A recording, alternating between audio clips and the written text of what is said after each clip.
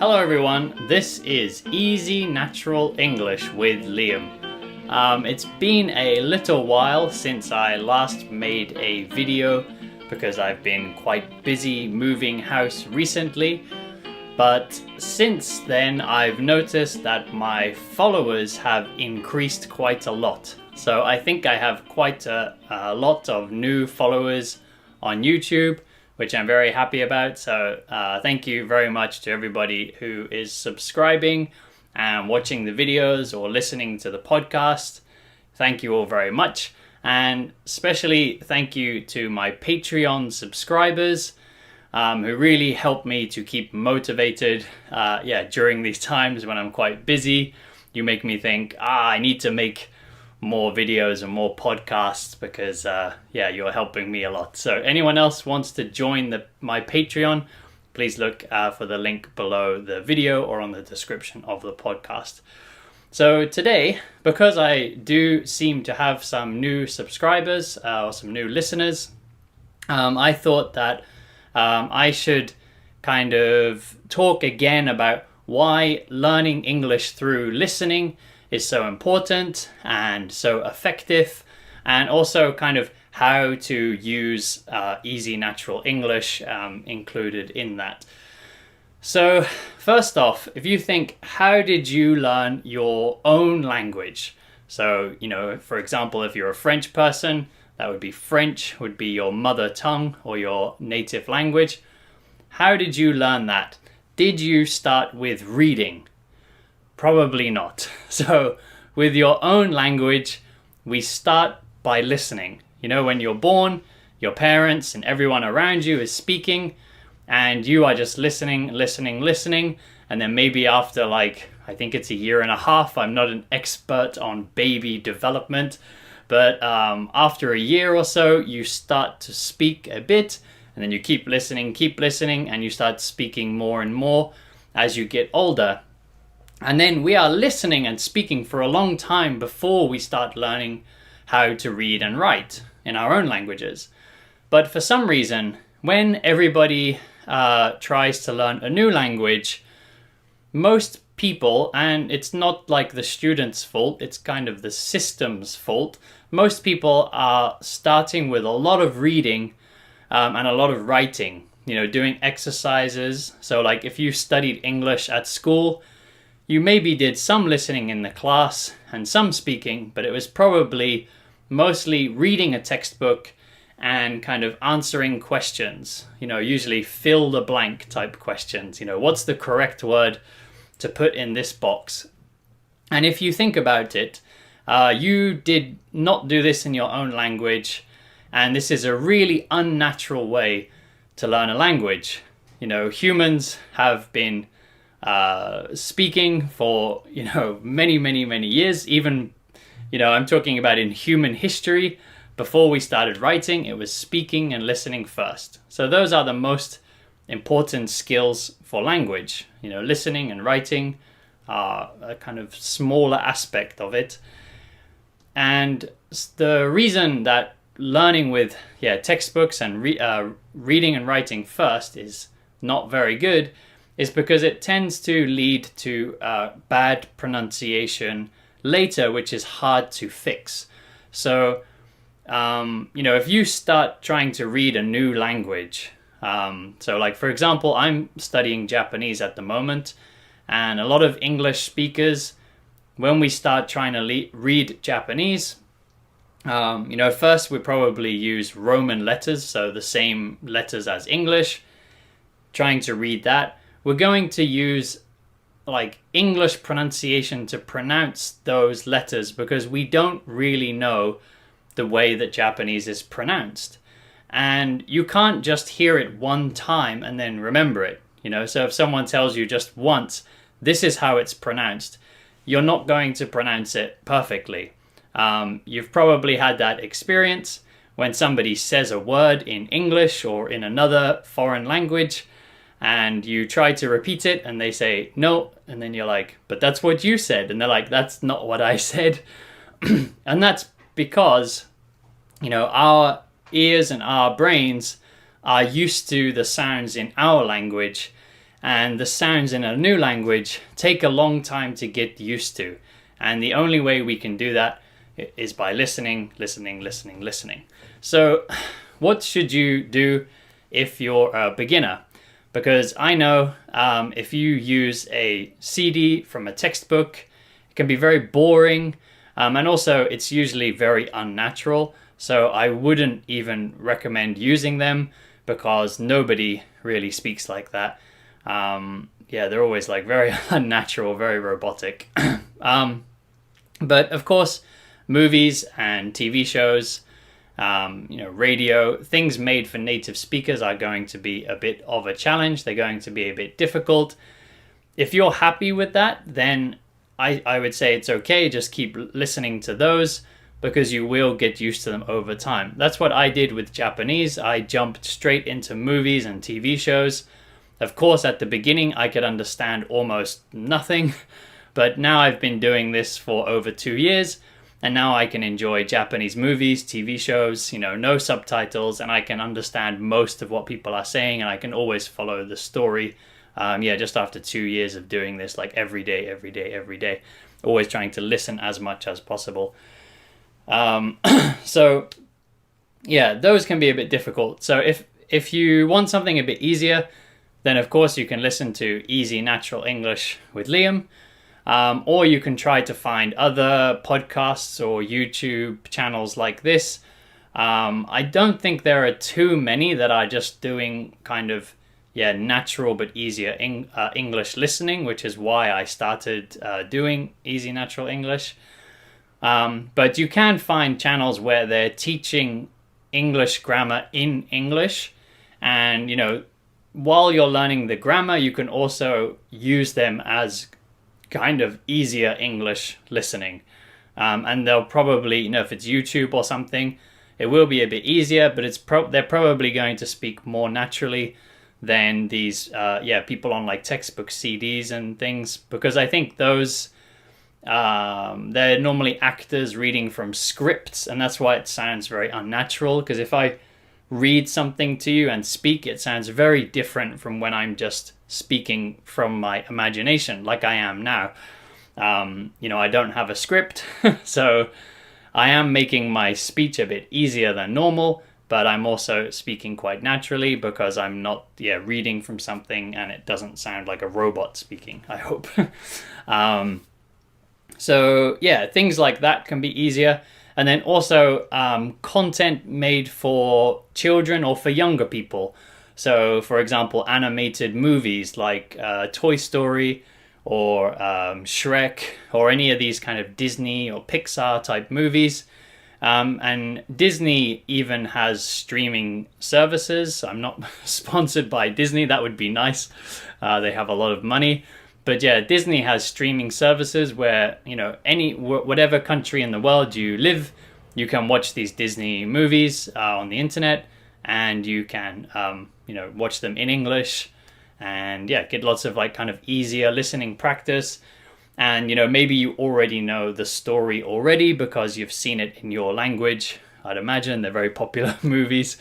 That's also something that I would say is useful, is watching a movie that you've maybe already seen with subtitles in your language, or with the audio in your language. So these kind of famous classic movies like Star Wars or Back to the Future or E.T. or Jurassic Park. These movies that probably a lot of you have seen, unless you're like unless you're much younger than me, and now I sound really old talking about movies like that. But you've probably seen these kind of classic movies in your language with the subtitles, or with dub, which is when you change the language that we're speaking. So now you can watch just the English version, and you already know the story, so it'll be easier to follow. The good thing about listening practice, and I say this all the time, is you can listen while you're doing other things with your hands. You can listen while you're cooking, or cleaning, or walking. I actually have just been for a walk while I was listening to Japanese podcasts. So it meant that I got a good hour of exercise. I got an hour of fast walking while getting an hour of Japanese listening practice.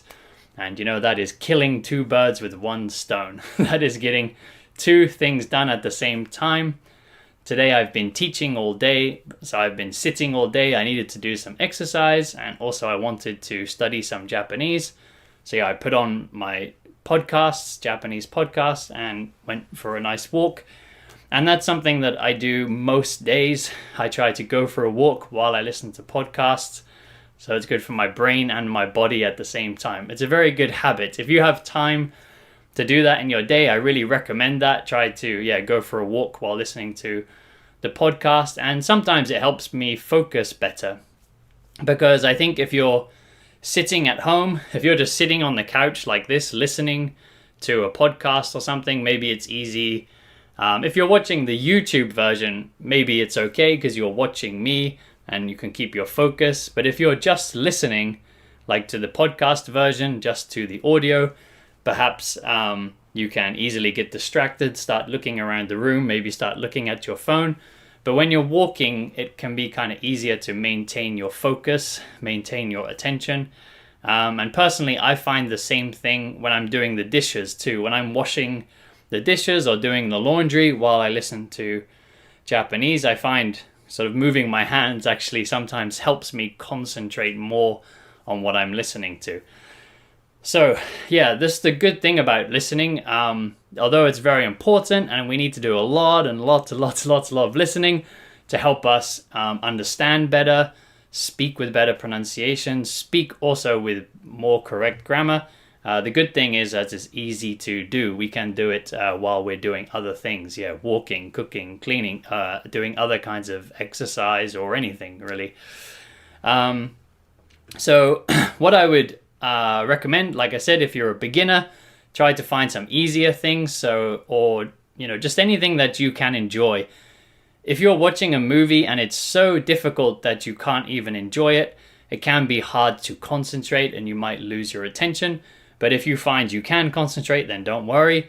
Just listen to anything because you will unconsciously, without thinking, you will get used to it. You don't need to try to get used to it.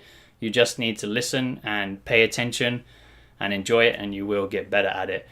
And if you're someone who, for example, finds this channel a bit easier, if you're listening to me and you find you understand everything really well, then this kind of content, this kind of easier content, I would use it to focus more on grammar structures. So I would keep watching movies and things to try and train your ears to get used to like faster, more difficult English. And when you listen to easier things like this or like children's movies, use that as a time to really focus on grammar. So that's what I do with Japanese things. I watch Japanese movies and listen to like Japanese podcasts made for Japanese people. This like real native level. And of course it's quite difficult, and I use that to kind of train my ears. Of course I pay attention to grammar as well where possible, but mainly I'm just trying to understand the content and just trying to understand what they're talking about. But then when I listen to podcasts and things that are a bit easier, they're kind of similar to my channel, I use those ones because I can hear them very clearly. I can hear, 100%, pretty much 100% clearly what they're saying. I use that time to really focus on like little bits of grammar and also try to repeat some things that they said, kind of be like, oh, that's a good sentence. Maybe I want to say that one day, so I try and repeat that sentence. And then also use them for language shadowing, which I've talked about before, is where you just listen to a recording of something and just try to repeat as much of it as possible. So yeah, whether you're beginner, intermediate, advanced, I think you can learn different things from different levels of sort of listening material. So whether it's a beginner material or a difficult material, I don't think it matters too much. I think there's different things you can learn from easy things and from difficult things. But anything is just going to help your brain and your ears get used to the sound of English, get used to the structure of English, the natural sentence structure and grammar. So yeah, just keep doing as much listening as possible. And yeah, even though I've been busy recently, I'll try to make some more videos for you and some more podcast episodes. So thank you all very much for listening today. Don't forget to subscribe, like, and comment on YouTube. Follow the podcast. Everybody share with your friends, and I will see you all back here next time. Hello everyone, this is Easy Natural English with Liam, and as usual I'll be speaking to you in natural English that's a bit easier. Today I want to talk to you about dating, or the stages of dating in English speaking countries like the UK and America, because it's Valentine's Day soon, and I thought this was an interesting topic. Perhaps during this coronavirus pandemic, many people are not dating, but Valentine's Day is coming soon. So let's talk a bit about the stages of dating. And also, I thought this was could be an interesting topic for some people because I live in Japan and dating here is quite different, especially the stages of dating, and perhaps it's different in your countries too. So usually in English-speaking countries, we usually start by liking somebody. So, normally when you say you like somebody, it just means, you want to be friends with that person. But if you see a handsome guy or a beautiful girl and you say like, you say to your friend like, oh, I think I like, I like, let's say her name's Rachel. I think I like Rachel. And your friend's like, oh, you mean like? So, like means more than normal liking. So do you like them? Or you mean like you like them with a bit of emphasis? And then you can say, yeah, I think I like her. So then that means you're kind of interested romantically in that person. Also, if you're like at a party or a bar or something, people might say, hey, that guy is checking you out. So if someone is checking you out, it means they're looking at you in kind of a way like they want to date you or something. They're looking like, And so that's called checking someone out. So if someone says to you, hey, that girl is checking you out, or that guy is checking you out, that means you might be getting a date soon. So then, usually we start by kind of liking somebody. And then, if you're interested in that person, then usually, most people, of course, some people are different, but most people will just casually say to that person, like, do you want to get a drink sometime? Or do you want to grab a drink sometime if you're trying to sound cool? Or do you want to get a coffee sometime? Or do you want to grab a coffee sometime?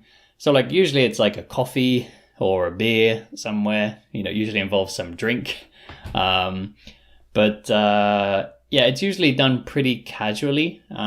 So maybe some people might say, do you want to go on a date with me? But usually at the beginning, people won't use the word date. They might keep it a bit more subtle, a bit more just casual, like let's just spend some time together, usually one-on-one, and see if we are compatible, see if we can get on well. So usually people say, let's get a drink or something like that. It's pretty casual. They might not use the word date, but it probably is a date if it's just one-on-one and you have that kind of atmosphere between the two of you, then that's probably the case.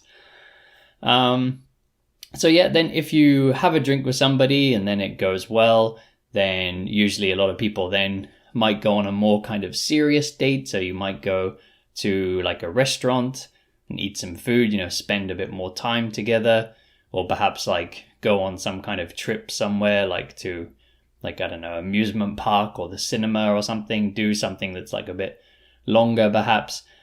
And then at that point, people might start to say like, oh, those two are dating. Or sometimes we say those two are seeing each other. So seeing somebody doesn't mean just looking at them. If someone says those two are seeing each other, it means they are dating. So, people might date for a little while, meet up together, go on a few dates and things. And then this is where it's very different from Japan, where I'm living. So to study Japanese, I like to watch a lot of reality TV shows, because in reality TV shows, you hear quite natural language. So I watch a lot of these kind of romantic dating reality TV shows in Japan.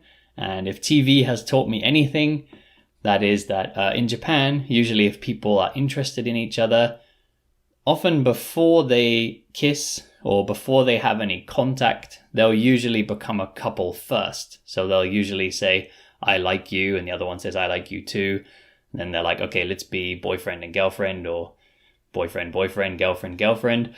And then after that, they'll start being more intimate. They'll start having more contact with each other. But usually in English-speaking countries, asking someone to be your partner is considered quite a big deal. It's quite a big jump.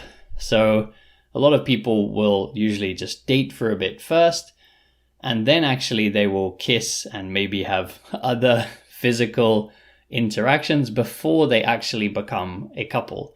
So that's where it can be a bit awkward, a bit uncomfortable, because sometimes two people might be spending a lot of time together. One of them might try to kiss the other one, and the other one is like, oh, no, we're just friends. And it can be very uncomfortable for both people. And then what happens after that is up to them if they want to stay friends or if they want to deal with that. Some people, if they really like somebody and they've been rejected and they say, no, we're just going to be friends. Sometimes people use the word friend zone. They say, I've been put in the friend zone. So it means that person only sees me as a friend. They do not see me romantically. So yeah, perhaps they try to kiss them, or perhaps they try to hold their hand. I mean, going in for a kiss, would you say go in for a kiss? Going in for a kiss is quite brave. Personally, when I was in the dating world, I used to go more for just holding hands first and see how that goes, and then maybe go for a kiss if holding hands works. Yeah, going straight for a kiss can be a bit embarrassing if it goes wrong. So yeah, usually people in America, UK, Australia, etc., usually they'll have a little kiss first. And then maybe after some time, keep going on a few more dates and things, spending a lot of time together. And then when you start to find that you're spending like almost every day together, at that point, people will start to think about, are we a couple? Are you my boyfriend? Are you my girlfriend? This is something that's kind of hard to know when to define. And usually it happens by accident. So quite often someone will introduce, so this person they're dating, they'll introduce this person to a friend, and they'll be like, this is David. He's my boyfriend. And then this David guy will be like, yeah, okay, yeah, I'm your boyfriend. They're like, yeah, okay, yeah, he's my boyfriend. So that's quite a common situation, because maybe to each other, you don't need to define, you don't need to put a name on what you're doing. You're just having fun together. You don't need to say like, you're my boyfriend, you're my girlfriend. But, when we come to a point where we introduce someone to someone else, they expect you to say, is that your friend? Is that your brother? Is that your boyfriend? Like, they want to know who that is. So a lot of people at that point suddenly realize they need to put a definition to this relationship. And then they kind of, suddenly go, oh yeah, this is my girlfriend. I think my girlfriend. And then the girl, yeah, girlfriend. Okay, cool. Yeah, we're boyfriend and girlfriend. Yeah. So that happens quite a lot. Or sometimes, it might just be, you might have that conversation. Like sometimes people say, what are we? What are we? And you could say, oh, we're humans. No, usually when they say, what are we? It means, are we boyfriend? Are you my girlfriend? Are we dating? What is this? What's happening? Yeah. So people sometimes have that conversation if you're dating for a long time and no one has used those words yet. So yeah, that's usually the kind of series of events that happens in a lot of English-speaking countries. And then when you do become a couple, people often use the word going out together. So if someone says those two are going out, or like he is going out with her, it means they're a couple. So like David is going out with Sarah, it means they're a couple. So that's usually that's usually the words we use. And then people will date for some time. And like I said earlier at the beginning, when you first get interested in someone, we usually say, I like you. And then when people become like a couple, they'll usually say something like, yeah, I really care about you, or I really like spending time with you. And it's usually a while before people say, I love you. That's quite a strong word. I think sometimes people learning English misunderstand and they think I love you is something we say very quickly. But just like most languages, I love you is a very strong statement to make. So usually people will become, a couple first, and then they'll be together for, it depends on the couple, it could be months before they finally say to each other, like, I love you. And it's a very big deal.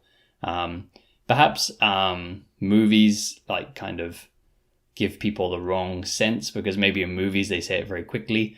But in real life, people usually say it like after quite some time. I said it to my wife after we had been together for a very short time, so she was very surprised.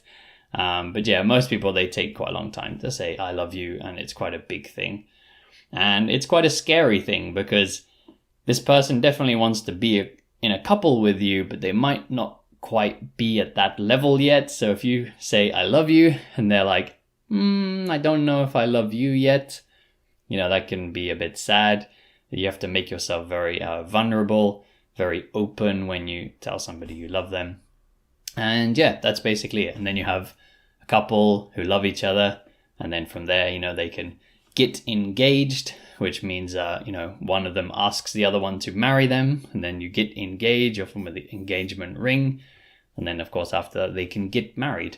And that's pretty much the stages of dating in most English-speaking countries, from what I know, from my experience as an English speaker from the UK. But at the moment, it's like I said at the beginning, it's the coronavirus pandemic at the moment. So probably not a lot of people are dating. I think a lot of dating has moved online. Before we had dating apps, ways to meet people online, but then, you meet them in person. Whereas now I think there's even people having dates on Zoom and Skype and, like talking through the computer, which is probably quite a nice way to do it. There's no risk, because it can be a little bit scary meeting people off the internet. This way you can get to know somebody for a bit before you meet them in person. That's the new normal. Anyway, thank you all very much for listening today. Special thanks to my Patreon supporters. If anyone else wants to support my channel, please look for the link below the video or in the description of the podcast. If you'd like to take a lesson with me, there's links in the same place. If you're on the YouTube version, please subscribe and like and comment. Let me know what dating is like in your country. Is it different from what I've explained today? If you're listening to the podcast, don't forget to follow, everyone share with your friends, and I will see you all back here next time. Hello everyone, this is Easy Natural English with Liam, and this is another English listening episode where I will be talking to you in natural English that's a bit easier than movies and TV shows, but hopefully not as boring as CDs or other materials that you get with textbooks. So today I want to talk a bit about housework. I talked about housework in the podcast a long time ago, but it's a topic that you need to talk a lot about in everyday conversation. So if you want to be able to speak English, then it's important to be able to talk about housework. So today I'm going to talk a bit more about housework. And the reason I'm making this episode is because I should be doing housework now. I need to do the housework, but perhaps this is a kind of procrastination. So procrastinate is when you should be doing one thing, but you don't. And sometimes when we procrastinate, we find something else to do so we can avoid doing the thing that we don't want to do. But yes, I will do the housework after this. So today I need to clean the floors, because if you're a regular listener or a regular viewer, you will know that we have 2 cats in our house called spaghetti and meatball. And spaghetti and meatball, they make a lot of mess on the floor. Cats shed their fur. So shed their fur means their hair comes off. Especially when it gets warm, they lose lots of hair. But even normally, it's not that warm now. They're still always shedding their fur. So they leave lots of hair around the house, lots of fur around the house. So fur is usually the word for hair when we talk about animals. So yeah, they're leaving their fur all around the house, and sometimes their food. We put their food on a plate, but lots of it falls off the plate, or for some reason they pick it up and they move it to the floor and then they eat it on the floor. Yeah, they have very strange eating habits. And also they're always sort of playing with things and knocking things over. So the floor gets dirty very quickly, and usually I need to clean the floor. I need to get the vacuum cleaner. In the UK, lots of people call a vacuum cleaner a hoover. So Americans will only use the word vacuum cleaner, but in the UK, a lot of people say hoover. So as I am British, I often use the word hoover. So today I need to hoover the house, and I need to hoover maybe about once a week or something, maybe a bit more sometimes.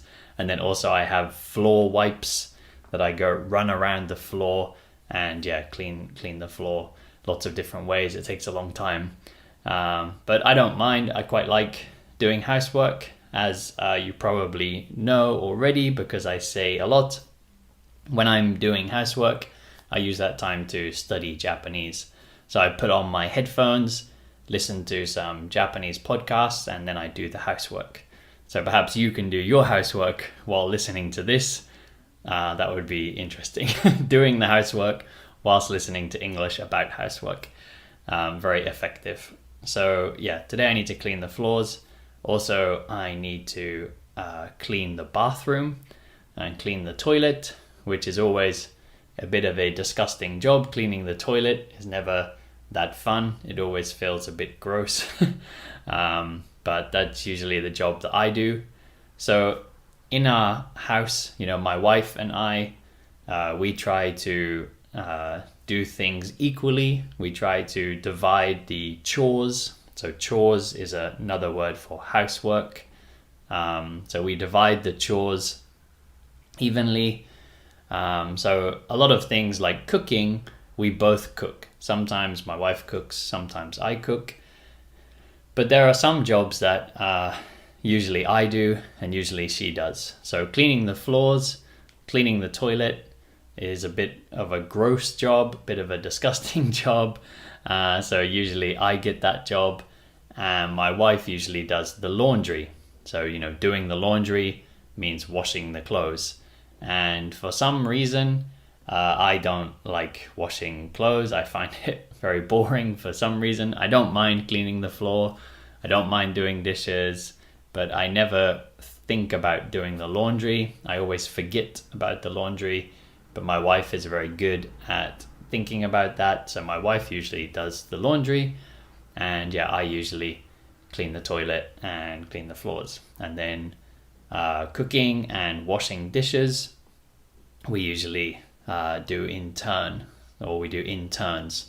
So sometimes I'll cook, and then sometimes she'll cook. And then if one of us cooks, maybe one will wash the dishes, or maybe if one of us is tired, the other one will wash the dishes. So recently my wife has been quite tired. She hasn't been sleeping very well. So I've been doing a lot of the cooking and a lot of the dishes. But like I said, I don't mind when I'm cooking. When I'm doing the dishes, I just put on my headphones, listen to Japanese, and do those chores. But it's actually, I find it a very good time for studying, because when your hands are busy, it's kind of easier to concentrate on the listening. Sometimes if you were just sitting and listening, perhaps your mind can wander to other things. When you're doing very simple tasks and listening, I find I can concentrate quite well. Hopefully that works for you. Let me know what you guys do when you're listening to Easy Natural English. You can tell me on the YouTube comments, do you do your housework? Do you go for a walk? Do you do your exercise? What do you do? Or do you just sit there and listen? I usually, tend to do lots of different things. So if I'm listening to YouTube, I just put on my Bluetooth headphones and then I open up the computer, watch a YouTube video in Japanese while I'm cooking, and then, sort of every now and then I just look at the screen to see what's happening, and then, keep concentrating on my cooking and just look at the screen sometimes. Especially videos like mine, I'm not really doing much in the video, especially in the listening videos. So it'd be a good way to use them. But let me know, what do you do? So housework, lots of different things to do in the house. Like I told you, cleaning the floors, doing the laundry, cooking, washing dishes. What else is there? Sometimes we need to do big clean. So recently we did a big spring clean for like the new year. And we picked up everything and started cleaning underneath. And something we have to do a lot in Okinawa. So where I live, Okinawa is quite a humid place. So humid means there's lots of moisture in the air because it's quite a hot place and the air is wet. The air is quite moist. So we get a lot of mold. So mold is that stuff that grows in your house if you if you're living in a humid place with lots of moisture in the air. Sometimes you move a cupboard or you move a set of shelves and you might find some mold growing behind the furniture. So mold is a type of fungus, similar. So mushroom is a type of fungus, yeast is a type of fungus, and mold is a type of fungus. You also get mold on your food if you leave bread on the side for a long time and the bread starts to get a bit fluffy. The bread gets, or I should say furry, same as the cats. The bread gets kind of a blue or green fur. That is called mold. So here in Okinawa, because it's quite humid, it can be easy for mold to grow. So something I have to do when I'm cleaning is check behind the shelves, check behind the furniture, and always keep an eye on the walls and things to check that there's no mold growing. And then I have to use mold spray, so the mold killing spray, to keep that down. But it's pretty tough here. And if you live in a humid place, then you probably understand what I'm talking about. Like when I lived in less humid places, then you don't really get much mold. But if you're living in a humid place, it can grow very easily, and it's really a pain. It's really annoying to keep going around the house looking for it, keeping it down. It can be hard work, and sometimes you even need to throw things away if you don't catch it, because it can destroy your furniture or even your wall. So it's a bit annoying. So that's a bit about housework. After this, I need to go and do the housework. I need to clean the floor now. I need to stop procrastinating, and I need to clean some other areas of the house. Also maybe clean out the cupboards. So check in the cupboards, clean out any bits of food that have fallen or something like that. I need to do a few jobs. Thank you all very much for listening, and also a special thank you to anybody that donates to my channel to help me stay motivated and to help me make content, because I'm doing this for free, I'm working for free. Anybody can watch these, but there are some very nice people who support me on Patreon, who donate a bit of money. And also recently I've had a few people coming through the Buy Me a Coffee website. So thank you very, very much to those people. It really makes me want to make more episodes because, I'm very busy and sometimes my motivation goes down.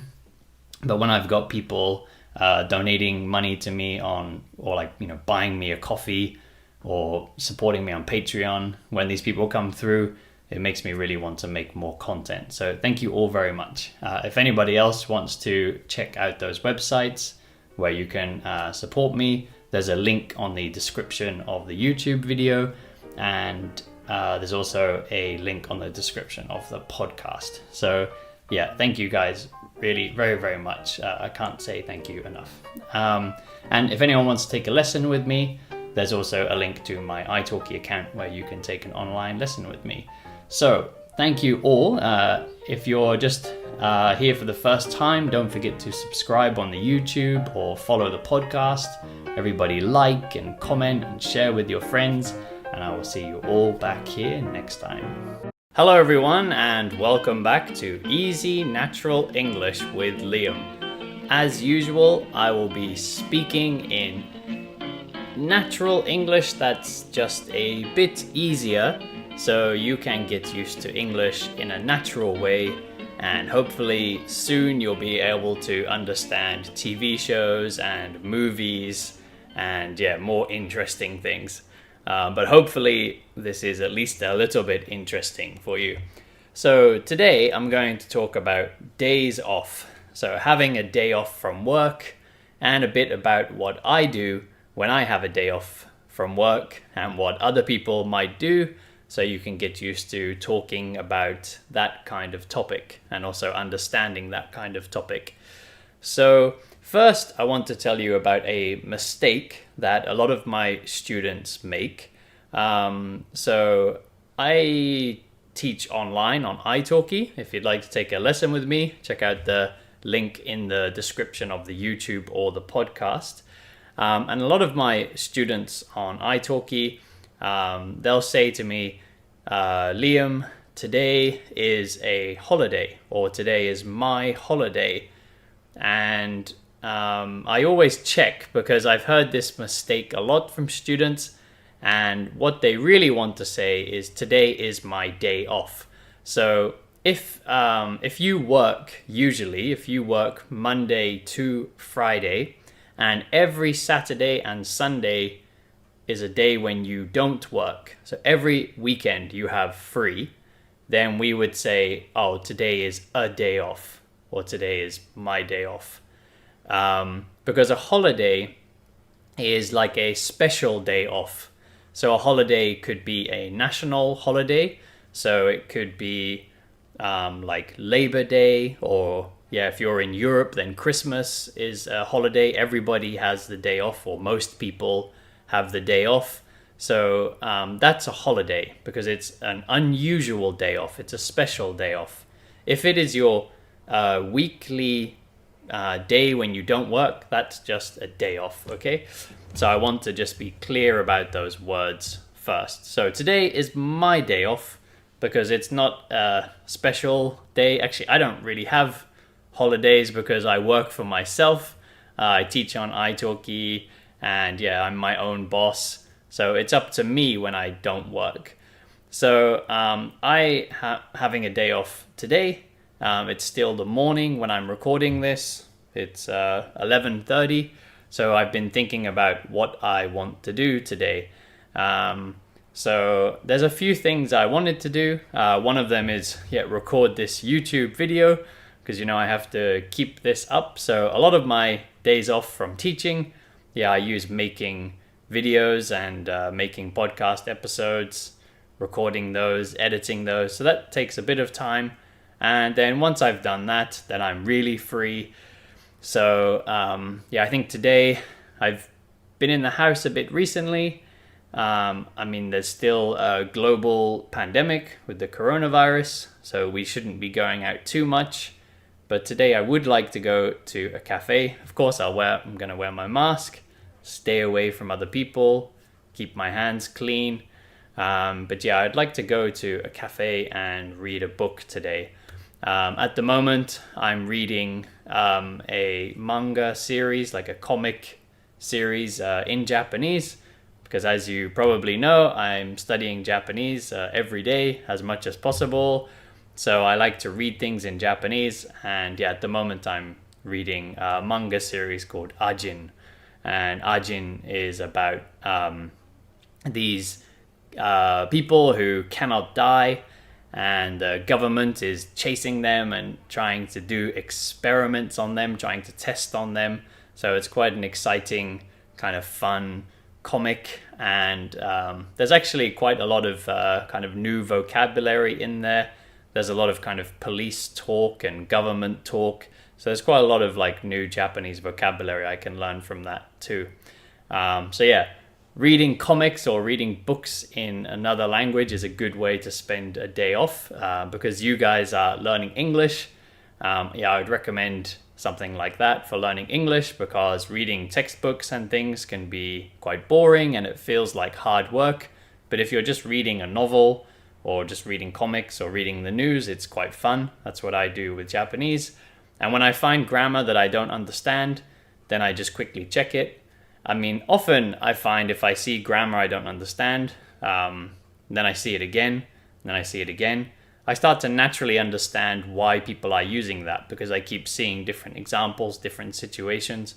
So sometimes you don't need to check it. Sometimes you can just see it and, oh, okay. So yeah, anyway, talking about days off, not grammar. So yeah, reading is a good way to spend a day off. Maybe later, well, actually not maybe, definitely, I need to do some exercise. I try to do that even on my work days, but on my days off, I can have a bit more time to exercise. So I think I'm going to do a good hour and a half of exercise later. Maybe just running or maybe doing some sort of cardio training. So cardio training is when you're breathing heavily. So if you're lifting weights, then that's not cardio training. Lifting weights would be like resistance training. Cardio means like running or jumping rope or, doing jumping jacks or something that really makes you breathe heavy is cardio training. So I want to do something like that today. How about you guys? I hope you're exercising at least on your days off. According to doctors, we should do at least 3 days a week of exercise at least. But I try to do 5 or 6 days. I try to do something active every day, really. But maybe I'm just a crazy person. But I like being active. It helps me to sleep better, helps me to feel better, and I think it's just quite fun. So I like exercising. Actually, maybe today I'll play some basketball. Might be a good idea. So playing sports on your days off, exercising on your days off, reading. Some people like to just watch TV and relax, which I think is also a good thing if you like that. Personally, I don't watch too much TV. When I do watch TV, I just watch things in Japanese because I'm trying to study Japanese. But watching TV in English, sometimes I get a bit bored. Maybe if it's a really good TV show, then it's okay. But I haven't done that in a while because I'm trying to just study Japanese as much as possible. So I'm kind of used to just watching TV or TV shows in Japanese now. But some people like to do that. It's good, a good way to relax. Something I think I might do later today is play some video games. So that's something I've been doing a little bit more recently. I wasn't for a long time, but I got an Xbox One, which is like the new Xbox games console, because I wanted to be able to play with my brother in the UK and my friend who lives in Spain. So playing the Xbox now, I can kind of interact with them. So interact means like to do something together. So, it's nice to just have a phone call with somebody, but playing a game with them online, it really feels like you're kind of spending time together, interacting. It kind of feels like they're sitting next to you while you're playing the game, and you can kind of do funny stuff together and, have a bit of competition, a bit of friendly competition if you're fighting each other or something. So, I've been quite enjoying doing that recently, and maybe I'll do that later if my brother or my friend is available. When they're not available, sometimes I play by myself, and if you can't guess, I play the games also in Japanese, so it's another fun way for me to study. If you haven't noticed, I try to do everything in Japanese, reading in Japanese, watching things in Japanese, and now also playing games in Japanese. And playing video games in another language, I think, is a very fun way to study, and a very good way to study because you really need to interact with the language. So when you watch a movie, maybe you can stop concentrating, maybe you can kind of just it's like daydream, or yeah, look out the window. But if you, for example, learning English, if you play a video game in English, you have to listen to the instructions, you have to follow the instructions, you know, you need to find the items and things like that. So you actually have to, yeah, really pay attention to the language, because, you know, in a video game, you have lots of kind of puzzles or tasks or missions you need to complete.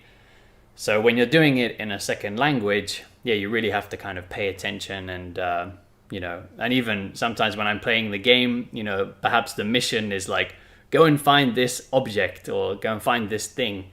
And I don't know that word in Japanese, so I have to check on my phone, like, what does that mean? Oh, okay.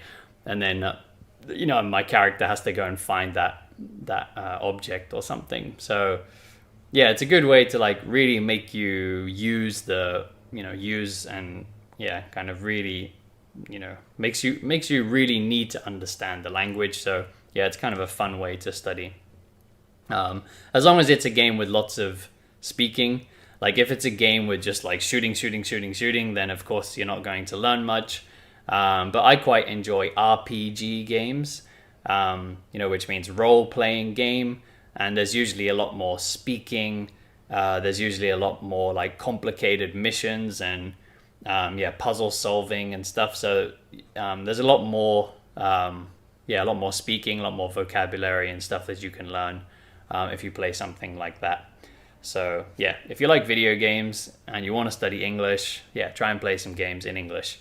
You might need to change the language of your console. I had to put my Xbox, the whole thing, in Japanese for it to let me play games in Japanese. When the settings were in English, it wouldn't let me play games in Japanese. So yeah, you have to change your settings. So yeah, on your day off, on your next day off, what are you going to do? Are you going to read some books, watch some TV, play some games, maybe spend time with your friends and family? Usually on my days off, I spend time with my wife, with Cassie, but she's working today. So that's why today I'm thinking about things I can do by myself. Some people like to play instruments. I play guitar, not as much as I used to, but I should play some more guitar. So maybe today I'll do some of that as well. Let's see how much I can fit into my day off. I hope that, yeah, if you have a day off today or soon, I hope that you enjoy it. I hope you can find some fun things to do. And if you can find some fun things to do while studying English, that's even better. So anyway, thank you all very much for listening today. Don't forget to subscribe and like and comment on YouTube, review and follow the podcast. Everyone share with your friends, and I will see you all back here next time. Hello everyone, and welcome back to Easy Natural English with Liam. Today, as usual, I will be speaking to you in natural English. That's just a little bit easier, so you can get used to English in a natural way. If you'd like to see more videos like this to help your English, don't forget to subscribe, and don't forget to like all my videos. Thank you very much. So anyway, today I'm going to talk about breakfast, because I teach English online on italki. Come and take a lesson with me if you'd like to. There's a link in the description of the YouTube and the podcast. So on italki, I get to speak to students from all around the world, and often we have conversations about daily topics and about what people have been doing. So I hear a lot about what people eat for breakfast. And it seems that, you know, around the world, there's lots of different kinds of breakfasts, but it also seems like things are changing or trends are changing. So for example, I live here in Japan, and I speak a bit of Japanese. So perhaps because of that, I get a lot of students from Japan. And traditionally in Japan, people would have breakfast with rice and some other things. So perhaps rice and grilled fish, perhaps miso, perhaps natto, which is like fermented soybeans. It's a food that perhaps some people, when they come to Japan, it might seem a bit unusual because it's very slimy. You know, it's very sticky. So the beans are all stuck together because they are fermented. And fermented means you add a bacteria or you add yeast. In the case of natto, I think it's a bacteria, or maybe a yeast too, I forgot. But like yogurt, for example, is fermented, or kimchi is fermented. So these beans are fermented and they become kind of sticky.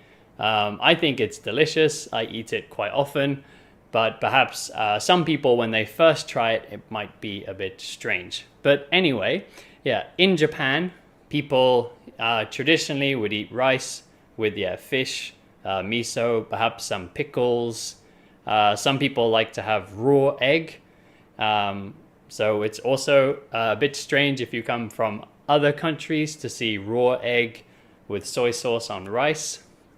Especially, I know in the UK, in the 70s, we had, maybe the 70s, maybe a bit later actually, but sometime in the UK, we had a big outbreak of E. coli. E. coli is a bacteria that's very bad for us, make you very sick, and it comes quite often from products related to chicken. So it could be the chicken, like the meat, or the eggs. And yeah, in the UK at one time we had a really big problem with E. coli in eggs. So now people in the UK are really scared about raw eggs. So they're always very careful to cook the egg completely to make sure this bacteria is killed. I think now we don't have much problem with this bacteria, but people are still very scared. So if they saw someone eating raw egg with rice, I think a lot of British people at least would be kind of a bit shocked. But yeah, I don't like it, to be honest, a bit slimy. But yeah, so that's the kind of traditional breakfast. And some people do still eat this kind of breakfast in Japan, but I mean, maybe quite a lot of people, but also a lot of people are now tending to eat more of a European style breakfast or more Western style breakfast. So honestly, I think most of my students who are from Japan, when I ask them what they ate for breakfast, it's almost always toast. A lot of students just tell me bread or toast. So yeah, in English, once it becomes toast, it's a bit strange to say bread. So some of my students say, I ate bread. And then I'm like, oh, you didn't toast it? And they say, yes, I toasted it. But in English, once we put it in a toaster or in a grill, it's strange to keep calling it bread afterwards. We would call it toast. I ate toast for breakfast. So a lot of my students here are eating toast. And I think perhaps this is happening in a lot of countries because usually the traditional breakfast takes a lot of time. So in the UK too, our traditional breakfast would be baked beans, which is kind of beans in a tomato sauce. You know, baked beans, perhaps toast, perhaps hashed potato, hash browns, maybe sausages, maybe bacon, maybe eggs, you know, like many things together. If you search English breakfast on the internet, you'll see a lot of pictures. It's still quite popular. Yeah, some people in the UK eat it on a Sunday or something when they have more time. But that's the kind of traditional breakfast. But yeah, also in the UK, I think most people these days, because, you know, in the modern world, we all live kind of busy working lifestyle and we don't have time to make these kinds of breakfasts. So people are usually just having toast or perhaps cereal, or oatmeal is very popular in the West. Oatmeal is more of the American word. In the UK, we tend to call it porridge. And yeah, porridge or oatmeal, it's oats cooked with milk or water. I think most people do it with milk, but you can do it with water. So oats are a type of grain that are flat.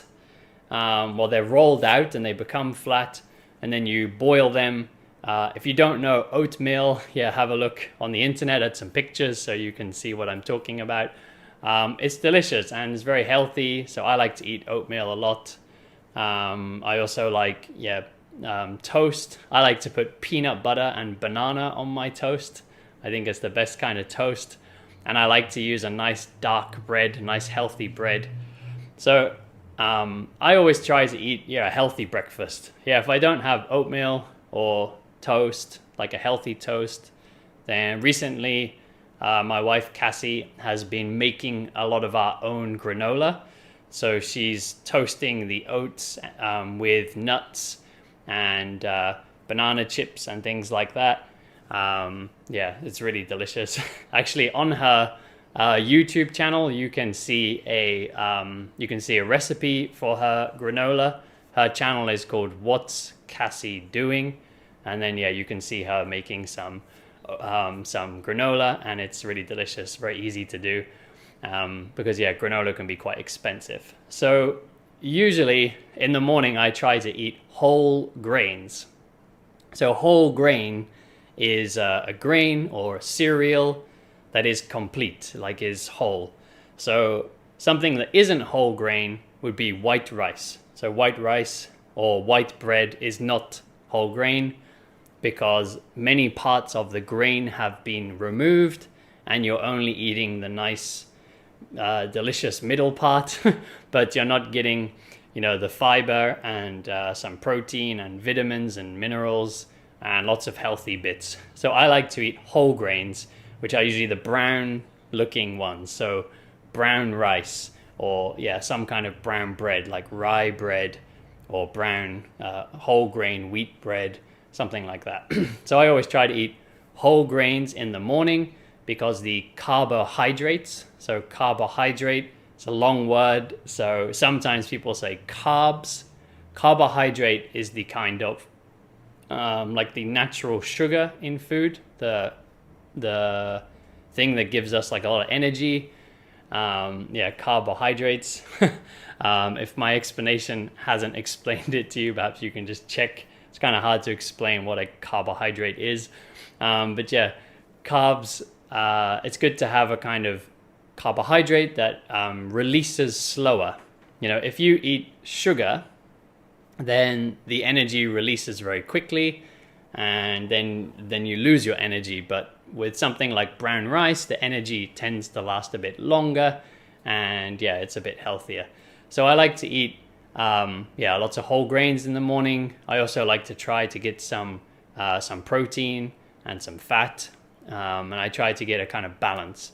So something like peanut butter and banana on toast will give, peanut butter has a lot of fat and protein, and then the bread will give me carbohydrates, the banana will give me carbohydrates, and there's also lots of fiber. Fiber is the stuff in food that helps us to digest, helps things to move through your body better, and it also makes us feel more full. So if you have a nice healthy breakfast like this, you can go about your day for a bit longer and you feel like you have more energy and you won't get hungry so quickly because perhaps if you wake up and just eat a slice of white bread, then with butter, then you're not getting fiber, you're not getting protein, you're not getting any vitamins or minerals, and you'll probably feel hungry quite quickly. So with whatever breakfast I eat, I try to get something a bit healthier and a bit more balanced. But I think a lot of traditional breakfasts are healthy and balanced. If you look at any country in the world, I talked a bit about Japan's breakfast and UK's traditional breakfast. But if you look at a traditional breakfast in most countries, it tends to be more balanced. It tends to have protein and fat and carbohydrate and perhaps some like fruits or vegetables. But I guess these days everyone's working very hard. We're all very busy. We start work early in the morning, so we all just want to grab something quickly. And perhaps breakfast is not quite as healthy as it could be or as it used to be. But I hope you're all trying hard to get some healthy breakfasts because it will help you to concentrate when you're studying. So when you're studying English, if you're eating some nice healthy breakfast, then you'll be able to learn better. You'll be able to concentrate better, focus better. So try and get something healthy tomorrow morning. So thank you all very much for listening today. If you're on the YouTube version, please subscribe, like, comment. If you're listening to the podcast version, please review. Everyone share with your friends, and I will see you all back here next time. Hello everyone, this is Easy Natural English with Liam, where I talk to you with no script and no editing, and I talk to you in a natural way, but I make it a bit easier so you can get used to the way that English really sounds without it being too difficult. And today I want to talk to you again about how important listening to English is, because I have many students who ask me, why can't I understand English? So they ask the question because they are thinking that they know the vocabulary, perhaps they know the grammar that they studied in a textbook, but when they listen to English, they cannot understand it. And also when they try to speak English, they might have trouble to put the vocabulary and the grammar that they know together to make a sentence. Of course, this is a problem that all language learners have. I'm studying Japanese, and of course I do not understand perfectly. I have the same problems when I'm watching movies. People say things, and perhaps I know the vocabulary they used, or at least I think I know the vocabulary, but I don't understand it in that sentence or in that context. So the problem is that with vocabulary, it's not a simple yes or no question. I think people think when they learn a new word, sometimes they think that they see a word one time, maybe check the meaning in a dictionary, and then they feel like, tick, I know that word, I know that piece of vocabulary. But learning vocabulary is not simply yes or no. It's more like a percentage. It's more like a meter or a level.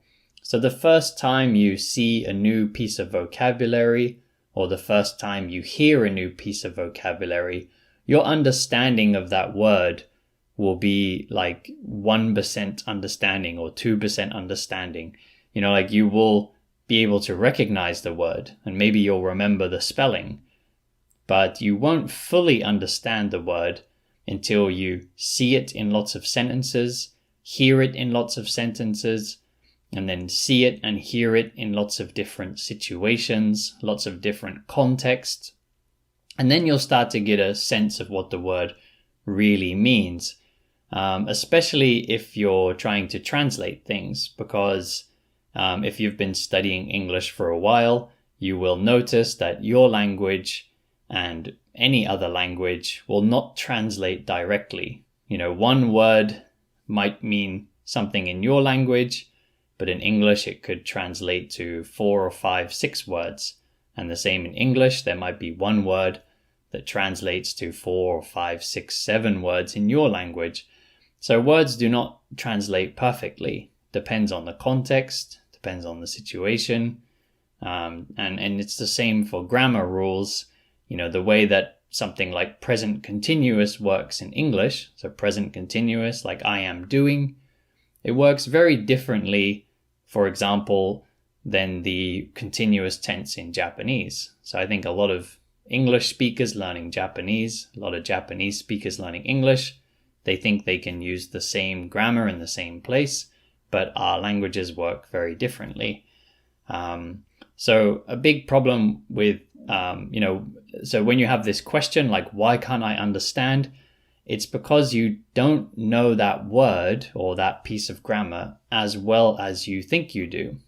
So we can learn a new grammar rule, we can learn a new word, but it's not finished yet. You still need to keep practicing using that word or using that grammar and hearing that grammar and reading that grammar before you really understand it. Like if we were talking about sports and we were playing tennis and I showed you a new stroke. So stroke in tennis is when you swing your racket.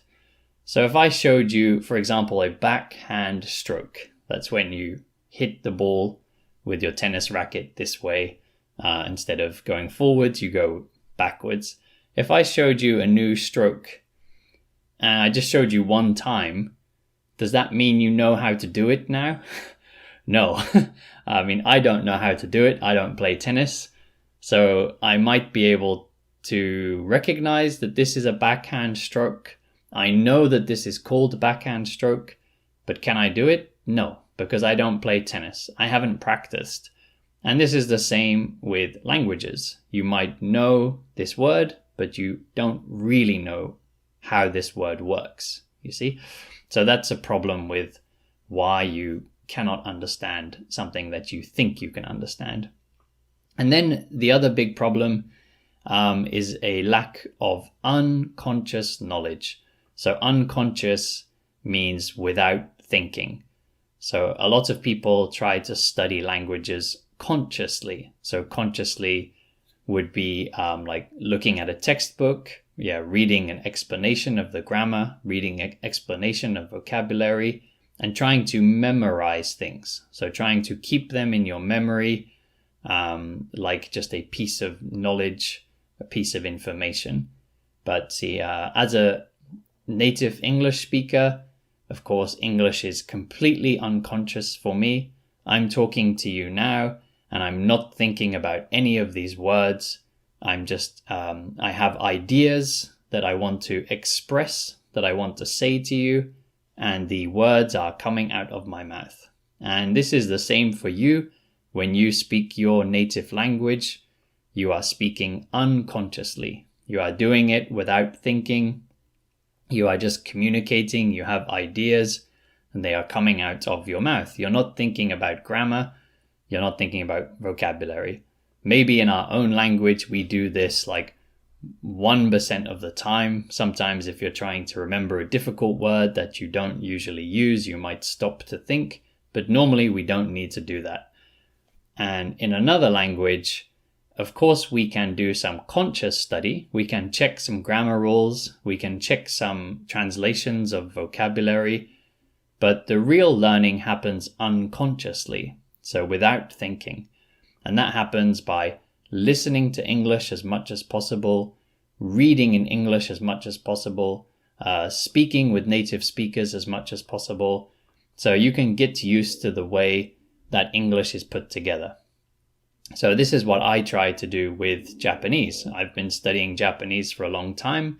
And of course, I check grammar rules, I check vocabulary, but I don't really, like I said earlier, I don't really understand those things until I hear them many times. So sometimes I check a grammar rule and I think I kind of understand that new grammar, but then I hear it in a new situation and I don't understand why they're using it in that situation. So I just a bit confused, but then later I hear it again, and then I hear it again, and then I hear it again and again and again. And then I start to get an understanding. I start to think, oh, okay, now I know when to use that grammar, or now I know when to use that vocabulary. So trying to only learn consciously, trying to only learn with textbooks, trying to only learn with translations will never really give you a real feeling for the language and how it is put together. So you will find that you cannot understand things that you think you understand. And especially with listening skills, it's something that needs to be improved unconsciously, because your brain is not used to those sounds yet. So I think I've mentioned this in previous episodes that, for example, if someone tells you a name of somebody in a language that you're not learning, you probably cannot pronounce the name correctly. So they might say the name to you, and you might try to say it, and you think you're doing it correctly. I've had this experience, especially with Scandinavian names. So when I talk to people from Norway or Sweden, I've never studied any Scandinavian languages. So when I hear like a Norwegian name, they say their name, I try to repeat it and they say to me, it's still not correct. And I think it sounds the same. It sounds the same. But that's because my brain cannot hear the difference between those sounds. So, if you know some vocabulary in English, you might be able to read it when you see it in a book. But when people are speaking, your brain is not comfortable enough with those sounds to hear them when they're being spoken at a faster speed and when they're being spoken in the way that native speakers say them, so you won't hear them. Sometimes students tell me that English is a fast language, but I am 100% sure that all languages are fast. Nobody has time to be speaking slowly. Your language, your own language, might sound slow to you because your brain can understand it perfectly. So you can hear every single part of it, so it won't sound fast to you. English does not sound fast to me. Even when I hear somebody rapping or speaking very quickly, of course I can understand everything they're saying because I've been speaking English my whole life. I can understand everything perfectly, and it doesn't sound fast to me. And I'm sure your language is the same for you. When you hear your language being spoken on the news or in music or in a very fast movie, it doesn't sound fast to you, but I promise if you were somebody learning your language, it would also sound very fast. So I studied French for a long time, and French always sounded very, very fast to me. Now I've been studying Japanese for a long time, and Japanese has always sounded very, very fast to me. But something I've noticed is the more I studied French and the more I studied Japanese, it started to sound slower. So at the beginning, it sounded very, very fast. And over time, when I kept listening to French and now I keep listening to Japanese, it feels like it's getting slower. So what's really happening is my ears and my brain are getting more used to the sounds of Japanese. And with time, I can hear more parts. Before perhaps I could hear this part and then ba-ba-ba-ba. And then I could hear this part and then ba-ba-ba-ba. But more and more, I can hear the sentence clearly. And the bits that I can't hear are getting less and less. You will find that this will happen unconsciously. It's hard to notice it's happening. Sometimes when you're listening, and you're listening for a few months, you might think, I'm not getting better. I'm not getting better. So something that's very important to do is when you listen to something that you think is difficult, keep listening to other things, keep listening to English every day, keep trying to improve your English, keep reading and keep listening and speaking. And then when you feel like you're not improving, listen to something that you listened to 3 months ago or 4 months ago or even 1 year ago. And I promise if you're studying a lot, that when you listen to it, it will feel much easier than last time. And that will show you that you are getting better, and that will help you to feel your motivation, help you to have motivation. Because when we're just studying every day, we're only improving a tiny bit every day, and it's very hard to feel the difference. But if we go back to 3, 4, 5 months ago, then you will definitely be able to feel the difference. And I think that will help to keep you motivated. So please give that a try. So the message today, and like I always say to you, is just keep listening, keep listening, keep listening. And also keep reading. Come and take a lesson with me on italki. Just keep practicing your English and you will get better. If you don't feel like you're getting better, go back and look at something you did a few months ago and you will see a difference. But you need to keep studying unconsciously. So conscious study is important, looking at grammar rules, looking at meanings of words, but unconscious study is very, very important. Just keep listening, keep listening. Don't panic if you don't understand. It will become more clear for you. Just keep it up. Don't give up. You can do it. I know that it works. Okay, so thank you all very much for listening today. It's a very good start. You've been listening now for about 15 minutes. So now go and listen to something else. You can listen to another episode of Easy Natural English. You can go and watch a movie.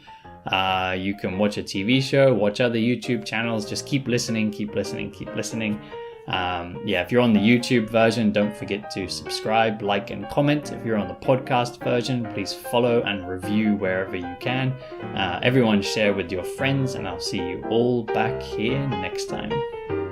Hello everyone, this is Easy Natural English with Liam, and this is a listening episode, so this will be uploaded as a podcast and as a YouTube video, as I explained in the last episode. So there will be no script, so I have nothing written down, and there will be no editing, and I will just be talking to you in a natural but slightly easier way to help you really get used to English. So you'll be able to understand native speakers more easily, and you will be able to make more natural sounding sentences. By listening to English like this, you can get a real feeling for how English works. And today, I want to talk to you a bit about some British culture. So I'm from the UK, and I say British culture, I want to talk about charity shops. So they kind of exist in other countries. So I'm not saying this is only British culture. They do exist in other countries, but I really like the way UK does charity shops. So what is a charity shop? A charity shop is like a recycle shop. It's like a shop where you can buy second-hand things. Second-hand means used. So somebody perhaps bought a shirt and then they decided they didn't need that shirt anymore. They give it to a second-hand shop or a recycle shop, and then somebody else can buy that shirt. And here in Japan, I live in Japan, there are plenty of recycle shops. There are quite a lot of recycle shops. So a shop where I can go and buy secondhand things or used things like electronics, books, clothes. And those are very good because, if we keep buying new things, it's not good for the environment. If we just buy a new thing and then we don't need it anymore and we throw it away, that's not very good for the environment. Of course, that creates a lot of waste, a lot of pollution, because we need to do something with all this rubbish, with all this garbage. In the UK, it's often buried, which is not good for the ground. Here in Japan, it's often burnt, and if you're burning lots of rubbish, it's creating a lot of emissions. So emissions is the gas that's released from fires, released from energy use. So CO2, carbon dioxide, for example, is an emission. There's lots of different emissions. But basically, these gases, the smoke, that is very bad for our atmosphere, for our environment, and it makes climate change worse. So burying rubbish, burning rubbish, neither of these are good solutions. Even recycling, when we take plastic and we melt it, and then we make something new with that plastic, that still uses energy. It's still not the best way to reuse something. So the best way is just for somebody to use that product as it is. So for example, if I have a book and I recycle the paper and make a new book, it's still using energy, still making emissions. So the best way is just to give that book to somebody else to read. That's the smoothest and best solution for the environment. So in Japan, they have recycle shops, and those are, like I said, good for the environment. So I buy lots of secondhand books, this was secondhand. I buy lots of secondhand clothes. Electronics, I buy secondhand. So it's cheaper and it's good for the environment.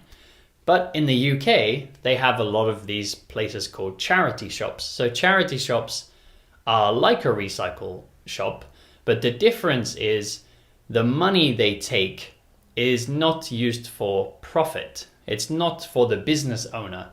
So here in Japan, the recycle shops, the business owner takes the money, and the business owner gets rich. But the charity shops in the UK, they're run by charities, and charities are organizations, or, well, they're not companies, it's say organizations that take money to help people, to help animals, to help the environment, so to do good work, to do charity work. So a very big one in the UK is Oxfam. Oxfam, they use their money to help people in developing countries. So in these poor countries where people can't get clean water, or they don't have enough food, or they have many problems with society or politics, Oxfam uses their money to help these people. Oxfam also helps homeless people in the UK. So in the UK, there are people with no home, no place to live. They live on the streets. Oxfam tries to help these people. And there's also charity shops that use their money to help animals. For example, animals that are thrown away by people. So when a lot of people, they buy a dog, they buy a cat, then they decide they don't want it anymore, and they just throw it away. And either that cat or dog will just die, or somebody needs to help them. So some of these charity shops help animals like that. Some of them help wild animals, so in the environment, like endangered animals. Endangered means rare, so an animal that is almost extinct, almost disappearing. For example, famous ones like pandas or rhinos. There aren't many left in the environment, in the wild. So charity shops are really great, I think, because you can go and you can buy something. It's going to be cheap because it's secondhand. So it means you're doing a good thing for the environment because you're not using energy, using materials to make a new product. You're not throwing away this old product. So that's very good. And then the money you give the shop is going to help some people, going to help some animals, going to help some good cause. So I really like charity shops. You can, because sometimes when we go shopping, perhaps you think, oh, I'm wasting my money, I'm buying things I don't need. But when you go to a charity shop, you can think, well, I'm giving money to a charity. This is a good thing. And in the UK, there are really many, many charity shops. Any kind of commercial area. So commercial area means an area with shops and cafes and restaurants and bars. The opposite is a residential area. So a residential area is the place with lots of houses and apartments where people live, kind of private areas. Then you have a commercial area where you have all your shops and cafes, restaurants, etc. And in the UK, almost any commercial area, even if it's just one street with some shops, cafes, bars, etc., they'll probably have a charity shop. There's really many, many charity shops. So America does have some. America's biggest one is called Goodwill. So America, if you're in America, you can go to Goodwill, and they have some really big ones too. But there's not quite as many, and I feel like, I don't know, the way they work is a bit different from the ones in the UK. And I've lived in quite a few countries. I've lived in 9 countries. And within all those 9 countries, I think, the UK charity shops are the best. I'm not saying that because I'm from the UK. There are many things I don't like about the UK. But for the charity shops, I think they're doing a good job of that in the UK. So if you're visiting the UK or if you're living in the UK, definitely visit some charity shops because you can buy some products that have been used before. So you're not using energy to make new products. You can recycle an old product and you can give your money to a good cause. So if you're wondering, how do they do business? Do they make much money? Because it's non-profit. Profit is the money a business takes for themselves. So these businesses are non-profit. So perhaps you're wondering, how do they pay rent? How do they survive? So in the UK, charities, and I think it's similar in other countries too, but But in the UK, charities have a lot of help from the government. So these charity shops, they tend to, for example, pay zero tax or almost no tax. You know, normally a lot of businesses, you have to pay tax to the government. But because this business or this organization, they're not making money for themselves, they're making money for a good cause. So usually they get what we call tax breaks. So it means the government says, oh, it's okay, you don't have to pay that tax. So they get tax breaks, and perhaps they get some help with their rent. I'm not sure how the rent system works. You know, the rent is the money you need to pay for a building or a shop or a house. Maybe they get some help with the rent. I'm not actually an expert on this, because I don't think they make much money, because normally the things in the charity shop are actually very, very cheap. So really you should go, because they have very good bargains. You know, you could find some designer brand jacket that maybe originally cost £100 or £200, and then you can buy it for like £20 or £10 or sometimes even cheaper. So some products are really cheap, like books usually cost like 50 pence, which is half a pound. So yeah, we have a pound and then you have pence, so it's like 50 pence, which is about 60 cents in America. So they're very cheap products. So I think they must be getting some help with their rent or something. And then the staff are usually volunteers. So, you know, if you're a volunteer, it means you're working for free. You are volunteering your services. So they're very nice people. So if you go into one of these shops, please be nice to the staff, because they're probably not getting any money. They're probably just working for free. They're just people who want to help the community.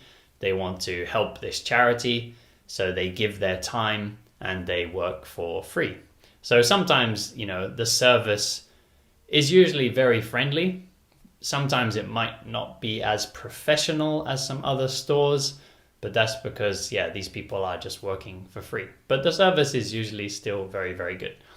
So yeah, today I talked about charity shops. Do you have charity shops in your country? Like I said, I've lived in 9 countries and I've visited about 30 countries, and I haven't seen a system that's quite the same as the UK. So let me know what they are like in your country. If you're on the YouTube version of this, you can write in the comments. If you're on the podcast version, there's no comment section. So come over to YouTube, the YouTube channel, and write your comments and let me know what charity shops are like in your country. If you don't have charity shops, then let me know about the system you have for recycle shops. Because yeah, I really like recycle shops and charity shops. Something I'm very interested in, so please let me know what it's like in your country. If you are on the YouTube version, please subscribe and like. If you're on the podcast, then please follow and review. Everybody share with your friends, and I'll see you all back here next time. Hello everyone, this is Easy Natural English with Liam, and this is a natural but easier English listening episode.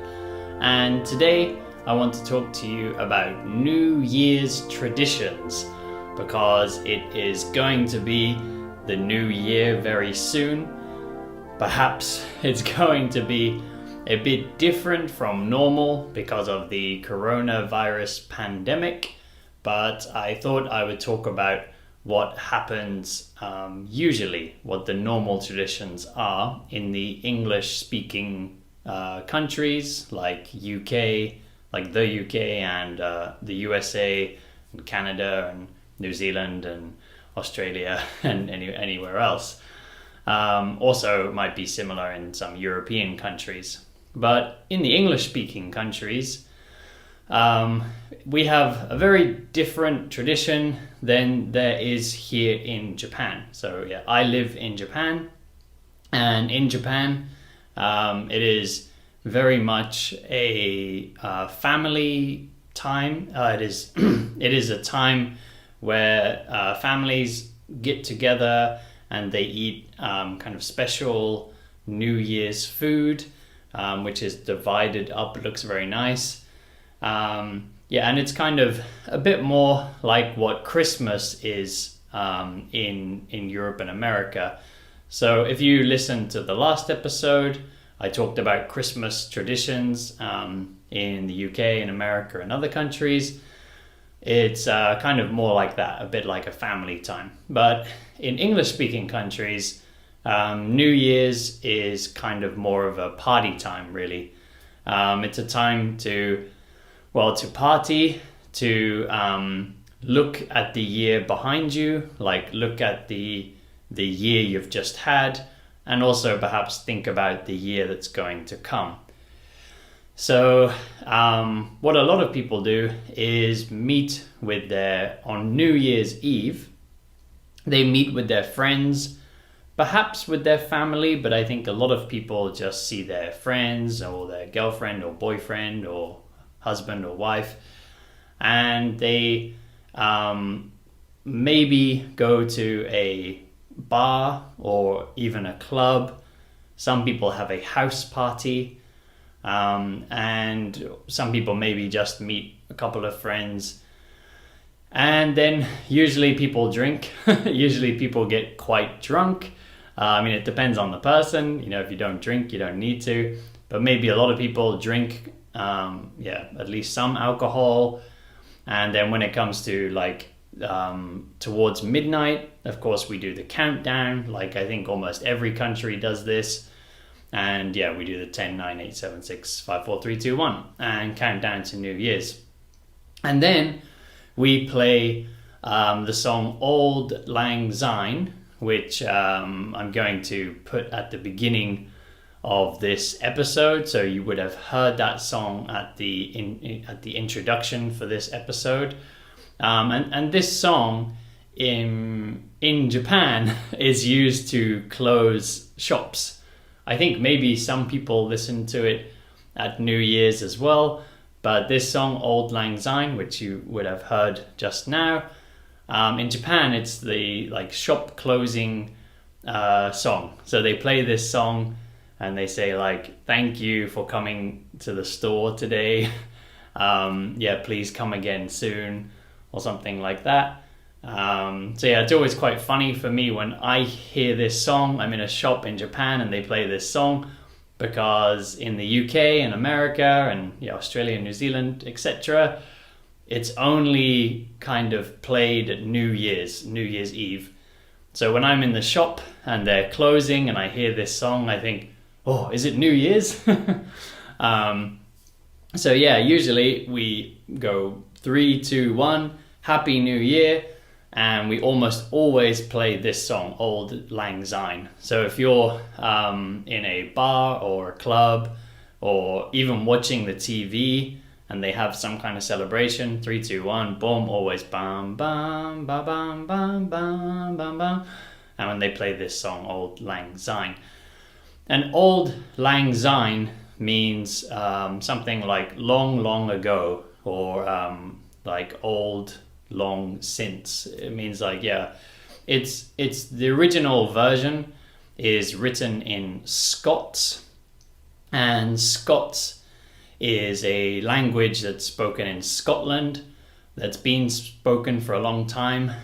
Sometimes people say it's a dialect, some people say it's its own language, but it's kind of related to English, but it's also very different from English. So that's why when you hear Auld Lang Syne, you probably don't understand, and even native English speakers don't understand, because it's actually a Scots poem, which was, and this tune, this tune is a old folk song. So nobody knows who wrote this melody, who wrote this tune, because it's just a very, very old British or Scottish song from such a long time ago. No one knows who made this melody, but the melody became very famous with these lyrics of this poem, Auld Lang Syne, and that's just a very strong New Year's tradition for us now. And something else that happens when you get to this 3, 2, 1, and then it goes Happy New Year. Very popular tradition is to kiss somebody. So if you watch some kind of American or British dramas or kind of love stories or something, movie or TV show, you might see people at midnight like, quick, I need to find someone to kiss. I need to find someone to kiss. So it's not just those people being strange. This is just a tradition that people do. They often find somebody to kiss. So also if you watch kind of a live broadcast of a New Year's party or something, you'll see people at the strike of midnight. You will see a lot of people kissing. You don't have to kiss someone, so you don't need to grab a stranger and kiss them, but if you have someone you like, it's a good time to kiss them. Also, a really big tradition is gathering in like city centers. So I said some people might go to a bar or a club, and something that quite commonly happens at midnight is people meet outside. So a really famous one is New York Times Square. You know, it's a very busy part of the world, and yeah, a lot of people go to Times Square, this very famous tourist place. You know, all year it's crowded. There's lots of tourists that go there to kind of get the experience of like Manhattan. And Times Square has a big ball, and sometimes when people talk about it becoming the new year, they say when the ball drops. And this expression, when the ball drops, they're talking about Times Square. So Times Square has been doing this tradition for a really long time. Like, I don't know how long, but a very long time. I forget how long. But the ball starts dropping. It's this like huge pole, and there's a huge ball at the top, and it's right on top of the clock in Times Square. And 1 minute before midnight, it starts to come down. So it'll take like 60 seconds, and then finally when you get down to like 3, 2, 1, boom, and the ball contacts the bottom, and then there might be lots of lights and maybe even fireworks and things like that, and people all say Happy New Year, and they play Auld Lang Syne, and everyone will start kissing each other. Yeah, and that's kind of it basically. And then after this, something a lot of people talk about is New Year's resolution. New Year's. So resolution means like a promise, like something you say, I'll definitely do it. I will do it. That's a resolution. So a lot of people make a New Year's resolution, and it's kind of something that they promise to do the next year. So a lot of people say things like, I'm going to join a gym and I'm going to get really fit, or I'm going to get a really sexy body or something. Some people say I'm going to learn a language. Some people say I'm going to go back to school, or I'm going to start a new career. It's usually some kind of like life change or something that you need to stick to.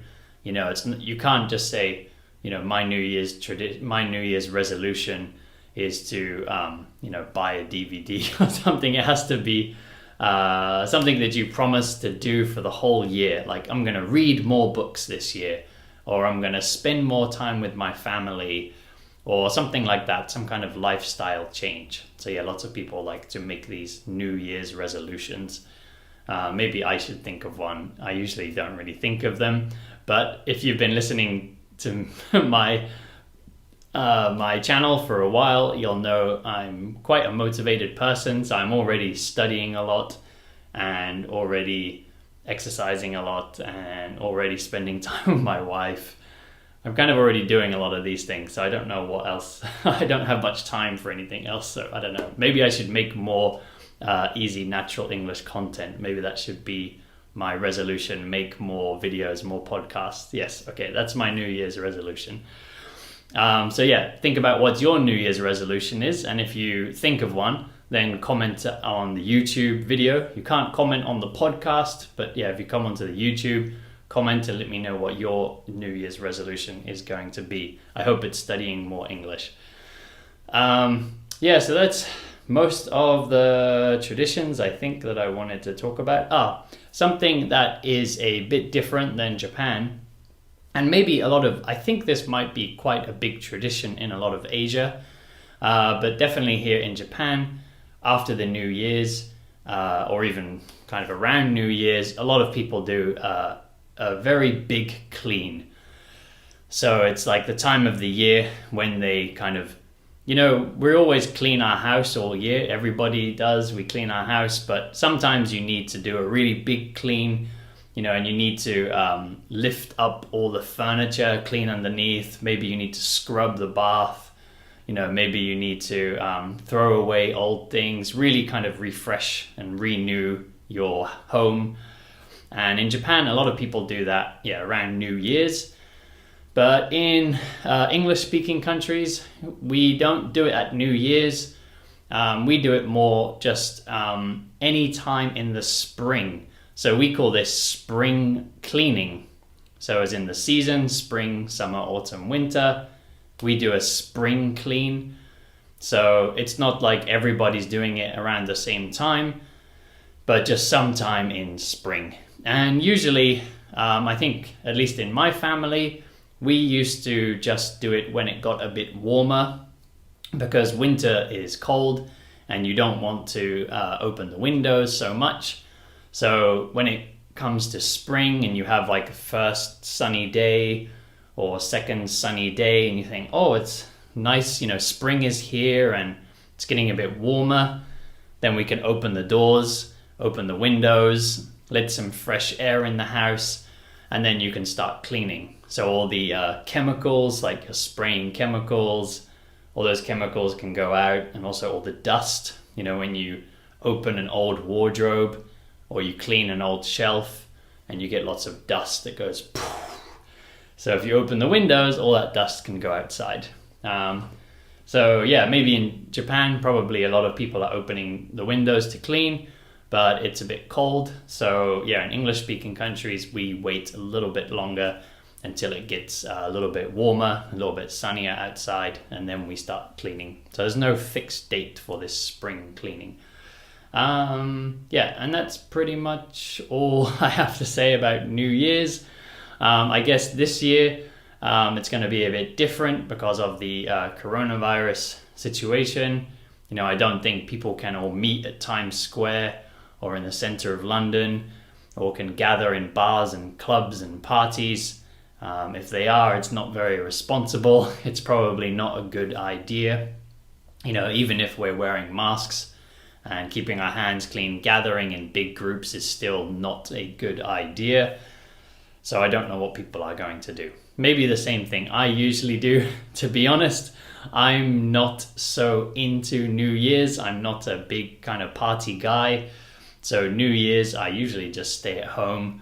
I think last year I was actually asleep before midnight. I didn't even wait until midnight. I usually just go to bed, because for me I think it's just another day. But I have done that kind of thing before. It is fun. So if you like to do that, then yeah, please enjoy. But obviously be careful this year. Don't meet don't meet big groups. Maybe just spend some time with your family or close friends. This year I'll probably just be here with Cassie, my wife, just being quiet and responsible, but maybe I'll try to stay awake until midnight this year to see the new year in. So anyway, thank you all very much for listening. Don't forget to subscribe, like, and comment on the YouTube. So yeah, let me know what your New Year's resolution is, or if you have any kind of special tradition in your country that might surprise me. And yeah, if you're listening to the podcast, please follow and review. I will see you all back here next time.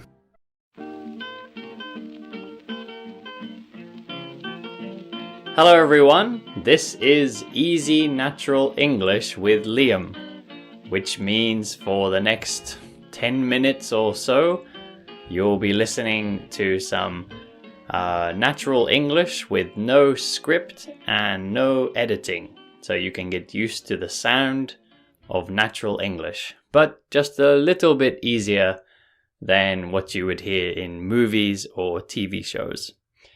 And today's topic, I'm going to talk about culture shock. So this is a word that you've probably heard before, especially if you're someone who likes to travel, or if you have lived in another country before, which probably a lot of my listeners are, because usually, people who are studying another language. So if you're listening to this, you must be studying English, so you must be interested in either traveling or living overseas, or dealing with people who are coming from overseas to your country.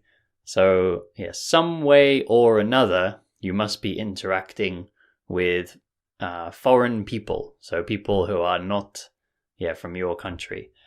So, what is culture shock? So, culture shock is when, you go to, maybe you go to a new country, or maybe somebody comes to your country.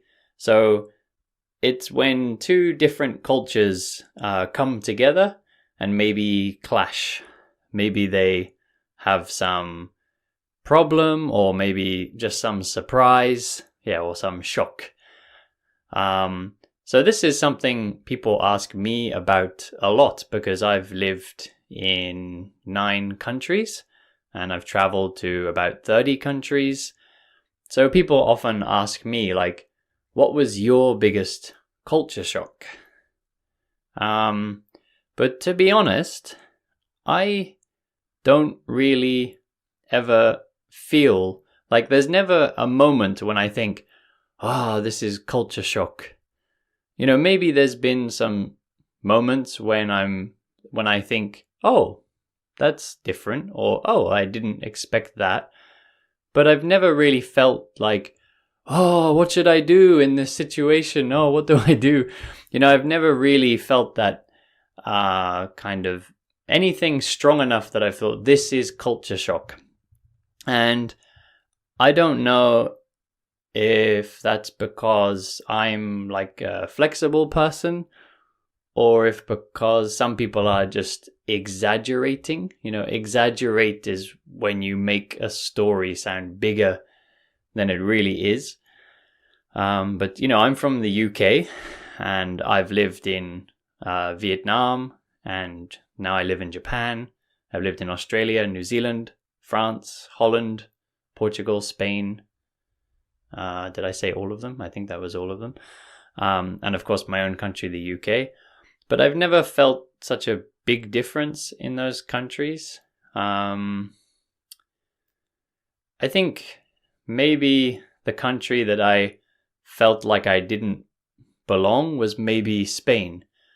And I know lots of people here in Japan, where I live now. I think sometimes people think Europe is all very similar. But actually, I feel more comfortable in Japan than I felt in Spain. And Spain is a really great country, and there's lots of great things about Spain. Very friendly people, beautiful, countryside, nice weather, great food, interesting culture. But the way like customer service is in Spain is very relaxed compared to what I'm used to as a British person. And here in Japan, customer service is very they take it very seriously. When you walk into a shop, you always get a welcome, and they always check everything is okay. And the customer service in Japan is, I think it's famous. I think anyone who's come to Japan knows that customer service is very good here. And in the UK, it's usually pretty good. And in Spain, I think it's just a difference in culture. I think for Spanish people, it's okay in Spain. Maybe they don't see a problem with it. But yes, often I would walk into a restaurant or something and try to get someone's attention, and they wouldn't even, say like, one moment, please, or anything. They would just sort of walk by, and I just had to wait for them. And, it was a very direct way of dealing with each other.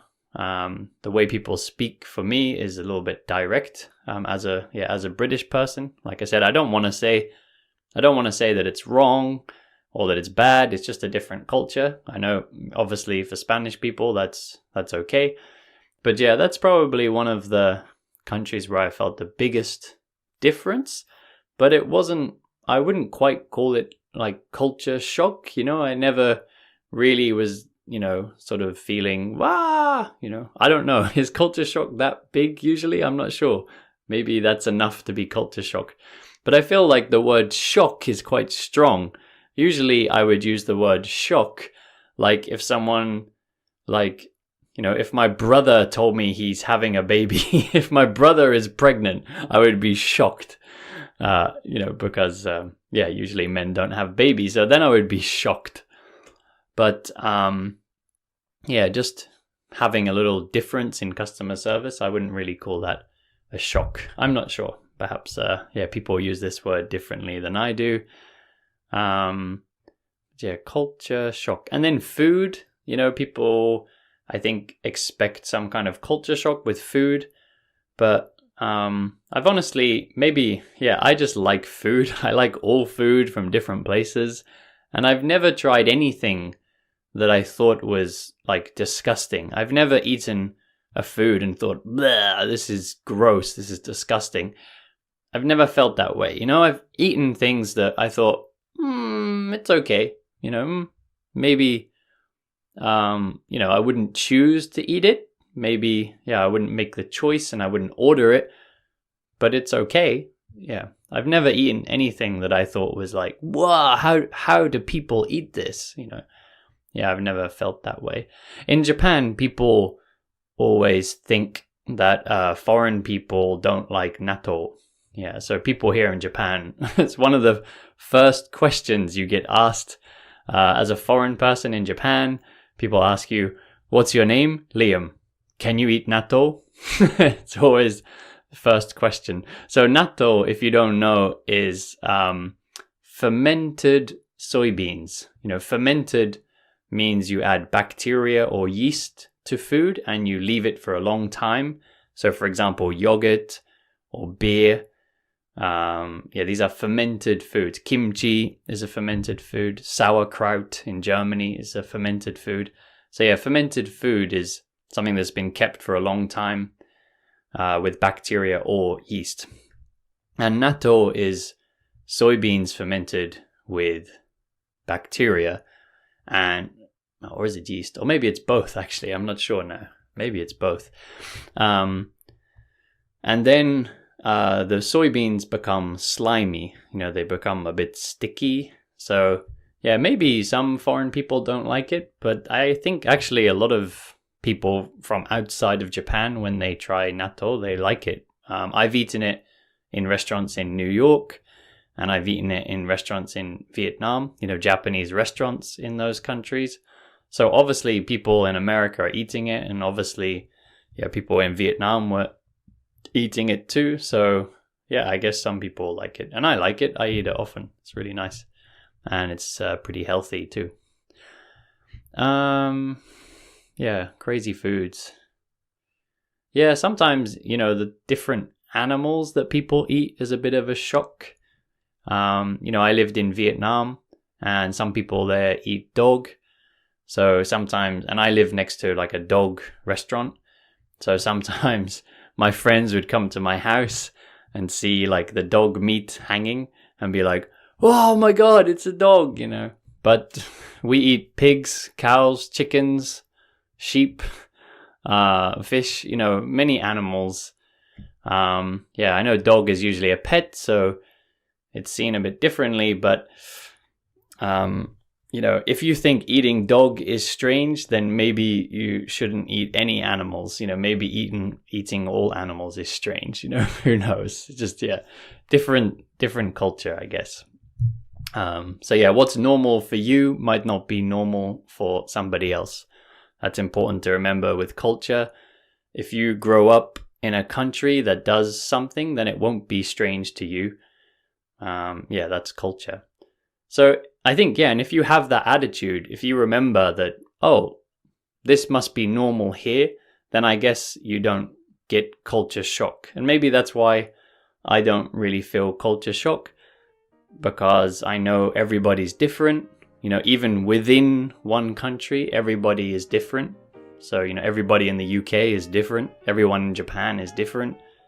Not from each country, I mean from each other. Everybody's unique, everybody's different. So just, accept people and try not to get shocked by their culture if it's different from yours. Let's enjoy the differences. Let's just enjoy the differences. Anyway, today I'll wrap it up here. Thank you all for listening today. Please like and subscribe if you're on YouTube, review if you're on the podcast, share with your friends, and I will see you all back here next time. Hello everyone, this is Easy Natural English with Liam. So as usual, I'll be speaking to you in natural English that is a bit easier. And today I wanted to talk a bit about the most expensive cities in the world. But before I get started, because this is a YouTube channel and a podcast, I just want to say to the people who are listening to the podcast that recently I put a new video on YouTube introducing phrases that you can use when you're thinking in English, because a lot of my students say things like how to say when they're thinking, and that is not correct. So check out the YouTube so you can catch those phrases. But anyway, today, we're talking about the most expensive cities. And this is something that is a bit hard to calculate, I realize. So I've got my computer here and I was looking at lists of the most, top 10 expensive cities and, titles like that. I see that each website is different. But there are a lot of cities that come up in all of the lists, but some of them are a bit surprising. Like I looked at one list and it said that Lagos in Nigeria is more expensive than the UK, than London in the UK, which I realize, doesn't make much sense. But then when I looked at how they calculated this, they said that they were buying a selection of goods and looking at the price. But the goods were like blue jeans, hamburgers, and a bottle of Heineken were three of the items. And something like Heineken is, in America is, or in the UK, is a pretty standard product, so it's not too expensive. But if you buy Heineken, I know if you buy Heineken here in Japan, it's expensive because it's an import good. If you buy Japanese beer, it will be much cheaper. And I'm guessing it's the same in Nigeria. If you buy a local beer, it's probably going to be much, much cheaper than a bottle of Heineken. So I think sometimes the way people are calculating these lists are not the best way. Perhaps there's a better way to do it. So I found a list on Wikipedia, which they actually called the costliest cities in the world. So, costly is just another way to say expensive. And they looked at 160 different products and services. So, they were calculating the price from a much bigger range of products. I don't know exactly what, but let's have a look what's on their list. So in number 10, so the 10th most expensive city, they've got Denmark. And I'm not surprised that this is on the list because I have been to Denmark and I can confirm that it was very expensive. At that time, I was living in Spain, in Valencia, and Valencia is a pretty cheap city compared to a lot of other cities. For example, a cup of coffee, like kind of in a normal Spanish cafe, is about, maximum €1.50 maybe for just a small black coffee. And even a place close to my work, which was a little bit outside of the city, I could buy a coffee for 80 euro cents. So for 80 cents as in euro cents, which is less than a euro. which, if you're talking like dollars, that's probably about $1 or something. So very cheap. But when I went to Denmark, the average price of a coffee, the average price in Copenhagen was, what was it? About four euros or something. So, Copenhagen. Actually, I think earlier I just said Denmark by mistake when I meant Copenhagen. So Copenhagen in Denmark. So Copenhagen, is a very expensive city. My wife and I were living in Valencia, and that time we were not married. And actually, we went to Copenhagen to get married because it's a very easy process in Denmark. It was much easier than Spain. So we went to Denmark just for 1 week, to Copenhagen for 1 weekend. When we came back to Spain, looked at our bank accounts, we were like, oh my God, we spent like all our money in Copenhagen in just a few days. So yes, Copenhagen is a very expensive city.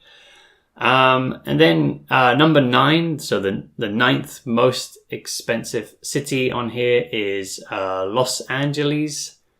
I haven't been to Los Angeles, but I think a lot of like famous people live there, a lot of celebrities and stuff. But I think Los Angeles, probably like a lot of these cities, can be very varied, especially in a place like America, in the United States. There is a huge gap between the rich and the poor. So, I think in Los Angeles, you can probably buy really, really expensive things. Like, for example, if you go for a meal in a restaurant, you can probably go and spend hundreds and hundreds of dollars, probably more than $1,000 in some restaurants.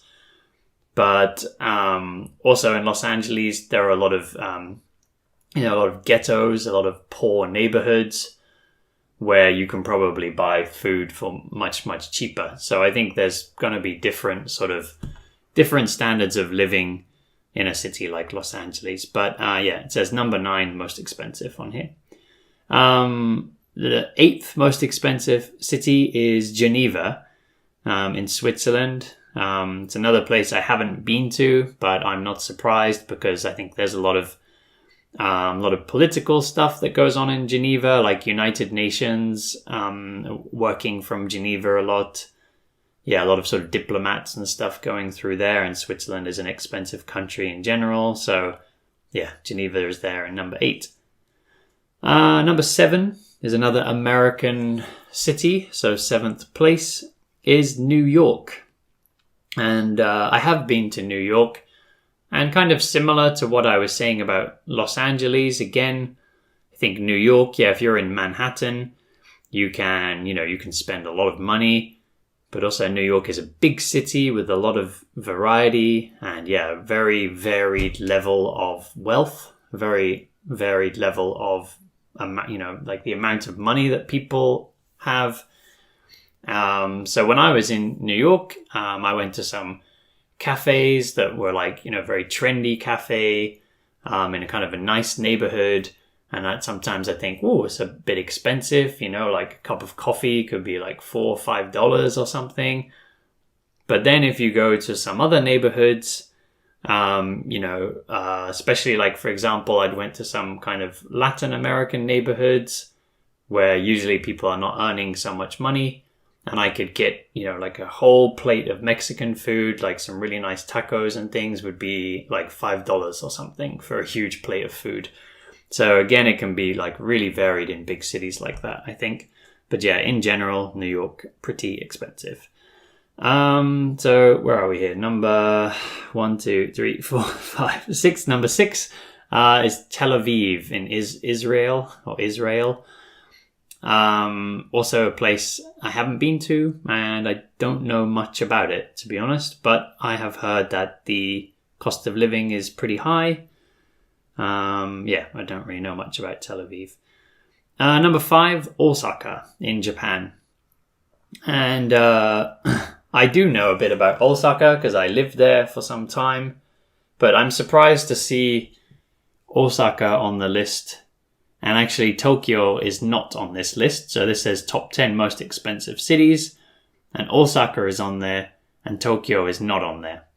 So this is what I was talking about earlier. I think it depends on what metric you use, how you measure this, because I lived in Tokyo and Osaka, and I found life in Osaka to be much cheaper in Tokyo, in my experience. So, it sort of depends how you're measuring things. When I look at the apartments, for example, in Osaka, I had a very central apartment. It was very close to the center of the city, very close to a train station, very convenient neighborhood. And my apartment had 2 big rooms and a kitchen and bathroom and toilet and a balcony. And the cost was the same as in Tokyo when I lived in a place with 1 small room, 1 kitchen, 1 bathroom, 1 toilet, and a balcony. And my apartment in Tokyo was also much older and not so nice. So the one in Osaka was nicer and bigger, and it was the same price. And about the same distance from the city. Actually, my one in Osaka might have even been closer to the city center.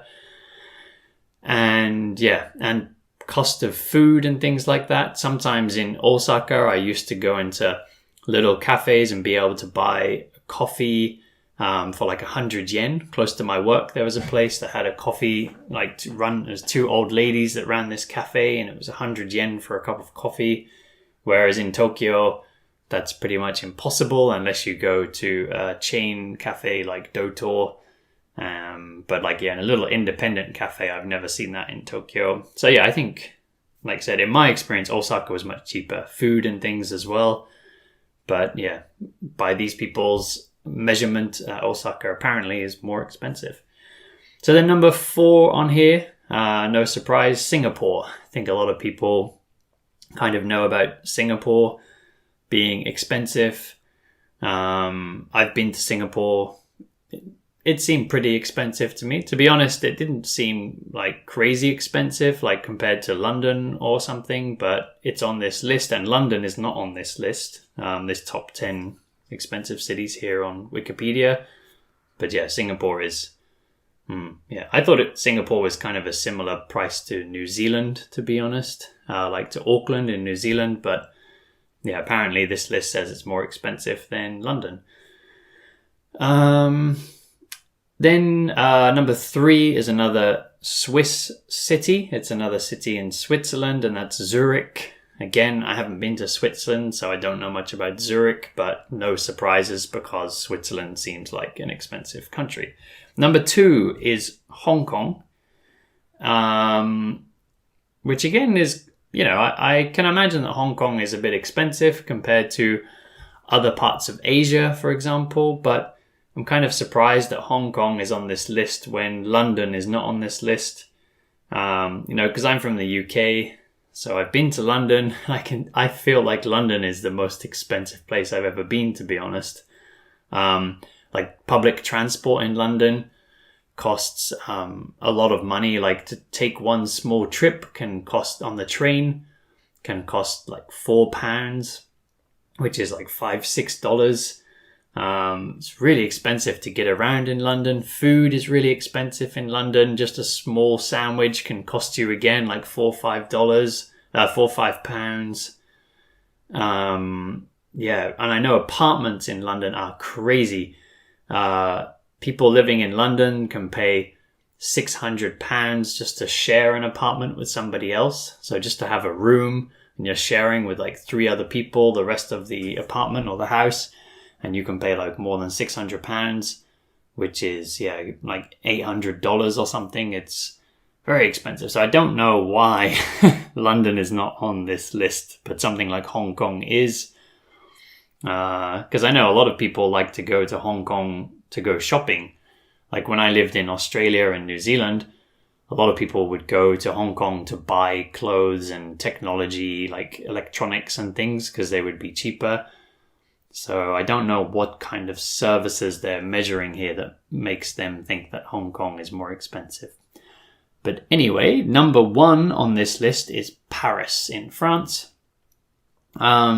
I've spent quite a lot of time in Paris, a few months in Paris. I've been there a few times. And yeah, it's pretty expensive. If you go to the kind of tourist areas, then it's very expensive. I guess like any touristic place is very expensive. Tourists just spend crazy amounts of money on things, so the local people keep putting the prices higher and higher. But I also have a lot of friends that live in Paris, and when I go to their neighborhoods, which are not right in the center, they're a bit out of Paris. When I go to their neighborhoods, it's actually pretty cheap in some neighborhoods. So again, like I was saying about New York and Los Angeles and these other big cities, perhaps it kind of depends where you are, where you're buying these things, because the price can be so different. Even earlier I was talking about London. London is also the same. Even if you go into a chain shop, I remember when I was in London before, I went into an H&M, which is a big clothing franchise, a clothing chain. And they had the plain t-shirts. I think at that time there was a long time ago, they cost about £3 for a plain t-shirt. But then if you took a train and I went to another area, same shop, same t-shirt was now like £3.20 or something like that. They added like a little bit, maybe because their rent price was higher over there. So even within a chain place, the price can change from one neighborhood to another. So anyway, that today was a bit about the most expensive cities in the world according to Wikipedia. But yeah, it sort of depends where you're looking. Anyway, an interesting topic. Let me know in the comments on YouTube what you think about this. Don't forget to subscribe and like. And if you're on the podcast, don't forget to follow. See you all back here next time. Hello everyone, and welcome back to another episode of Easy Natural English with Liam. As usual, I will be speaking to you unscripted and unedited, so you can get used to the sound of natural English in a slightly easier way. So, how are you all doing today? I hope that everyone is okay out there. I'm doing okay today.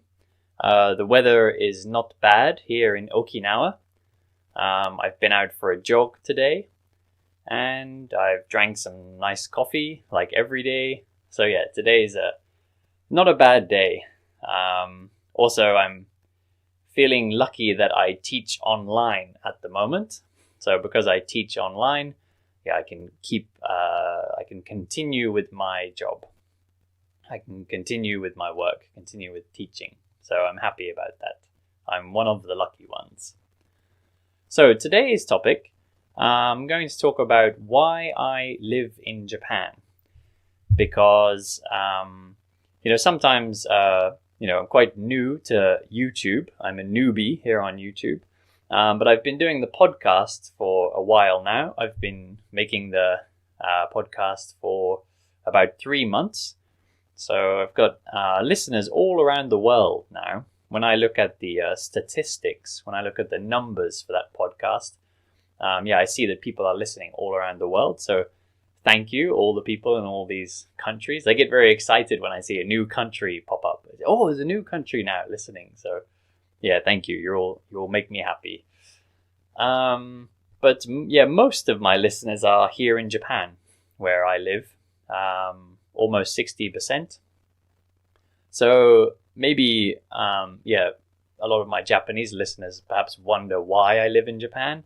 And maybe, the rest of you also perhaps you wonder why. Because I'm British, I'm from the UK. So maybe you wonder why I don't live in the UK and why I'm here. So today I'm going to talk a bit about that. So, actually I left the UK when I was about 19, and then I started living in different countries. So I stayed for a while in France and Portugal and Holland, and then Australia and New Zealand and Vietnam. And then after living in a lot of countries, finally I decided to go to Japan.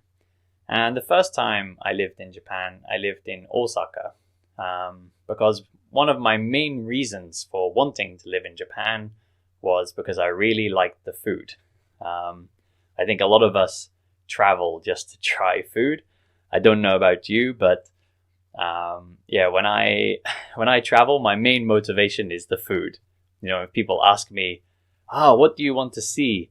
I'm like, I don't really care. I just want to eat whatever food they have in that country. Of course, yeah, it's nice to see the sights. Of course, I need to do something in between lunch and dinner. I need to do something. So I usually, when I travel, I go look at a famous thing. But really, I'm just killing time in between lunch and dinner. Yeah, when I travel, I want to try new food. And yeah, also when I live in a country, sometimes, part of that motivation is the food. So Japan was definitely a country like that for me. I really wanted to eat Japanese food as much as possible, and Japan is the best place to do that. So Osaka is supposed to be, people say that it is quite famous for the food. So that was one of my reasons for living in Osaka. Also, some people say that the people in Osaka are very friendly and very open. And because I didn't have any friends in Osaka, I wanted to make friends. So I thought, well, I should go somewhere where people are friendly and open, because that will be an easier place to make friends. I'm just going to drink some water because my throat is a bit sore. That's better. Can't beat water, the classic drink. So I lived in Osaka, and then when I was in Osaka, I really liked living in Japan. And at that time, I kind of thought, this is a country I could live for a long time. I think I really like it here. But I only had a working holiday visa. The working holiday visa is only for 1 year. So I had a limit to how long I could stay. But while I was there, I made friends with a girl who is now my wife. So because I'm now married to a Japanese girl, I can live in Japan. But at that time, we were just friends in Osaka. So after Japan, the first time, I went back to Europe and I went to live in France. And while I was living in France, this girl came to Europe and she messaged me because we were friends. And she said, hey, do you want to meet in Italy? And, Italy is a bit too romantic. So it got the better of us. The romantic situation of Italy sort of, took us, intoxicated us, took us over. And we became a couple. Not immediately, but we started to be interested in each other. And then we became a couple, and then we moved to Spain together. And then we lived in Spain for about a year, and then we moved to Tokyo. And then so when we moved to Tokyo, we decided, we're going to stay in Japan from now on. We both like living there, and because she's a citizen and because I'm married to her, we can live here. So we decided together, Japan is the place where we want to stay. We've both lived in a few countries, and we were both kind of tired of moving all the time. So we sort of set our, we were sort of set on Japan and decided to stay here. So actually at first, so my wife is from Okinawa. At first we tried to, we thought we were going to live in Okinawa, but at the time, we wanted to find English teaching jobs, and there were not many in Okinawa, so we moved to Tokyo, and then, we started working there. And then we stayed there for a year and a half, and it was very, very fun. I like living in Tokyo a lot. There's lots of great restaurants, lots of great cafes, and we lived in Kichijoji. If you know Tokyo and you know Kichijoji, you'll know it's a very kind of trendy neighborhood, very cool, very hip. Lots of cool shops, lots of cool restaurants and cafes. So it's a really nice neighborhood to hang out. It's a nice neighborhood to spend time. So on our days off, we would just hang out in Kichijoji. Usually, sometimes we'd visit other parts of the city. But really, our favorite place was just to stay at home in our little neighborhood. Yeah, because it's very nice there. If you know Kichijoji, then you will know what I'm talking about. It's a bit more calm than the rest of Tokyo. The rest of Tokyo is so crazy, so busy. So it was nice to have a little area where we could relax a bit and not be walking in a zigzag all the time. Actually, even in Kichijoji, we had to do that. You know, Tokyo is always so busy, so you always have to kind of walk in a zigzag, walking left, right, left, right, left, right. But yeah, now we live in Okinawa because that's where my wife's from, and because Okinawa is like a bit of a paradise. You know, there's beautiful weather. You know, it's warm all year. I mean, in the winter it gets cooler, but it's still, the winter is maybe like 15 degrees is kind of the lowest temperature. So it's usually 20 degrees or higher most of the year. So it's nice and warm. And yeah, we're surrounded by ocean because Okinawa is a small island. You know, Japan is all broken up islands. Okinawa is a small one. So yeah, it's nice living here. It's very relaxed, and there's a lot less people. We live in a more rural area, a more kind of countryside area. So it's very easy for me to go outside and walk without seeing anyone else, and I can take a nice walk along the beach, which is nice at the moment, you know, because we all need to stay away from other people right now. So for a lot of people living in a city, you know, staying away from people to stop the spread of the coronavirus. For a lot of people, that means staying in their apartment. But because here we're kind of rural, yeah, I can go outside and I can walk along the beach without seeing any other people. So I can go outside without the risk of spreading the infection. So yeah, quite lucky in that sense. So yeah, that's just a bit of a quick story about why I live in Japan, or at least how I ended up in Japan, why I moved here. Maybe in another episode I'll talk a bit about some things I like about living here, and yeah, sort of compare it to living in Europe or something like that. Might be an interesting topic. Anyway, if you want me to pick up a particular topic, if you're on the YouTube version of this, on the podcast version, maybe you can't comment, but on the YouTube version, you can comment. So please comment below if you'd like me to talk about any particular topics, anything that you're thinking about, or if it's something I've mentioned before and you want to know more, then yeah, please comment and I can talk about that so you can get some listening practice on a different topic. But anyway, for today, I'm going to wrap it up here. So thank you all very much for listening, and I will see you back here next time. Hello everyone, and welcome back to another episode of Easy Natural English with Liam. I hope that you're all doing well. I hope you're having a nice day. As usual, I'll be talking to you with no script and no editing, so you can get used to English in a natural way. And as I always say, if it's difficult, don't worry. Don't try to write it down or anything. Just keep listening to English and it will get easier and you will start to understand with a natural process, the same way you learnt your own language. Anyway, today I'm going to talk about British food. I'm from the UK. So I want to talk specifically about whether or not British food is bad. So this is something I hear a lot from not just from my students, but from people overseas all the time. I mean, now I'm here in Japan, so I hear it often in Japan, but I hear it in other countries too. When I introduce myself as a British person, people always say, is the UK always wet? Does it always rain? This stereotype is kind of true, to be honest. It is raining most days. Actually, Japan has more rainfall than the UK. So the amount of rain that falls in 1 year is more in Japan. But here in Japan, there's like a wet season.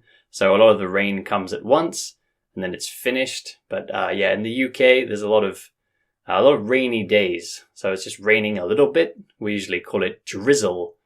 drizzle means just a little bit of rain, and that kind of is happening, many days of the year. But the second thing people always say when I say I'm from the UK, they say, isn't all your food bad in the UK? Of course, this is a ridiculous stereotype. There's no country in the world that has disgusting food. Like, of course, nobody wants to eat food that tastes bad. Like, nobody's going to eat food that's too old, or food that has too much salt, or food that's spoiled or something. Of course, this is a stereotype. Where this stereotype comes from, I don't know exactly, but I think maybe this came from, like, in the past, the UK climate is not, it's not particularly warm. So it's not like Italy or Spain or even the south of France, where you could grow, bell peppers and aubergine and courgette. Some people might call those eggplant and zucchini, or avocados, or these kind of like more interesting vegetables and things. In the past, the UK only had simple ingredients to work with, but that's also kind of similar to a lot of the northern part of Europe. Traditionally, they would have just had maybe potatoes, carrots, peas, cabbage, fairly, they're great vegetables, but maybe you could say a bit boring perhaps compared to some other vegetables. Not so colorful. Not so much to do with them, I guess. So maybe that's where the stereotype comes from. A long time ago, when other European countries had more interesting ingredients and could make more colorful food and things, maybe the UK food looked a bit bland, a bit simple compared to these other places. I don't know, perhaps that's where it comes from. I'm not sure. Because to be honest, when I go back to the UK, I'm very excited to eat there. And that's not just because I'm a British person.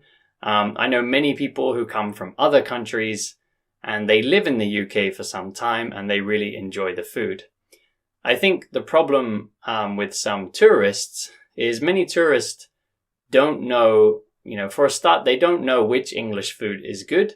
Maybe the only thing they know about is fish and chips and maybe high tea, which is like tea with some scones and sandwiches and things. But they don't know about a lot of the traditional food that British people eat, every day or every week. Of course, fish and chips is not the thing. It's not what we're eating every day. It's like thinking there is only sushi in Japan. If you think we only have fish and chips in the UK, it's like saying there's only sushi in Japan. So, what was I going to say? So, this idea that food is bad, I think it comes from, people have this stereotype in mind. They believe this stereotype. And then we have this thing which in English is called confirmation bias. This is a very difficult word perhaps, but confirmation bias is this idea that if you believe something, it's very hard to change your mind.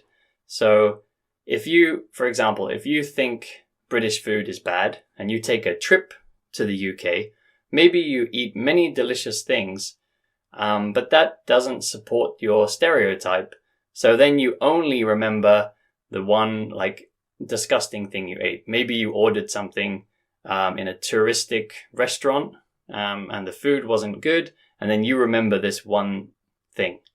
And also that's often the case. Tourists tend to choose really bad restaurants, to be honest, and not just in the UK, in any country. Even here in Japan, the restaurants that tourists go to tend to have food that's not as good as the restaurants that local people like. Because I think when you serve tourists, when you give food to people on vacation, you don't need to care if they're going to come back. If it's a local person, you have to give them good service and good food because you want them to come again. But if they're on vacation, it doesn't matter because they're going to go home afterwards. They can't come back. So it doesn't matter. So you can be kind of lazy about cooking. You can be lazy with your service. So yeah, I think a lot of tourists tend to go to pretty terrible places. Even when they're in the guidebook and stuff, it doesn't mean that they're good. Best thing is to ask locals. So yeah, British food. There's lots to offer traditionally. My favorite food, UK food, is probably a roast dinner. And roast dinner is one of like the most important foods for a lot of British people. It's something, everybody thinks their mum makes the best roast dinner. You probably have this in your culture. You think your mum is the best cook. So in the UK, people always think their mum makes the best roast dinner. Maybe because that's the one that they are used to.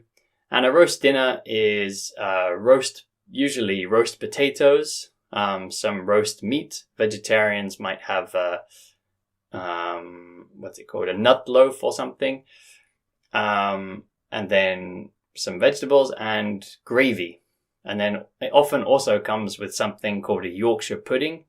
It's called Yorkshire pudding, but it's not actually sweet.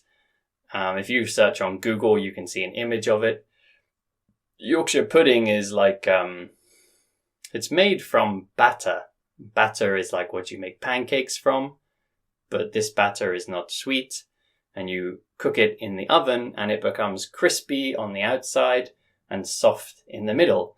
So it's really nice when you pour gravy on top. And gravy is the kind of meat sauce that you put on this kind of food.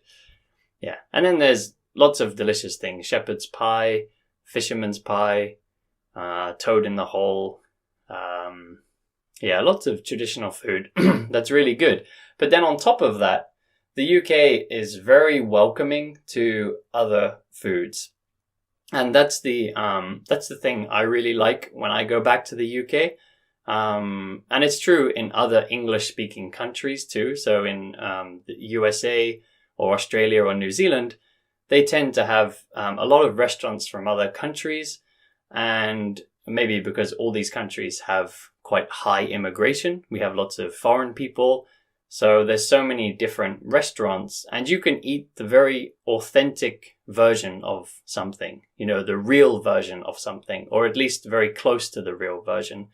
Because here in Japan, when I eat a lot of foreign food, it doesn't taste like the real thing. So especially the British food and American food, it usually doesn't taste like real British food or real American food. It tastes like the kind of Japanese version. There's even lots of things that exist here that people call American or call British, and they don't exist in America or exist in the UK. That happens a lot.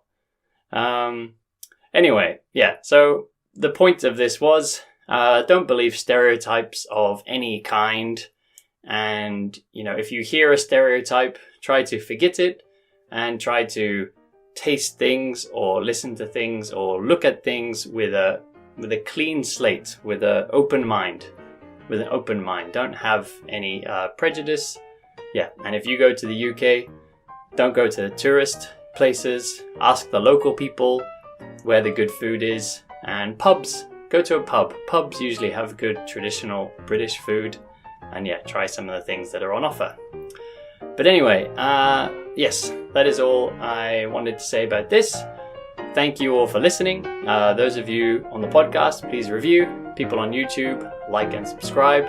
Everybody share with your friends, and I will see you all back here next time. Hello everyone, welcome back to Easy Natural English with Liam. So today, as usual, I'll be speaking to you in natural English that's a bit easier with no script and no editing, so you can hear some real English that's hopefully not too difficult. Today, I want to talk to you a bit about tea, because it's very important in British culture. I'm a British guy, and recently, the whole time I've been doing the podcast, the YouTube, I talk a lot about coffee because personally, I really like coffee a lot. But I am still a British guy, so of course I do like tea as well. So today I thought I'd talk a bit about tea. If you're listening on the, if you're watching YouTube, then you would have heard in the last video me talking about the word cuppa. In the last video, I made Cassie try to guess some British slang, or try to test her British slang, see how much slang she knows. But that's only on YouTube. So if you're listening to the podcast and you want to hear my wife Cassie trying to trying to show us how much British slang she's learned from me, because, you know, she's a Japanese American and she speaks American English. So there's some British slang she doesn't know yet, even though she's been with me for a long time. So go over to YouTube and check that out if you're on the podcast version. But yeah, I talked about the word cuppa in that video. So cuppa is a short way to say cup of tea. So when you go into somebody's house in the UK, one of the first things they'll probably ask you is, would you like a cuppa? And cuppa means cup of tea. So it's a short way to say cup of tea. So this is a very common culture in the UK. You know, we always, when we go in someone's house, you want a cuppa, even if they're coming to your house for a short time. Like if it's someone who's coming to, like a plumber coming to fix your pipes or something, then we'll probably offer that person a cup of tea. And tea in the UK, you know, is always what in other countries they call English breakfast tea. But in the UK, we just call it tea or normal tea, because for us, that's the normal tea. You know, sometimes on the box, it might say English breakfast tea. But yeah, in speaking, it would be strange to say that. Or it says it on menus sometimes. But yeah, normally we just say, do you want a tea? It means English breakfast tea. So like a black tea served with milk. And it's always with milk. Because the tea bags that we use are made to go with milk. So sometimes I hear people say, oh, I tried like an English tea and I didn't like it, but it's because they didn't put milk in there. And these tea bags are made like assuming, like guessing that you are going to add milk. So they're made a little bit bitter so that when you add the milk, it's a really good balance. Because, for example, in Asia, a lot of people drink black tea with no milk. You know, you can get milk tea here, you can get tea with milk. But a lot of people drink black tea with no milk. So the black tea is normally lighter and maybe a bit more kind of floral tasting. You know, it's very good, but it's very nice with no milk. Whereas tea in the UK, if you drink it without milk, I mean, of course we have some that's made to go with no milk, but we have a lot that are made to go with milk. So they'll be a bit more bitter. Because if you have... Personally, I think like when I try milk tea in Asia, I find that it's too light. Sometimes I feel like this just tastes like milk. Like it doesn't really have the balance that I think it has when you use a stronger tea. So I think it's actually better to use a stronger, more bitter tea when you add milk, and it has a good balance. So yeah, so that's why in the UK, you should definitely add milk if you're using a British tea bag. So yeah, when we go to people's houses, we always offer tea to people. Sometimes when I've been living in other countries, like sharing apartments with people, or I've stayed in hostels, and there's been like other people around who are not British. And like every time I turn the kettle on to make a cup of tea, I always asked everybody, do you want a cup of tea? Do you want a cup of tea? And sometimes people are asking me like, why do you ask me every time? Like, just make your own cup of tea. But in the UK, it would be like rude if you just get up and make a cup of tea and you don't ask the other people around you. It would be really rude, just to make a cup of tea for yourself. So it's kind of etiquette. If you're going to make a cup of tea, you should always ask the other people, do you want a cup of tea? And we drink it at like every point of the day. So, like, you know, in the morning, a lot of people wake up, drink a cup of tea.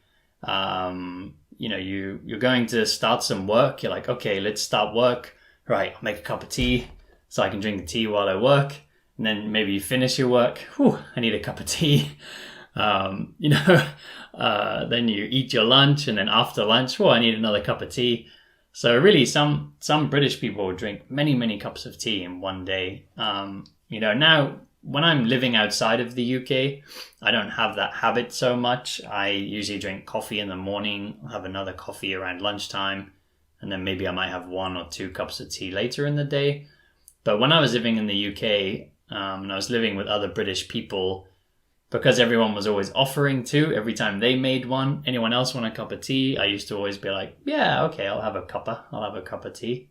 And then we'd just be drinking tea all day.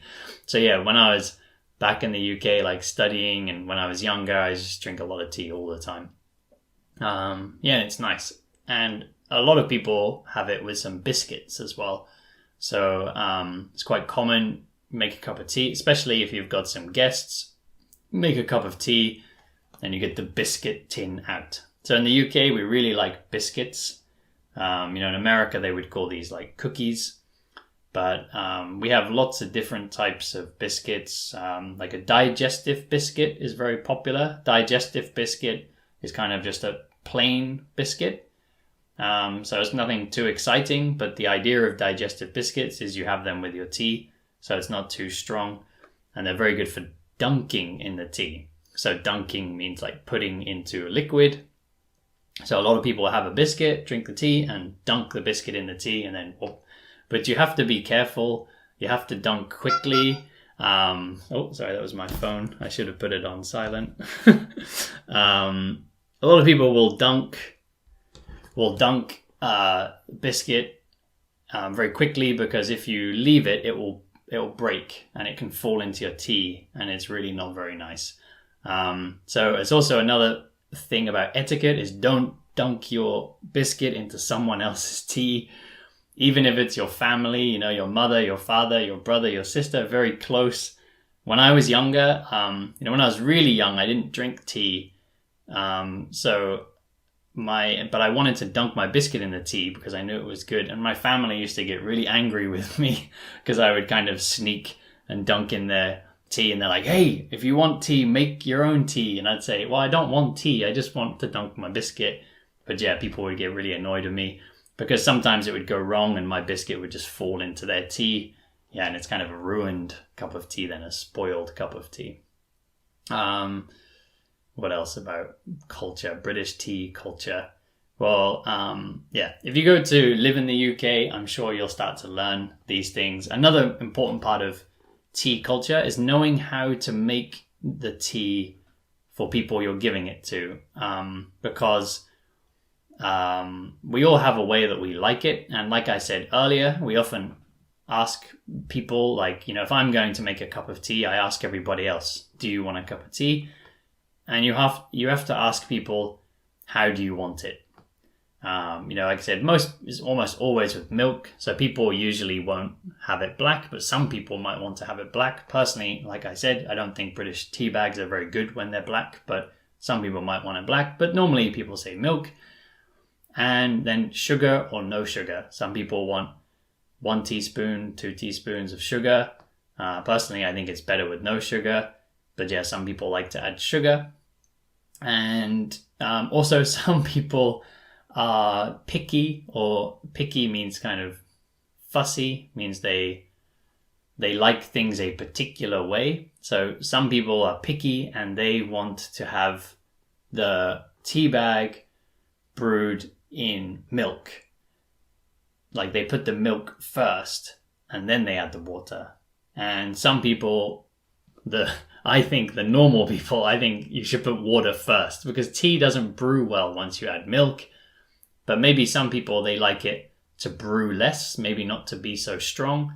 So some people like to put the milk first and then the tea bag. So if you ask them, how do you like your tea? They might say milk first. And they mean like put the milk in, then put the tea bag, and then put the water, so then it doesn't brew so strong or something. But yeah, personally, I think that's crazy. I think you should put the water in first, wait a minute or 2 to let it brew. And brew means to infuse, like to let the tea get into the water.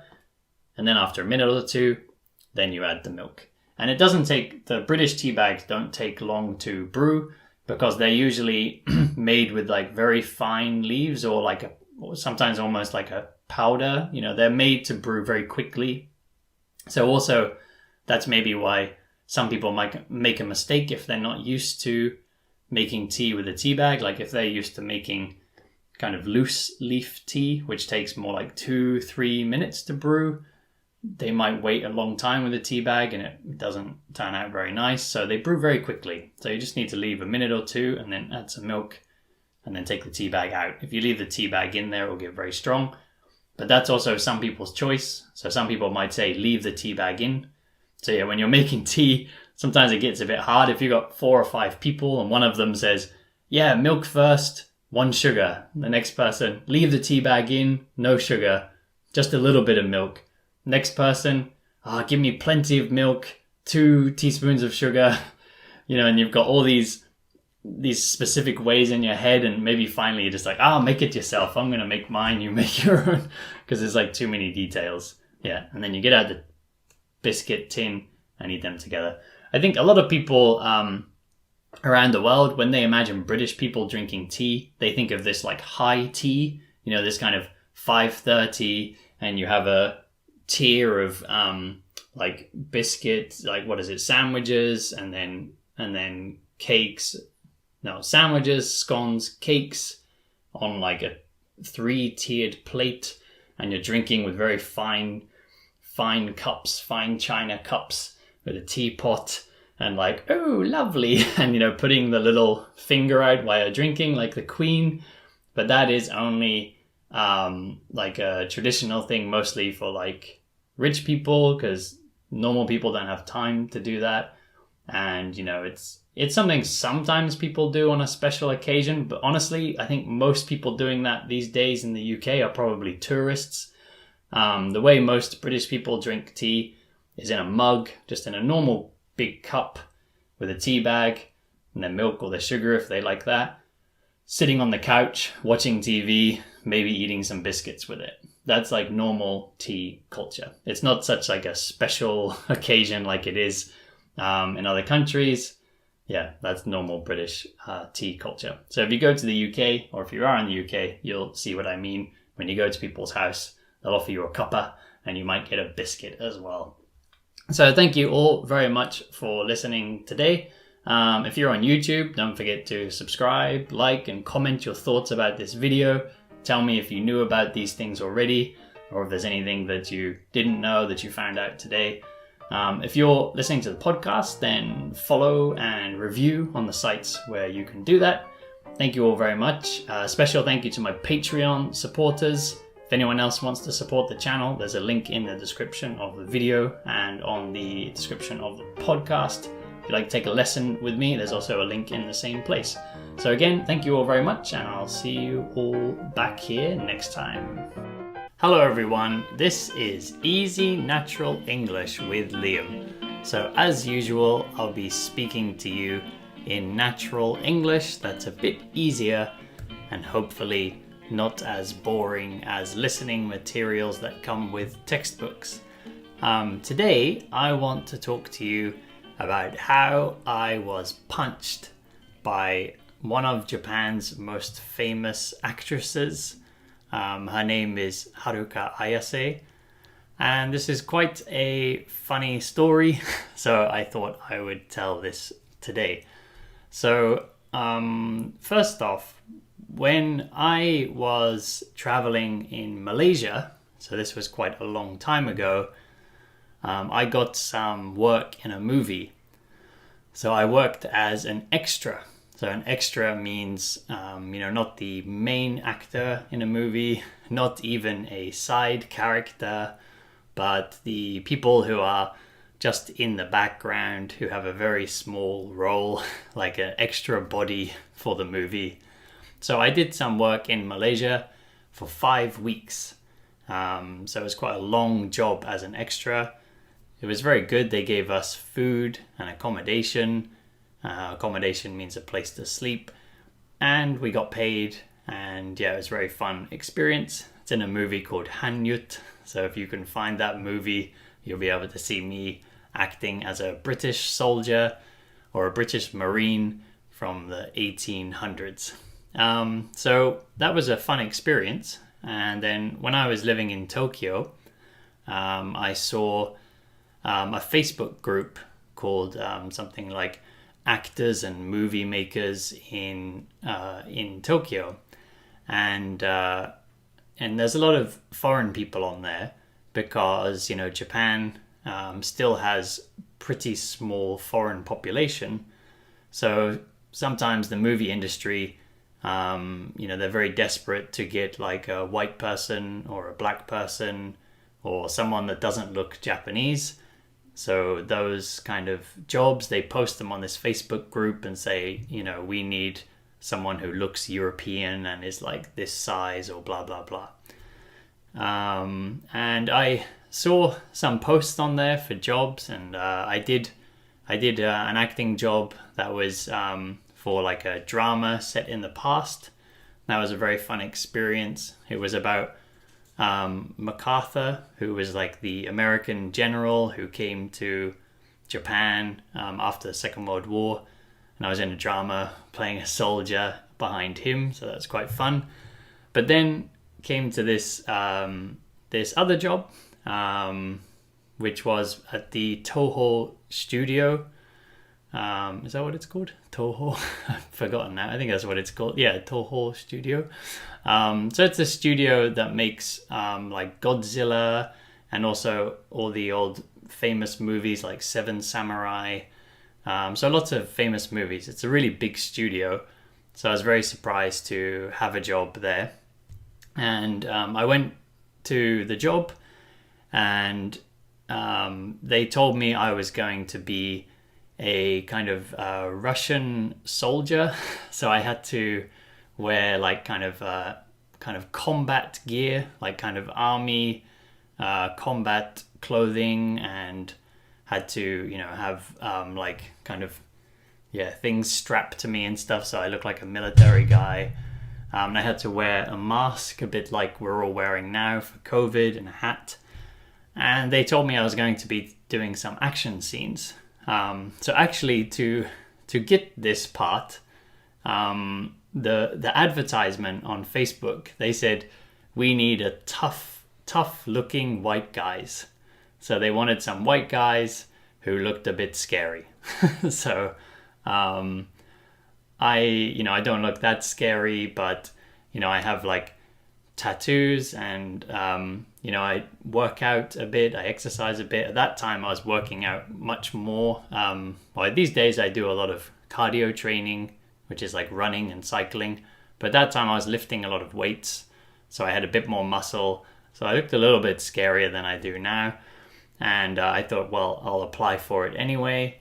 And then they asked me if I had any stunt experience. So stunts is like doing action scenes in movies, like those people who have to like fall down stairs and jump out of windows and stuff like that. And I didn't have that experience, but they said, or martial arts experience, which is like fighting styles, kung fu, karate, those kind of things. And I said yes, because I had done a lot of Thai boxing before. I'd done some Chinese kung fu before. I did judo before, and I also did a lot of capoeira. And capoeira is like a Brazilian dance fighting game with lots of big kicks and things like that. And for some reason, I had a very old video of me doing that a long time ago, and they asked to see that. So I sent it to them. That was good enough for them, and they said, okay, you can be in this movie. So then I got there to the studio, and they said, okay, you're going to be doing some fighting scenes. And I had no idea how to do this, but luckily there were lots of people there with a lot of experience, the other stunt men, so like the stunt actors who had experience. There was another British guy there, and he had a lot of experience, and he knew what to do. And, he sort of told me how to do things, like even simple things like being punched. I think a lot of us, if we're punched, probably react, like, if we pretend to be punched, we probably react in a way that doesn't look very realistic.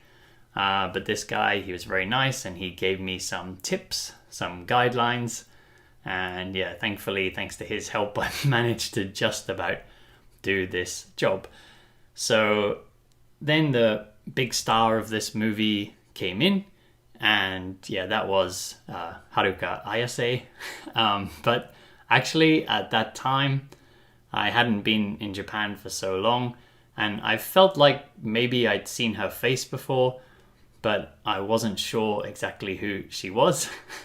And yeah, actually after this, I went home and said to my wife, like, oh, today I acted with this actress, Ayase something. And my wife was like, Haruka? And I was like, oh yeah, that's it. And my wife was like, Liam, that's like one of the most famous actresses, if not the most famous actress. Why don't you know who she is?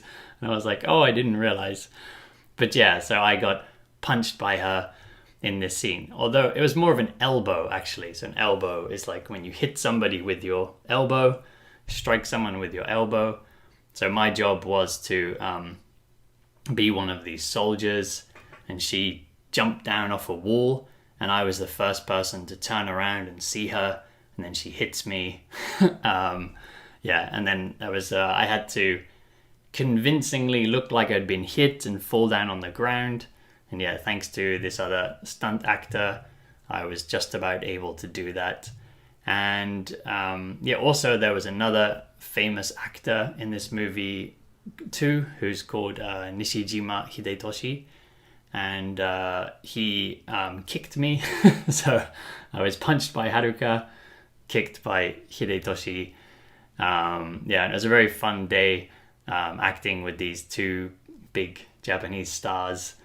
Yeah, and yeah, it's an experience I won't forget. It was very interesting. It was over 3 days, so it was quite a big shoot. This scene went on for quite a while, and this movie is going to come out in April, I think. So yeah, it's a movie. It used to be a TV show, and now it's becoming a movie. The Japanese title is what's it called? Okusan wa atsukai chūi? Okusan wa chūi, atsukai chūi? Something like that. So it means something like be careful of the wife or something. Yeah, and it's coming out. It was a drama, and then they're making a movie version of it. And yeah, it's probably going to come out in April. I think it might have been slowed down a bit by coronavirus. So if anyone's in Japan and you want to see me in a movie for about probably 5 seconds, I don't know how long my scene is going to be. Yeah, that's going to come out in April, and I'll be in that scene. So I'm very excited to go and see that. Yeah, so that should be fun. But yeah, it was a very fun time. Unfortunately, after that, I didn't really get any more acting work in Tokyo. I was looking on Facebook. When I first was looking on this Facebook group, there were some good opportunities that came up. But then after that, there weren't really any opportunities coming up, at least not ones that matched me, that were looking for like a white male about my age. There are a lot of jobs for women that were coming up, but of course I couldn't really do those. But yeah, I would like to do some acting again one day. It's a very fun experience. I wonder if you guys have ever had such an opportunity. Yeah, I really want to do some more, some more extra work. It's very fun. Perhaps one day I'll get a line. So a line is when you get to say something. Because I've never actually said anything in a movie. I've been punched and kicked, and yeah, when I was in Malaysia too doing that movie, I was also punched and kicked and tied up and shot guns and all kinds of things, but I haven't had a line yet. That'd be very fun to actually be able to say something in the movie. So anyway, that was hopefully a bit of a funny story for you guys today. If you're watching the YouTube version, don't forget to comment and like and subscribe. If you'd like to comment something, yeah, perhaps you can tell me about funny experiences you've had, or if you want to do something like acting, yeah, then please let me know. If you're listening to the podcast, please follow and review. All of you tell your friends to come and listen so everybody can listen to some English. If you'd like to support the channel, there's a link in the description of the video and on the description of the podcast. There's a link to my Patreon page and my Buy Me a Coffee page. and you can support the channel. There's also a link to come and take a lesson with me. So anyway, that's it for today, and I'll see you all back here next time. Hello everyone, this is Easy Natural English with Liam, where I speak to you in everyday English about everyday topics so you can get used to English in a natural way that hopefully isn't too boring. So I'm going to speak with no script and no editing, so hopefully my English sounds nice and natural, but I'm going to make it just a bit easier than I usually speak, so hopefully it won't be as difficult as TV shows or movies. But anyway, today I want to talk to you about pubs. If you listened to the last episode, you'll know that I come from a place in the UK. So today I thought I'd talk about a UK tradition or a British tradition, and that is pubs. So you might know about pubs. It's probably, they are probably one of the most famous parts of UK culture. I think lots of people, when they visit the UK, they want to go to a pub. So this word pub, because many countries, they just say bar, but in the UK we call them pubs. So this word pub comes from public house. And that's because in the past, so for more than 2,000 years, British people have been drinking ale, which is a type of beer. So basically, British people have been drinking beer for over 2,000 years. It's a long tradition. And these public houses were a place to drink beer or to drink ale. So it just meant, you had private houses where people lived, and then you had, and you couldn't go inside because it was private, it was someone's family home. And then you had public houses, and that meant that house was open to the public, which meant the, local people or anybody could come into that house. So it basically looked like a house, but anyone could come inside and they would serve beer. And it would be, ale. And it would be ale that they were making themselves at that house. So it was kind of their own special brand. It wasn't quite a brand, but their own special type of ale that they would be making in that house. So it wasn't until, this tradition has been around for a long, long time. Some pubs in the UK even claim, or they say, that they are more than 1,000 years old. Some of them say they are more than 1,500 years old. Like the pub that still exists and is still serving drinks today.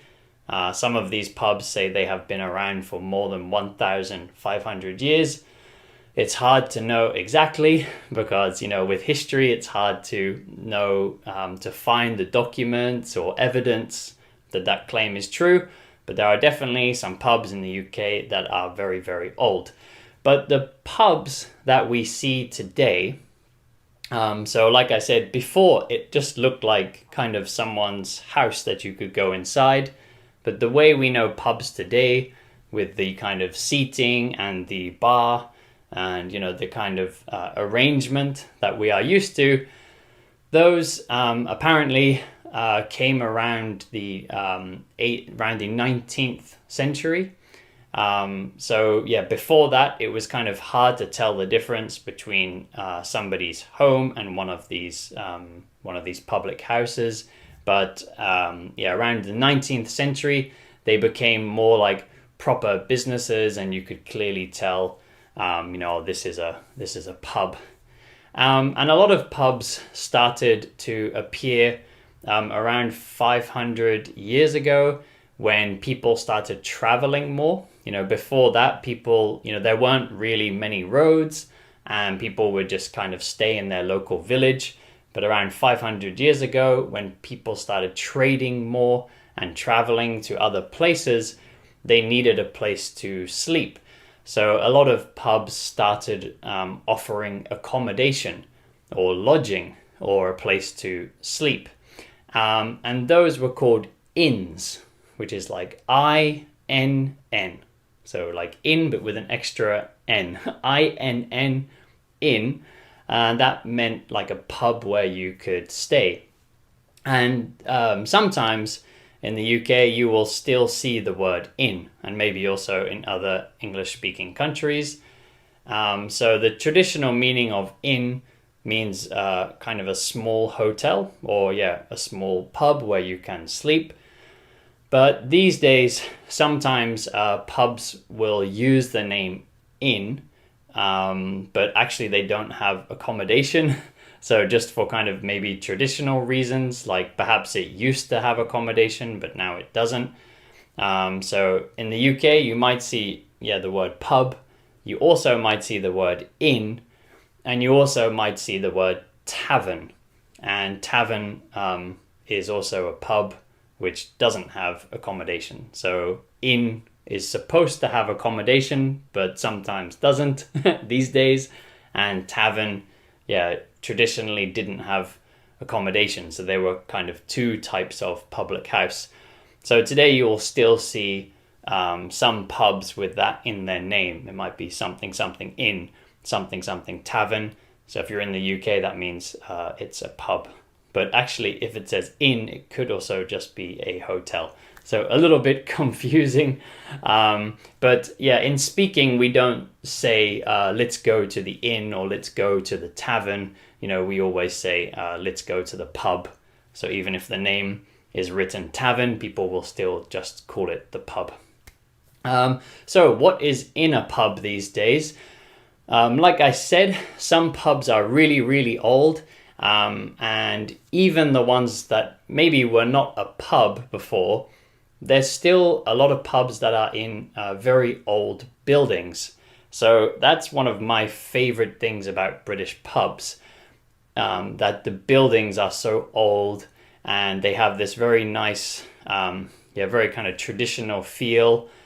And I think that's what is missing in other countries. So when I go to these pubs in other countries, so like, for example, here in Japan, they have a chain, I forgot what it's called now, The Hub. They have this chain called The Hub, and this company calls itself a pub. It says like, this is a British pub. And when I went inside, immediately I felt like, this is not a British pub. This feels nothing like a British pub. And I think one of the things that's hard to copy or replicate overseas is, you don't have the old buildings. Because in the UK these days, we have chain pubs, and they're kind of in maybe more recent, more modern buildings, and they have more of a modern style. But personally, I don't like those ones. I like the more local pub where, it has this old feeling. You go inside and you feel like you've really stepped back in a bit of like British history. Sometimes, they have a nice fireplace, and in the winter, it's very cozy. It's very comfortable. If you go in an old pub and they have an old fireplace, they have like old wooden chairs, old wooden bar, and it really has this old feel and this kind of, old-fashioned style, which I really enjoy. And I think that's kind of hard to copy overseas. So if you do go to the UK and you want to go to a pub, don't go to the chain pubs, because it won't give you this kind of cultural experience that I'm trying to explain to you now. So please look for a nice old local pub. And in pubs these days, as they have done for a long time, they serve beer, they serve cider, and cider is an alcoholic drink made from apples. So it's served in a very similar way to beer, as in you can get it on a tap. You can also get it in a can or in a bottle. It's very popular in many European countries. But like here, where I live in Japan, I almost never see it. I think it would be very hard to find in Japan. And even in Japan, they use the word cider for something different. In Japan, cider is more like a soda. But in the UK, if you get cider, don't give that to your children, because that is a strong alcoholic drink. Similar to beer, but with a kind of apple taste. It's very good. So pubs, they serve beer and cider, and then of course, yeah, those are the very traditional drinks. And then of course these days lots of them serve spirits and wine and any other kind of alcoholic drink.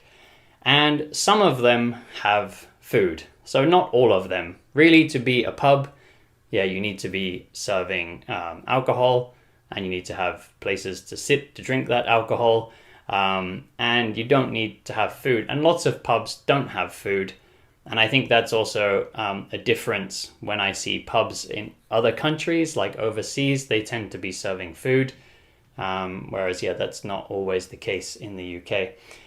And something that's also hard to see overseas is the kind of games that we play in pubs in the UK.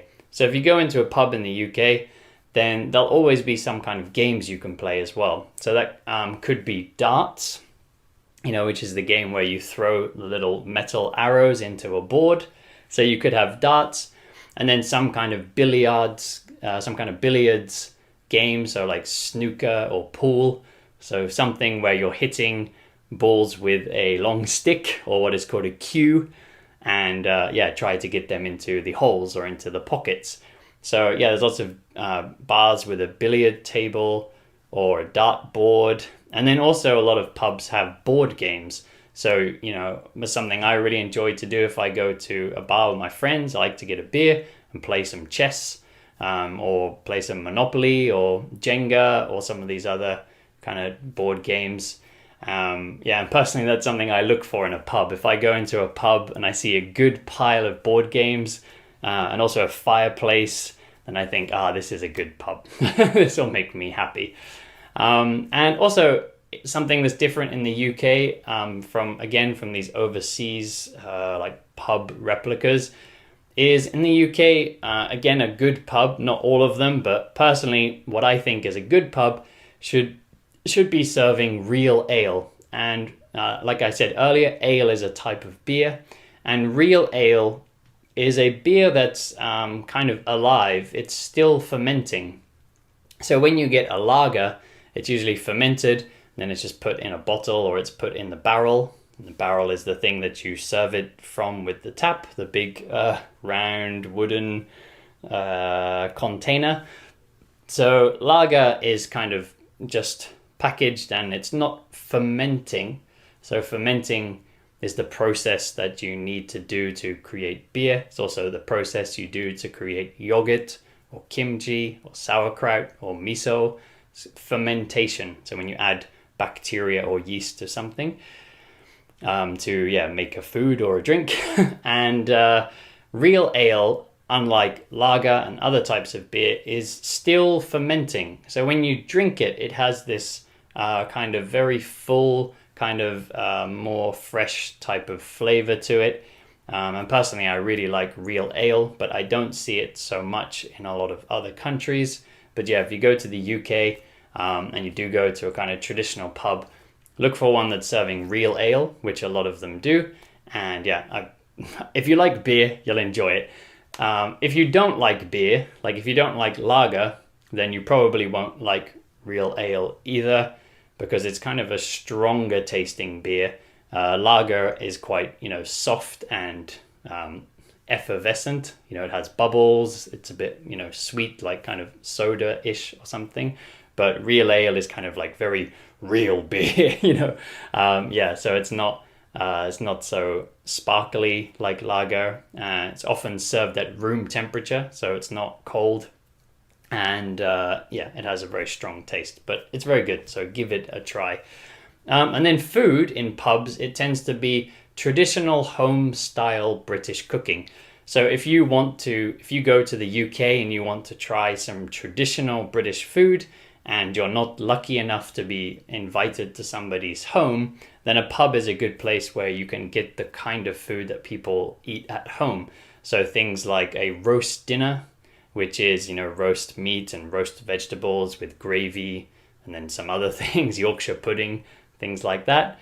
And then shepherd's pie. Shepherd's pie is not a pie, It's called a pie. You can look for images to save me explaining it. And there are types of pies, all these kind of traditional food, sausages and stuff like that. So you can get this kind of more traditional home style cooking in pubs that serve food, but not all of them do. So anyway, I'll wrap it up here. That's about all for today. So if you do get the chance when this pandemic ends, please go to the UK and visit a traditional pub. It's a very nice experience. So thank you all very much for listening today. Don't forget to subscribe, like and comment on YouTube. If you're listening to the podcast, please follow and review. Everybody share with your friends, and I will see you all back here next time. Hello everyone, this is Easy Natural English with Liam. So as usual, I'll be speaking to you in natural English. That's a bit easier so you can get used to English in a natural way. And today I want to talk to you a bit about buying fruits and vegetables. Just because today I went to a local grocery store or a local greengrocers. So a shop that sells produce, and produce usually means fresh food. And in this case, I mean vegetables and fruits. So today I went to this store. It's not quite I wouldn't quite say it's a supermarket. It's kind of just a local store or a local shop. And I was very excited because, that's me. I get excited about things like fruits and vegetables.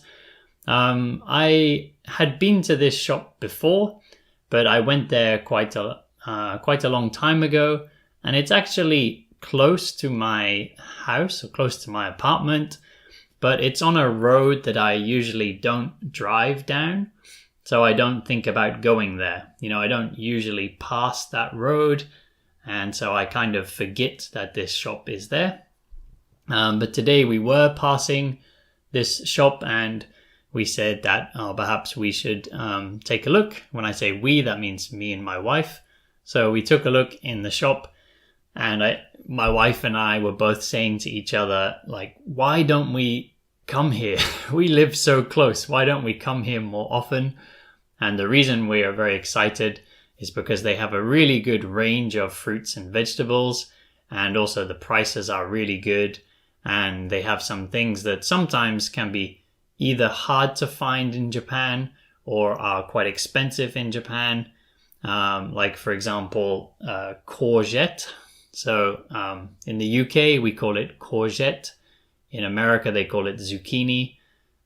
It's a long vegetable. It's a type of gourd, and it's used in things like pasta or ratatouille or lots of delicious nice vegetable-based foods. But normally courgette or zucchini, like when I was living in Tokyo and I wanted to buy this vegetable, it's very expensive.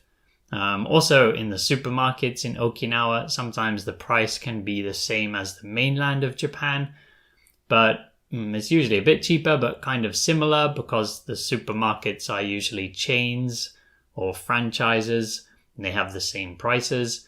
But when you go to these local stores, they usually have local Okinawan vegetables, things that are grown here. So it's usually cheaper. And of course, if it's grown here, that's good because it supports the local economy. It's also better for the environment because if you're buying vegetables from far away, of course, it takes a lot of energy to deliver them to you. There's lots of emissions from the trucks or even the boats or the airplanes if it comes from another country. So it's good to buy local vegetables, and they're usually cheaper, and they're actually usually more delicious as well. Actually, recently I've been listening to a podcast by Japanese farmers, and they were a guest on someone else's podcast, on a newspaper podcast in Japan, and the host asked the farmer which vegetables are the most delicious, and he said the cheapest ones, because the cheapest ones are usually the ones in season. In season, means that is the period of the year when they are growing abundantly or when they are growing a lot. And those ones are usually going to be the more delicious ones.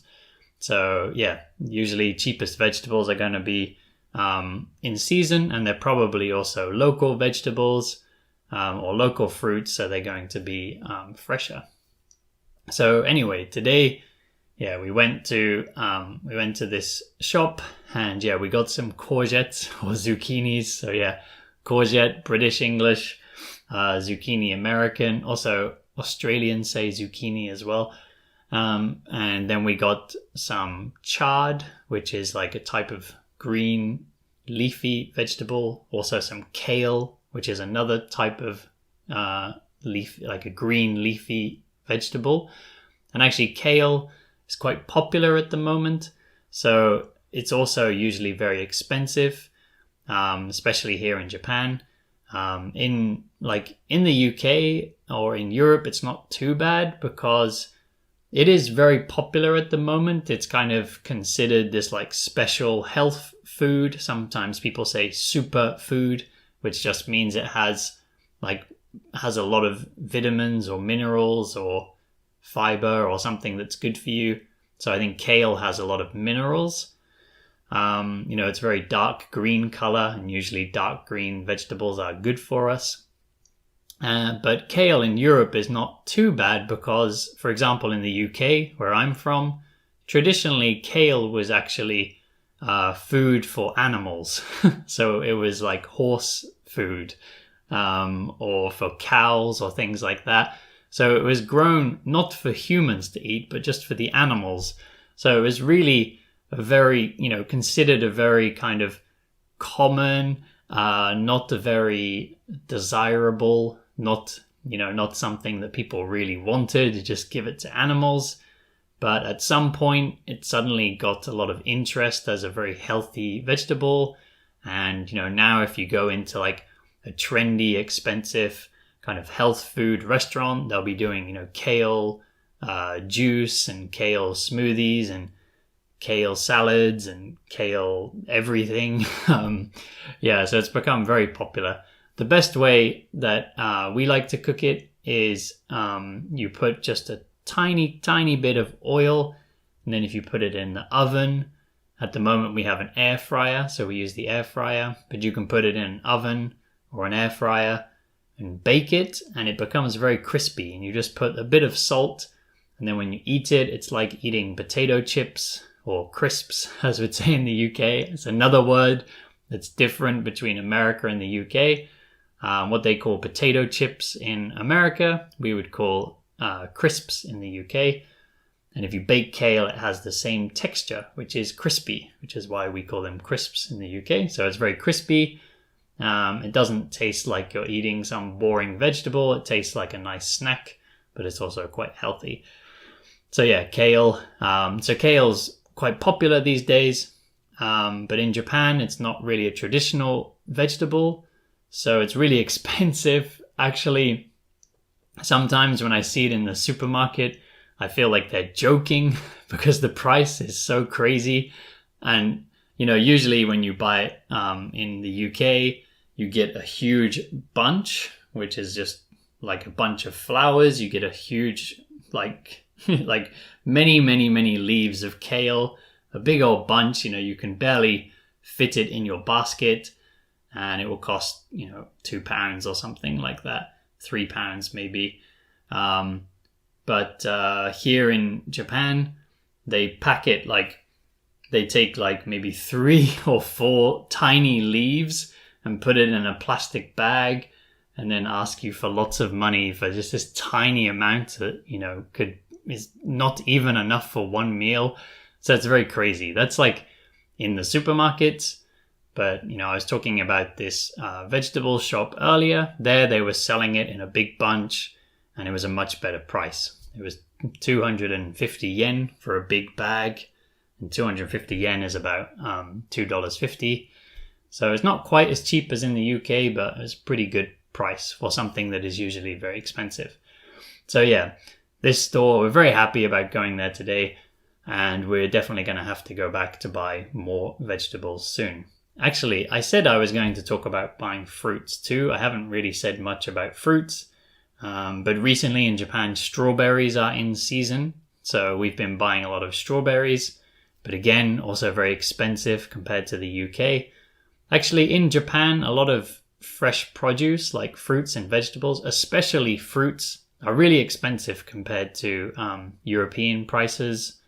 Like in the UK, when it's the season for strawberries, you can buy 2 big punnets. So punnets are like the tubs that they put things like strawberries and grapes and blueberries in.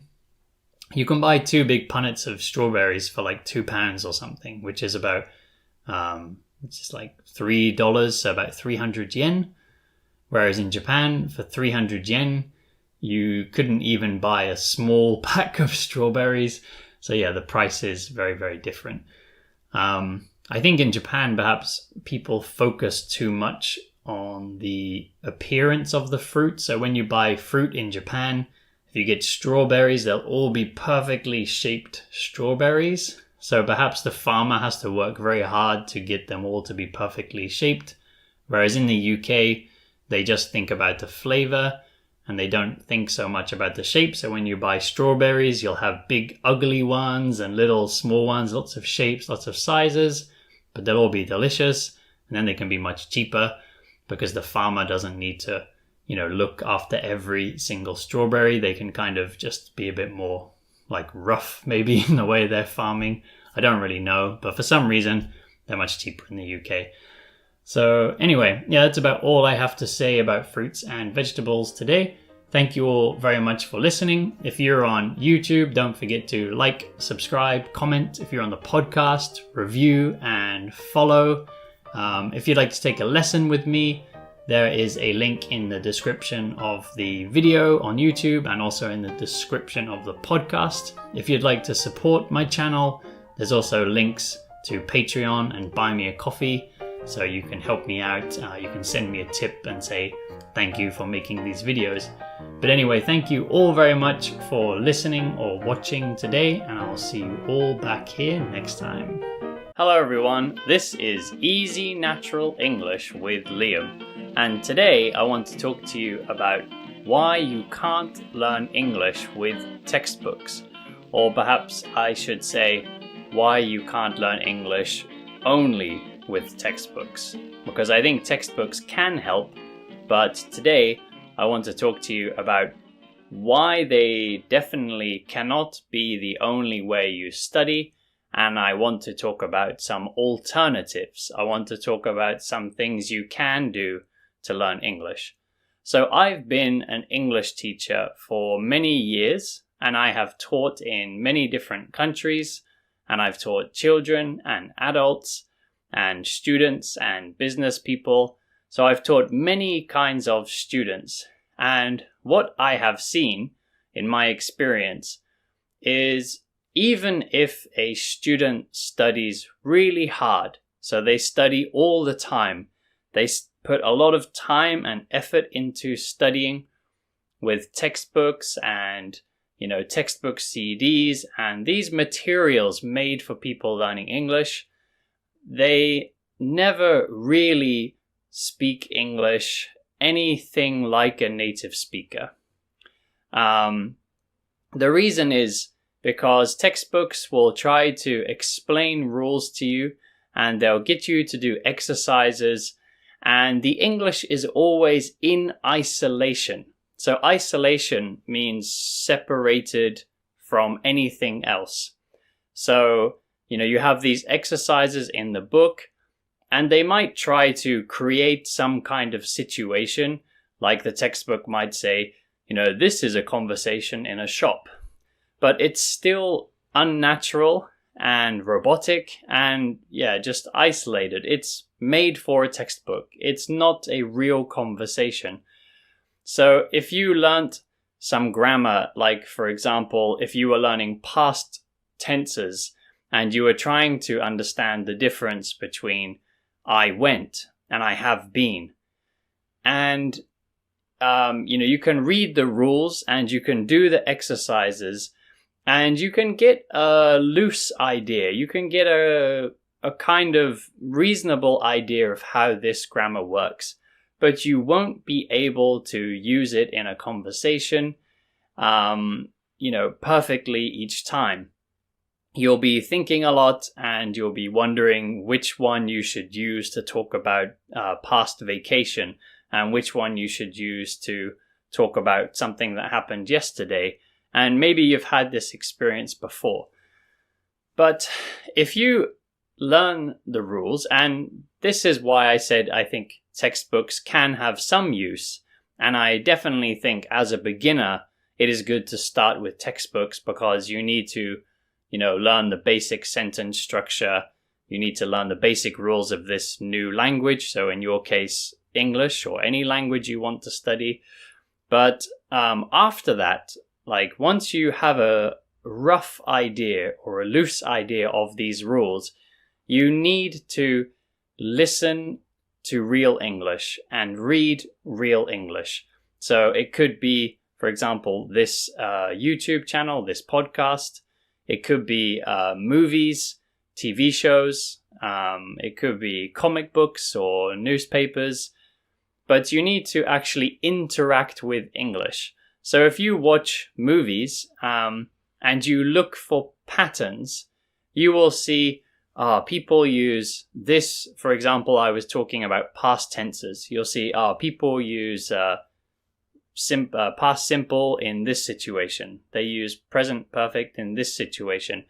And by watching TV shows unconsciously, so without thinking, your brain is seeing many examples which a textbook cannot provide for you. A textbook will give you maybe a maximum of 10 examples for a piece of grammar, but a movie or a YouTube channel or the radio or even a song, without thinking, they're not trying to teach you English, they're just speaking English. They're going to give you hundreds and thousands of examples of that grammar actually in use, the real way that people use it, and at the same time you'll be learning the correct pronunciation, the different situations that people use that grammar or that vocabulary, and you're going to actually get a feeling for the language. So then when you go to speak English, you won't be thinking of the rules, you'll just have a feeling for which one is correct, because you'll be hearing people, or like I said, perhaps reading the grammar that people are using for that kind of situation. And like I said, I know this is true because I've been teaching for a long time. And whenever I meet a student who has great pronunciation, natural sounding English, using the right vocabulary at the right time, it's always the students that tell me, and I almost know it before I ask them. I say, how do you study English? Or how did you study English before today? And they always say, I watched movies, I watched TV shows, I listened to the radio, I listened to English music, I read comics, or I read books. It's always the students that really interacted with English. Because if we're always using a textbook, we're just learning about English. We're not really learning English. It's kind of similar to if you wanted to learn basketball and you read many books about basketball. You would understand how basketball works, but you wouldn't be able to play basketball if you don't actually touch the ball. And that's the same with English. You really need to listen to English and read English and speak English, and you really need to be using it because that's how you learn your own language, and you can do that with a new language. So, like I said, I do think textbooks can be useful just to check a rule sometimes, and it's good to know the rules for the moment when you're not sure and you think, which one? Okay. But most of the time you should be trying to learn to speak with just a feeling for the language. And even if you want to take an exam, and you want to study for an exam, this still helps. A student that I've taught in the past who completely passed the exam very easily was actually, in the traditional sense, was a bad student. He hated studying the textbook. He didn't do his homework. He didn't do the exercises, but what he did was he just watched YouTube videos in English. He liked playing. So this was a Spanish student of mine. He liked playing guitar and he liked playing video games. So he just watched a lot of YouTube videos in English about video games and about guitars. And his English was so natural when he spoke. His pronunciation was very good. And when he took the Cambridge C1 exam, which is a very difficult exam, he passed it easily. And in the lesson, when I asked him about the questions and he got, I'd ask him a grammar question, it was in the book, and he'd get it right. And I'd say, how do you know that's the right answer? And he'd just say, I don't know, it just sounds right. You see, so he had got that feeling for the grammar. He wasn't thinking about rules, which meant he could speak very quickly and very naturally. So yeah, it's very, very important to interact with English, to really interact with English, and it will be much more fun. I study Japanese this way, and if I try to sit down with a Japanese textbook, I can do it for about 30 minutes, and I get tired and bored, and I'm not concentrating, and then I just want to do something else. But if I watch Japanese movies or TV shows or read comics or read books, then I can do that for hours and hours and hours. And often I do. I can spend 9 hours in one day sometimes studying Japanese because it's not really study. I'm just having fun. I'm watching movies, reading books, reading the newspaper, just doing things that I would usually do in English, but I just do them in Japanese. Recently, I've even been playing video games in Japanese, and that's been very fun. So yeah, just find something that you like to do it in English, and unconsciously, without thinking, you're going to get used to English, and you're going to be able to speak English much better than if you were just using textbooks. So occasionally it is good to look things up. So if there is a piece of grammar or there is some vocabulary that you keep hearing or you keep reading, then put down the movie or stop the movie for a moment and just check online or check a textbook and just check that grammar rule. Just have a rough idea of that rule. So you're like, oh, okay, this kind of situation. And then go back to your movie and look for more examples of that grammar. Yeah, so I do think reading textbooks or reading grammar explanations or asking a teacher can be very useful to give you a good rough idea, but then you need to look for examples and you need to just keep interacting with English, really using English. And of course, you can come and ask me any grammar questions that you want as well. If you don't know, I teach on italki. There's always a link for that in the YouTube videos and in the description of the podcast. So you can come and take a lesson with me. And yeah, if you do have any little grammar questions, I can help you. But then we can have a conversation and we can really use the grammar. And that's when you actually are really learning. So I can explain it to you and then we can have a conversation that uses that type of grammar or that type of vocabulary. And that's when you really get comfortable using it and you'll be able to speak much more confidently and much more smoothly.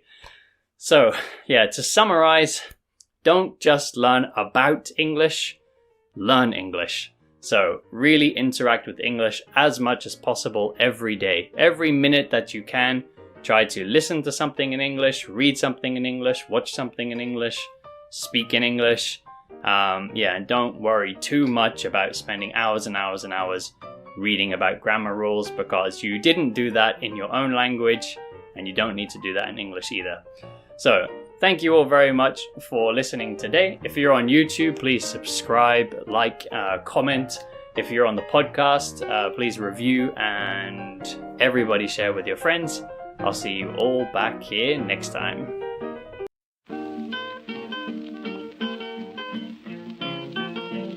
Hello everyone, this is Easy Natural English with Liam.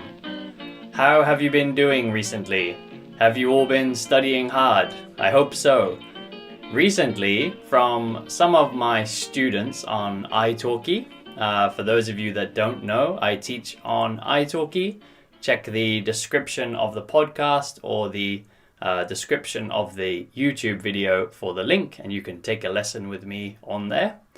So some of my students on italki and some of the people in the comments on YouTube told me they listen to this podcast when they're cooking and cleaning, walking, doing other activities. They listen to the podcast or the YouTube version of this, and I'm so happy to hear that, because for those of you who have been listening for a while, you'll know that I always say just listening.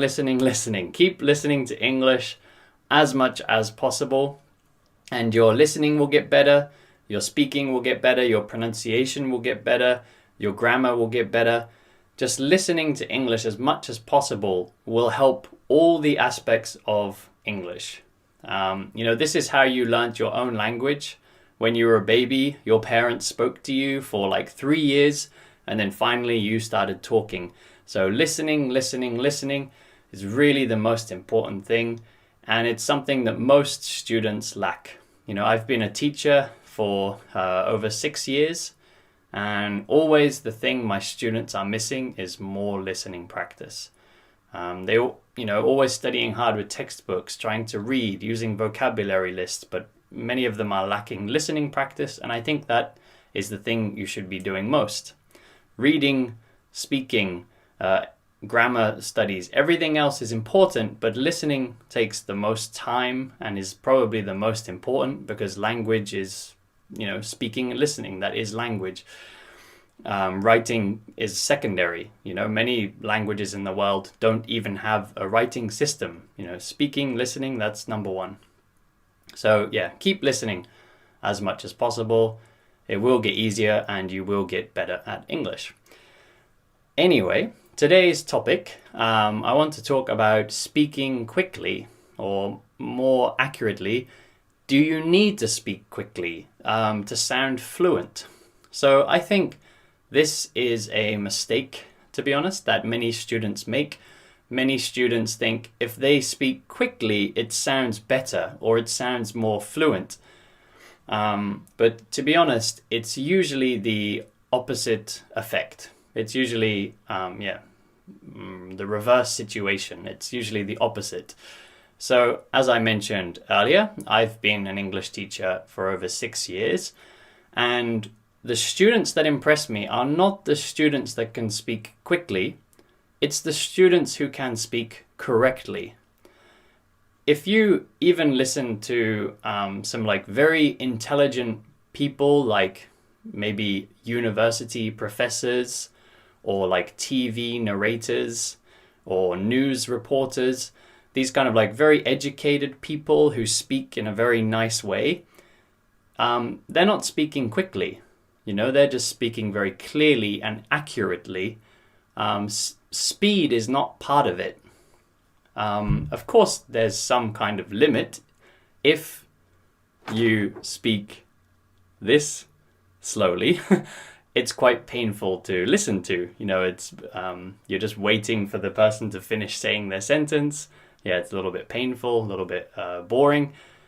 But if you speak at this kind of speed that I am speaking now, this is not too slow. You see, this is slower than I was speaking before, but it's not painful to listen to. And if you are learning English, then that's probably a good speed to speak at, because it gives you some time to think and you can speak more correctly. And it also gives you a bit of time to focus on your pronunciation as well. To be honest, this is something that I too am guilty of when I take Japanese lessons. So yeah, I teach on italki, and I actually take lessons on italki too. I take Japanese lessons on there, and yeah, I know that I speak too quickly sometimes. I get excited and I speak quickly, and then I realize that I'm actually making more mistakes. Or I speak quickly and then I kind of forget the sentence structure. I sort of start a sentence maybe in the wrong way because I'm kind of speaking quickly, and then I realize, now I need to start this sentence again. Whereas, yeah, if I'd have just taken a moment to slow down and speak clearly and more correctly, I could have started that sentence the right way, and then it would be easier for me to finish the sentence. Yeah, this is really something I see often as a teacher. I see many students who and I understand, they're excited and they want to say a lot, and maybe they think that it sounds better if they speak quickly, but they start a sentence like blah, blah, blah, blah, and then they get stuck. So they go blah, blah, blah, I don't know what to say. Yeah. So don't worry about speed. You don't need to speak quickly. That is the point I want to make here. Don't worry about speaking quickly. That won't it won't make you sound more fluent, because if you speak quickly and your speech is filled with mistakes and your pronunciation is not good, and the sentence is just strange, that doesn't sound more fluent. So yeah, over the years as a teacher, and actually if I sort of remember, most of the students who have impressed me most, they didn't speak that quickly at all. They spoke at a normal kind of speed, perhaps like this, but their English was very accurate and correct and natural sounding. And that's really what's impressive, is just, being correct, being natural, having good pronunciation. And speed is not a factor, and it won't help you. It will just make things more difficult. So don't worry about it. I think often, this is also a misunderstanding when you hear other people's English. So, sometimes I've heard people learning English from, a country that isn't an English-speaking country, and they say, "Oh, my friend is really good at English." And then I hear their friend speaking English, and their friend is very quick at speaking English, but they are not very good. But yeah, if your level is a lower level yourself, maybe you can't hear that your friend is making a lot of mistakes, actually. But for a native English speaker, of course, we can hear this person is making many mistakes when they're speaking. And yeah, it's kind of more difficult to listen to than someone who would just speak very slowly but correctly, because if someone speaks slowly but correctly, then I can understand what they want to say faster. So it's actually quicker to be understood. It's quicker to share your message. Speaking quickly, using too many words and just confusing the listener, in the end, is actually a slower way to communicate. Actually, this is, in English, maybe in your language you have the same story, but in English we often talk about the tortoise and the hare. The tortoise is like the turtle that lives on land. So turtle lives in the sea, tortoise walks on the land. It's a very slow animal with the shell. And then you have the hare. The hare is similar to a rabbit.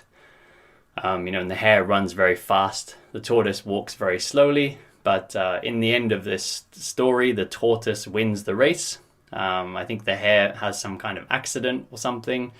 I don't remember exactly. The tortoise walks slowly and the tortoise actually wins the race. Just slow and steady. So yeah, be like the tortoise. Just be slow and steady. And yeah, your English will improve and you'll be speaking nicely and clearly. That's the important thing. So that's my message for today. Thank you all very much for listening. Those of you listening to the podcast, please review. Those on YouTube, please like, subscribe, and share. Anyone who wants to really help to support this podcast, please check out my Patreon page. The link for that is in the description of the podcast and on the YouTube. So Patreon is a place where you can send a little donation to help me help me buy kind of equipment like this for recording and things. At the moment, there's a few people on there, and I just want to say thank you again for those people. Really support me, really helps me out, and also gives me lots of motivation to make more content. But thank you to anybody who's listening, and I will see you all back here next time. Hello everyone, and welcome back to Easy Natural English with Liam. Today, I want to talk to you about which countries are bad at English or which countries are good at English or at learning English. Actually, this is a question I get asked a lot by my students, which is why I wanted to talk about that today. So I teach English online now, which means I teach students from many different countries. And people always say to me, Liam, in my country or the people from my country, we are bad at English. We have a bad system for learning English, and we don't learn English very well. And I hear this from people in almost every country. I think most people think that their country or people from their country are the worst at English. But I don't think there's a particular pattern. I think what really makes a difference is the type of student, not your nationality, not the country you come from, but the way that you study. So in today's video, I'm going to talk a bit about some differences between different countries, and then I'm going to talk about what makes a good student. So from my experience of teaching English, I'm going to tell you what all my best students did. But first, I want to talk about some differences between countries. So there are some individual or particular problems that each country has, and it will depend on what your native language is. So for me to understand my students' mistakes, it helps if I can speak their language. And I speak French at a pretty fluent level, and I'm getting there with Japanese. I've been studying Japanese for a long time. So when French students or Japanese students make mistakes, I can understand why, because I understand their language a bit. So that's what really affects your English, is like the way you express things in your mother language, your mother tongue, or your first language, or the grammar that you use in your language, or the kind of expressions you use in your language. So for example, when I speak to a Japanese student and they make a particular mistake, I think, that's how you say it in Japanese, but that's not how we say it in English. And I can do that a little bit with Spanish students too. I know a bit of Spanish, so I see the same thing with people who speak Spanish. I think, that's how you say it in Spanish. So it's really normal that our own language will affect the language we're trying to learn. Just the same with English speakers trying to learn other languages. We try to say things the same way that we say in English. So that's gonna have an effect on the language you're learning. So then, people whose languages are closer related are always going to have a bit of an advantage. So I told you I study French and Japanese. Well, these days I'm mostly just studying Japanese. But I realized that studying Japanese for me as an English speaker is going to take much more time than studying French, because French is also a language that comes from Latin. English has a very big Latin influence. A lot of our vocabulary is very similar. Our grammar structure is very different in a lot of ways, but compared to Japanese and English, it's much closer together. So the time it took me to become comfortable in French was much shorter. To be honest, I was a bit of a lazy student when I studied French. I would study very hard, then I would stop studying, and then I would start again, and I would stop. I kept going in and out of studying French, and it was only a small amount of time I spent before I became quite comfortable speaking and understanding French. But Japanese, I'm studying every day, all the time, and I can understand most things that I watch or listen to now, but still when I speak, it's very hard for me to speak. And I think that is because just the way we express things in English and the order of our the order of our thoughts in English compared to Japanese is very different. So if your languages are far apart, you do need to work a bit harder and a bit longer, but I think you can still get there in the end, So I've been talking about French and Japanese, and I have met Japanese English learners who are much better at English than some French learners that I've met. So the big difference is not exactly, so it can help you to have a language that's closer to English, but it doesn't mean it's impossible if your language isn't close to English. And I think sometimes people use that as an excuse. I hear a lot of English speakers who try to learn Japanese for a little bit and then they give up and they say, Japanese is too difficult. They have too many characters, their writing is too crazy or their language is too different, and they just give up.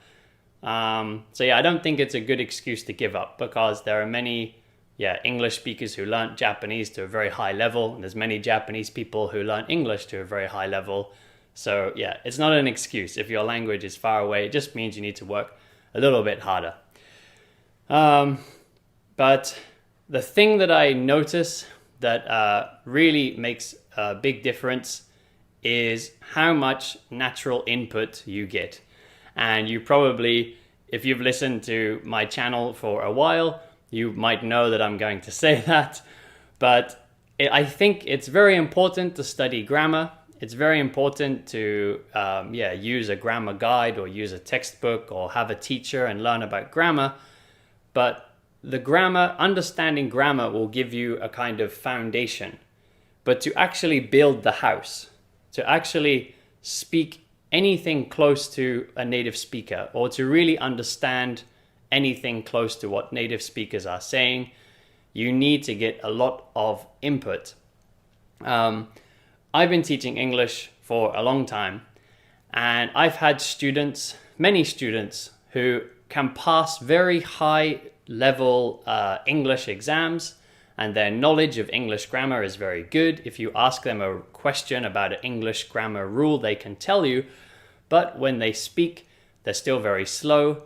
They make mistakes. They have a lot of trouble understanding real English.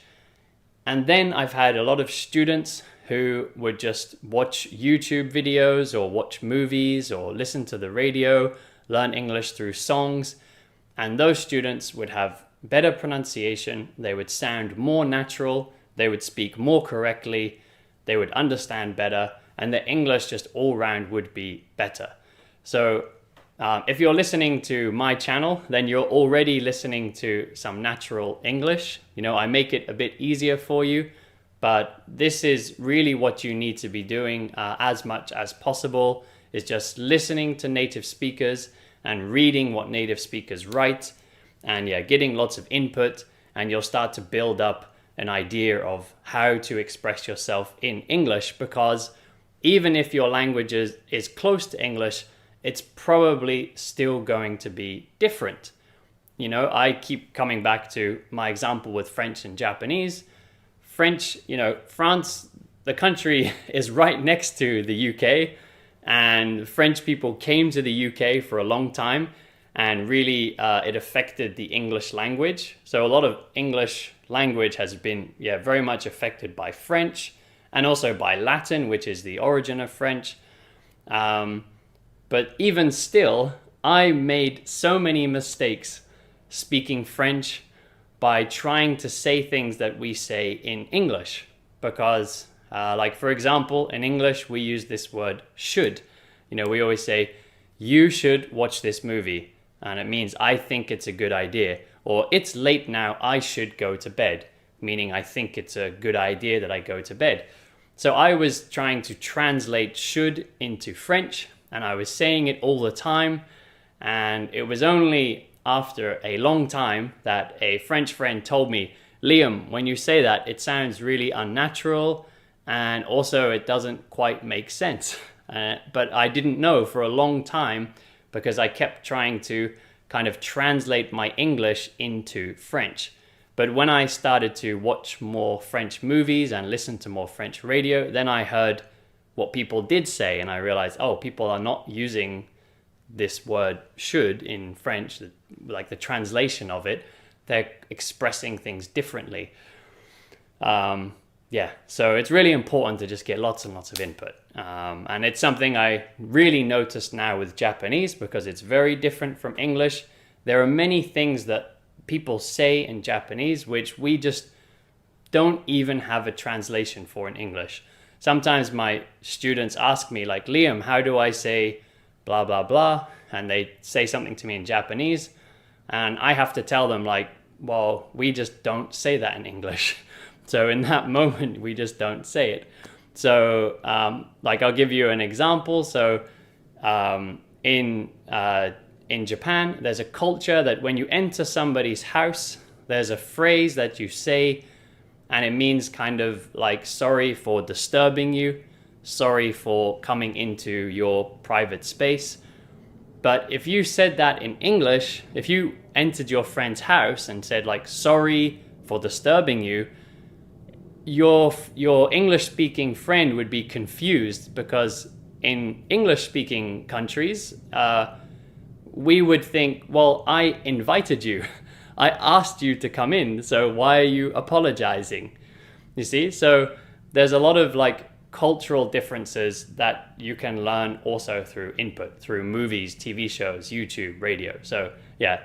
You probably guessed I was going to say this because you know I'm a big fan of input, but really natural input is what's going to make a big difference with you learning English, and it's going to improve your pronunciation too, which is also, something that can depend on the country. For example, people in France have trouble pronouncing the R, the letter R in English, because their R sounds like R. So then when they speak English, they have trouble pronouncing that. People in Japan, they have a very different phonetic system. So when they pronounce English, they tend to add extra vowel sounds at the end of words. People in Spanish also have trouble with English R and English vowel sounds. So every country has trouble with pronunciation, but your pronunciation will get better if you do more listening, because you will really get used to the sound of English. Your brain will start to be able to hear the difference between those similar sounding noises, and you'll be able to create them too. So to summarize, I don't think any particular country is bad at English. You can go online and you can look at statistics, and you'll see that countries like Norway or Sweden or Holland, like Netherlands, are very good at English. But I think it's just because they're studying English at school from a much younger age. So it's really just about how much time you spend and how good your studying method is. That's really what's going to make the difference. So if you're from a country and you're thinking, oh, I can't learn English because I'm from blah, blah, blah, that's not true. I'm sure there are people in your country who have a very high level of English, and you can do it too. You just have to keep studying hard, spend a lot of time, get a lot of practice, and you will get there. So if you want to practice your speaking, then come and talk to me on italki. So like I mentioned earlier, I teach online. So whatever country you live in, you can take a lesson with me online, and I can help you with any of these small grammar problems or pronunciation problems you have. You can have a good chat and we can get to know each other. Anyway, thank you all very much for listening today. Don't forget to like, subscribe, and comment on the YouTube channel. Don't forget to follow and review the podcast, and I will see you all back here next time. Hello everyone, this is Easy Natural English with Liam, which means for the next 10 minutes or so, you'll be listening to some natural English with no script and no editing, so you can get used to the sound of natural English, but just a little bit easier than what you would hear in movies or TV shows. And today's topic, I'm going to talk about culture shock. So this is a word that you've probably heard before, especially if you're someone who likes to travel, or if you have lived in another country before, which probably a lot of my listeners are, because usually, people who are studying another language. So if you're listening to this, you must be studying English. So you must be interested in either traveling or living overseas, or dealing with people who are coming from overseas to your country. So, some way or another, you must be interacting with foreign people. So people who are not, from your country. So, what is culture shock? So, culture shock is when, you go to, maybe you go to a new country, or maybe somebody comes to your country. So it's when two different cultures come together and maybe clash. Maybe they have some problem, or maybe just some surprise, or some shock. So this is something people ask me about a lot, because I've lived in 9 countries and I've traveled to about 30 countries. So people often ask me, like, what was your biggest culture shock? But to be honest, I don't really ever feel like, there's never a moment when I think, this is culture shock. Maybe there's been some moments when I think, that's different, or I didn't expect that. But I've never really felt like, what should I do in this situation? What do I do? I've never really felt that kind of anything strong enough that I thought this is culture shock. And I don't know if that's because I'm like a flexible person, or if because some people are just exaggerating. Exaggerate is when you make a story sound bigger than it really is. But I'm from the UK, and I've lived in Vietnam, and now I live in Japan. I've lived in Australia, New Zealand, France, Holland, Portugal, Spain. Did I say all of them? I think that was all of them. And of course my own country, the UK. But I've never felt such a big difference in those countries. I think maybe the country that I felt like I didn't belong was maybe Spain. And I know lots of people here in Japan, where I live now. I think sometimes people think Europe is all very similar. But actually, I feel more comfortable in Japan than I felt in Spain. And Spain is a really great country, and there's lots of great things about Spain. Very friendly people, beautiful, countryside, nice weather, great food, interesting culture. But sort of the way like customer service is in Spain is very relaxed compared to what I'm used to as a British person. And here in Japan, customer service is very they take it very seriously. When you walk into a shop, you always get a welcome, and they always check everything is okay. And the customer service in Japan is, I think it's famous. I think anyone who's come to Japan knows that customer service is very good here. And in the UK, it's usually pretty good. And in Spain, I think it's just a difference in culture. I think for Spanish people, it's okay in Spain. Maybe they don't see a problem with it. But yes, often I would walk into a restaurant or something and try to get someone's attention, and they wouldn't even, say like, one moment please, or anything. They would just sort of walk by, and I just had to wait for them. And, it was a very direct way of dealing with each other. The way people speak for me is a little bit direct. As a British person, like I said, I don't want to say that it's wrong or that it's bad. It's just a different culture. I know, obviously, for Spanish people, that's okay. But that's probably one of the countries where I felt the biggest difference. But I wouldn't quite call it like culture shock. I never really was, sort of feeling, I don't know. Is culture shock that big usually? I'm not sure. Maybe that's enough to be culture shock. But I feel like the word shock is quite strong. Usually I would use the word shock, like if someone, if my brother told me he's having a baby, if my brother is pregnant, I would be shocked, because, usually men don't have babies. So then I would be shocked. But, just having a little difference in customer service, I wouldn't really call that a shock. I'm not sure. Perhaps, people use this word differently than I do. Culture shock. And then food, people, I think, expect some kind of culture shock with food. But I've honestly, I just like food. I like all food from different places. And I've never tried anything that I thought was like disgusting. I've never eaten a food and thought, "Bleh, this is gross, this is disgusting." I've never felt that way. I've eaten things that I thought, it's okay. Maybe, I wouldn't choose to eat it. Maybe, I wouldn't make the choice and I wouldn't order it, but it's okay. Yeah. I've never eaten anything that I thought was like, wow, how do people eat this? I've never felt that way.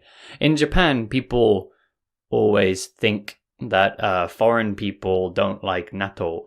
Yeah, so people here in Japan, it's one of the first questions you get asked as a foreign person in Japan. People ask you, "What's your name?" "Liam." "Can you eat natto?" It's always the first question. So natto, if you don't know, is fermented soybeans.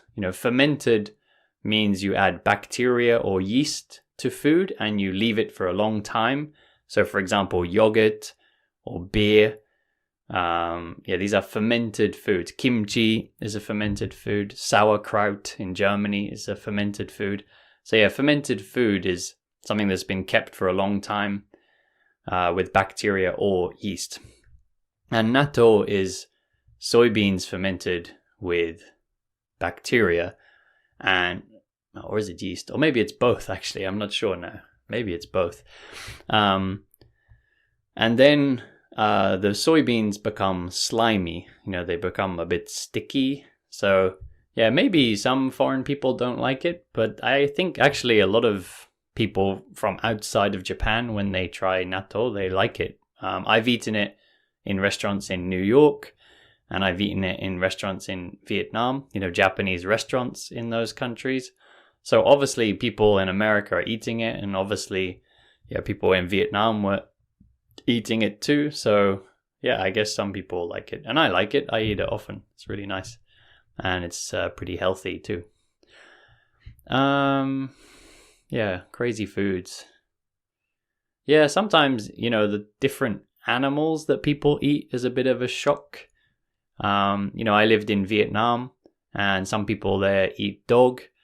So sometimes, and I live next to like a dog restaurant. So sometimes my friends would come to my house and see like the dog meat hanging and be like, "Oh my God, it's a dog," But we eat pigs, cows, chickens, sheep, fish, many animals. I know dog is usually a pet, so it's seen a bit differently, but, if you think eating dog is strange, then maybe you shouldn't eat any animals. Maybe eating all animals is strange. Who knows? It's just, different culture, I guess. What's normal for you might not be normal for somebody else. That's important to remember with culture. If you grow up in a country that does something, then it won't be strange to you. That's culture. So I think, and if you have that attitude, if you remember that, oh, this must be normal here, then I guess you don't get culture shock. And maybe that's why I don't really feel culture shock, because I know everybody's different. Even within one country, everybody is different. So, everybody in the UK is different. Everyone in Japan is different. Not from each country, I mean from each other. Everybody's unique, everybody's different. So just accept people try not to get shocked by their culture if it's different from yours. Yeah, let's enjoy the differences. Let's just enjoy the differences. Anyway, today I'll wrap it up here. Thank you all for listening today. Please like and subscribe if you're on YouTube, review if you're on the podcast, share with your friends, and I will see you all back here next time. Hello everyone, and welcome back to Easy Natural English with Liam. Today, as usual, I'll be speaking to you in English that is a bit easier than movies and TV shows, but hopefully a bit more interesting and not so robotic like textbooks. If you'd like to hear more of this kind of thing, then don't forget to subscribe to the YouTube channel and follow the podcast so you can get lots of natural English listening into your day. Today, I'd like to talk to you a bit about moving house or moving home, because for those of you who have been listening for a while, you'll know that my wife and I, Cassie, we moved from Tokyo to Okinawa. That's in Japan, if anyone doesn't know where Tokyo and Okinawa is. So we were living in Tokyo, and then we moved down here to Okinawa because that's where Cassie is from. And we were living with her mum, living with her mother for a while, which was very nice of her to let us live here. And, it was very nice, and we were cooking together and eating together, and it's been really nice. But, living together can be a bit difficult when, perhaps one person wants to sleep and another person wants to make noise, or just trying to be careful about making noises and leaving a mess or things like that can be a bother or inconvenience to the other person. Cassie and I decided to move out and get our own place. So we've been looking for a while to find an apartment here, or at least close to here. And luckily, it's much cheaper than Tokyo. So if you haven't been to Japan before, then you might not know that Japan has a certain system for explaining apartments. So if you are one of my Japanese listeners, then you will understand immediately. But in other countries, usually we don't use this system. But in Japan, they will put a number on apartments to say what kind of apartment it is. So in Tokyo, we lived in something called a 1K. So that's the number 1 and the letter K. And that means there's one room and one kitchen. And then, of course, a bathroom, a toilet, but that doesn't need to be said. That's kind of obvious. But something called a 1K means one room and one kitchen. So that one room was our bedroom and our living room sort of combined. And then, so it's kind of like a studio apartment. And that was, our rent was not too bad. It was quite reasonable.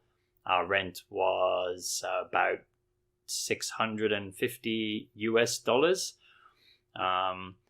So for the same price here in Okinawa, we found a 3 LDK. So that means like 3 rooms plus a living room, plus a dining room, plus a kitchen. So that's much bigger than what we had in Tokyo for the same price. As you can imagine, we were quite happy to find that. And we were accepted, which we were also very happy about, because if you're not a foreign person living in Japan, then you might not know, but it's very hard for foreign people to get apartments in Japan. When I first came to Japan looking for an apartment, I was a bit shocked about this.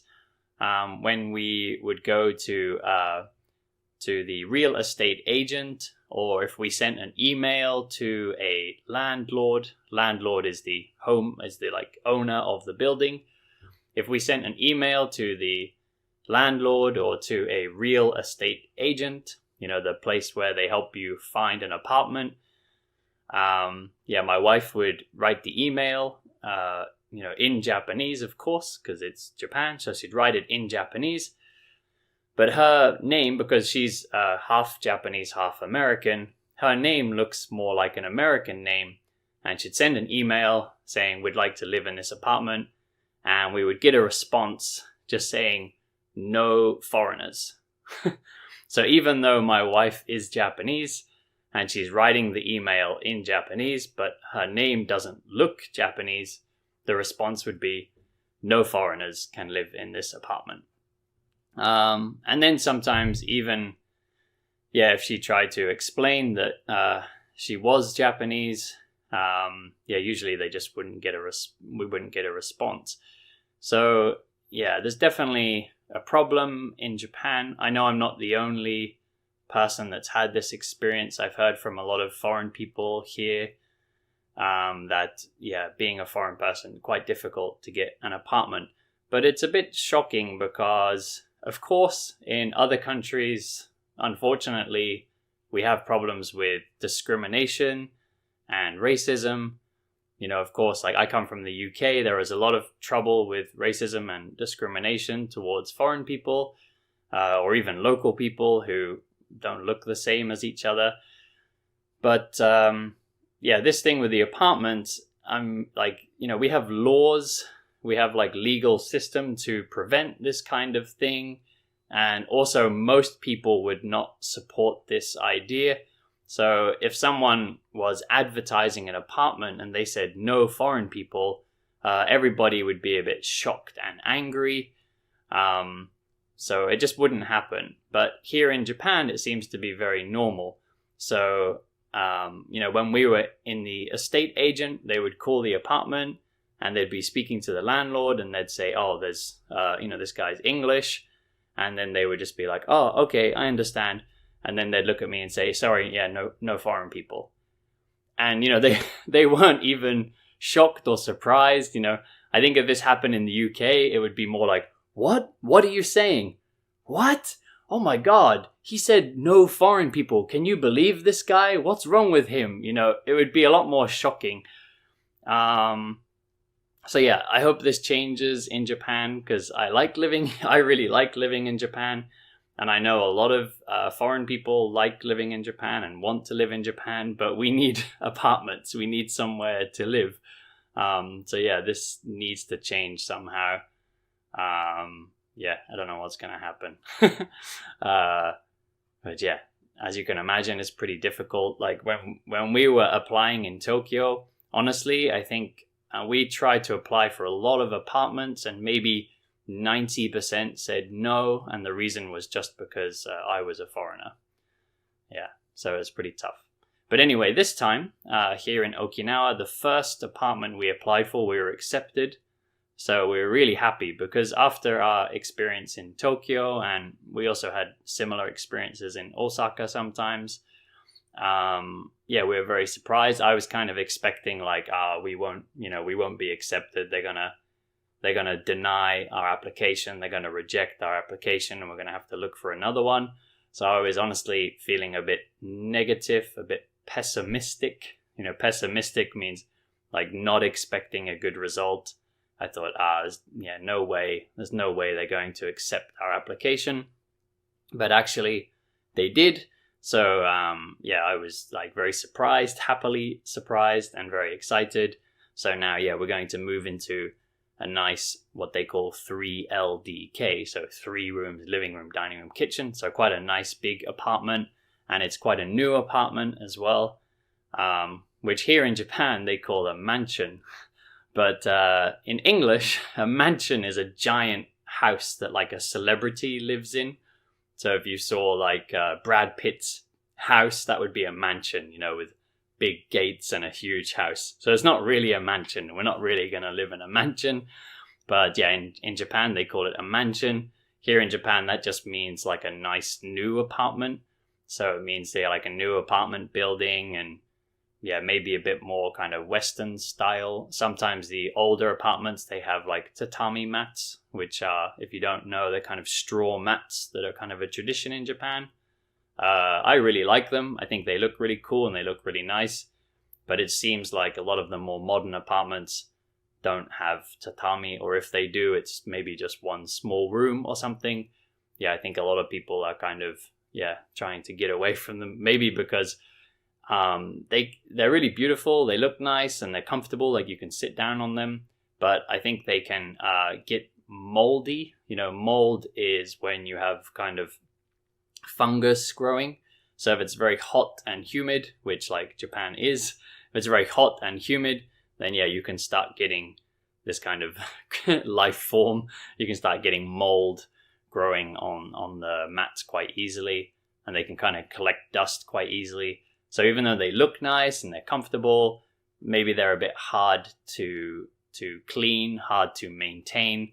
So maybe these days a lot of people just enjoy them when they go to like a traditional hotel, but maybe they don't want to have them at home because they're a bit hard to maintain.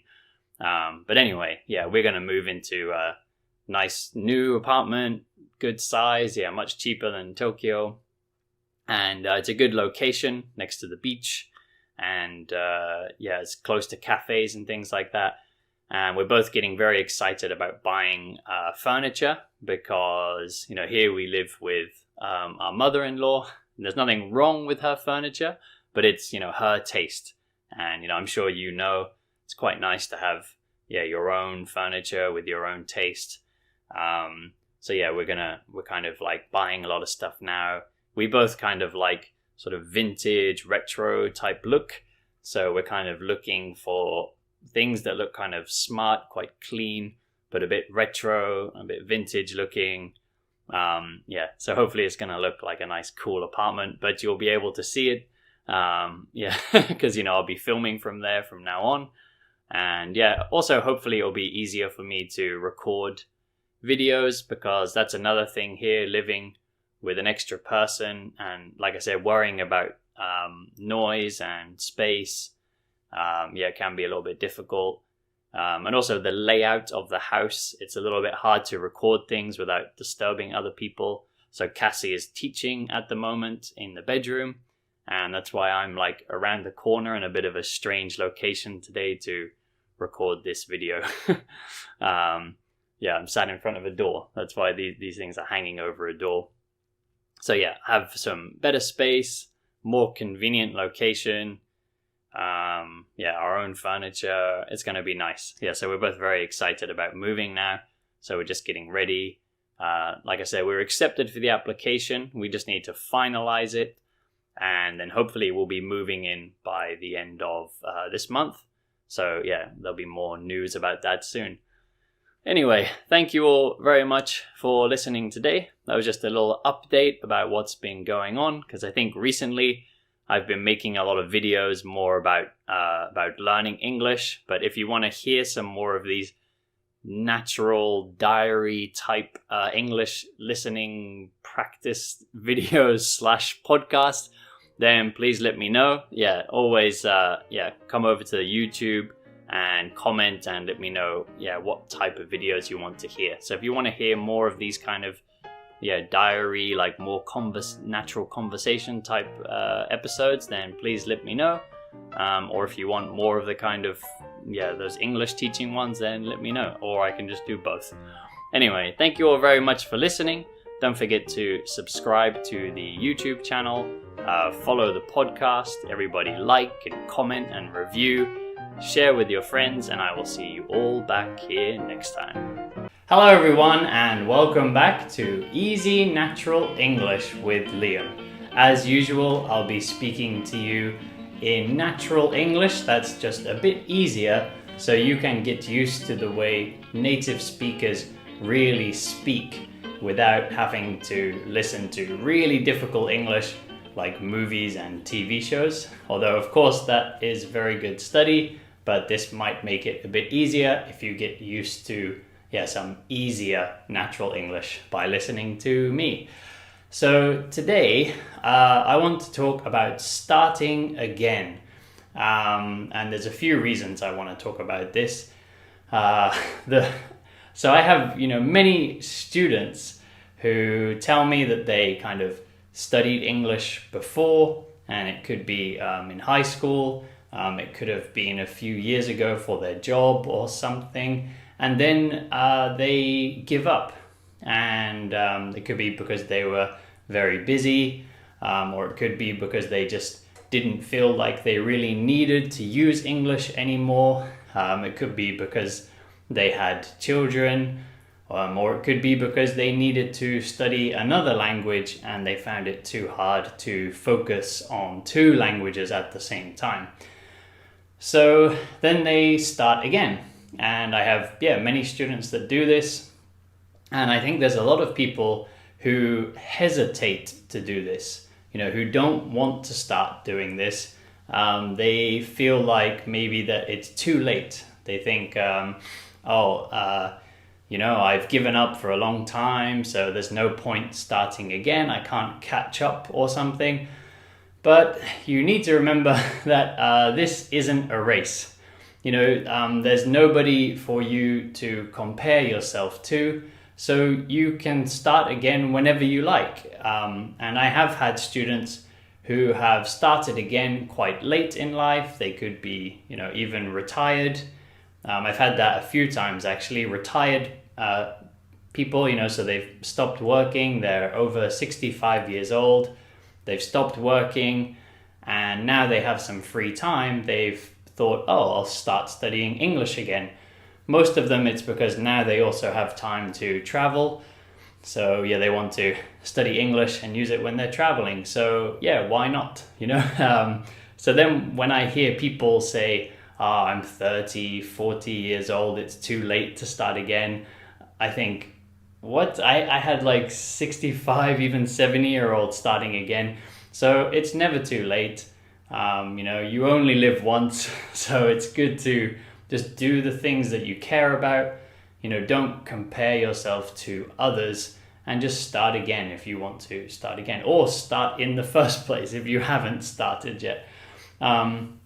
But the reason I thought about talking about this today is because for those of you who have been listening for a while, you'll know that I just moved to a new apartment. And before, I used to play basketball all the time. I was playing basketball a lot, but in the last place I was living, it was quite hard for me to get to a basketball court. I had to drive for quite a long time, and it wasn't even a very good basketball court. It only had one hoop, so I could get there and there's other people using it. I can't really play if it's too busy. And it just wasn't very good. So it was hard for me to get motivated to go and play basketball. So now in the new apartment, there's a basketball court that's very close. I can walk there and it's really nice. It has a really beautiful view as well because it's quite high up. And if you're a regular listener, you'll know that I live in Okinawa, and this basketball court is at the top of a hill facing out over the ocean. So while I'm playing basketball, I can look out at the sunset. So it's pretty perfect, and it's really nice hoops, really nice ground. They even have lights at night. So I've started again. So I haven't played basketball for a while. So I don't want to jump into a club or a team and start playing games because I don't feel like my skills are 100%, if they ever were 100%. So now I'm just playing by myself, and I'm going back to the basics. So I'm working on my dribbling skills and shooting and these kind of basic drills, these basic skills. So that's what I would advise people to do if you're starting a language again. You don't want to, or maybe you do want to, but maybe you're a bit scared to jump into a conversation with like 4 natives at a party or something. That sounds a bit scary. So I would recommend starting from the basics again. If you're thinking, I'm a bit rusty, I'm not as good as I used to be with tenses, for example. So tenses are the time that you're speaking in, past tense, present tense, future tense. If you're not so comfortable with these tenses, then start taking a look at those again.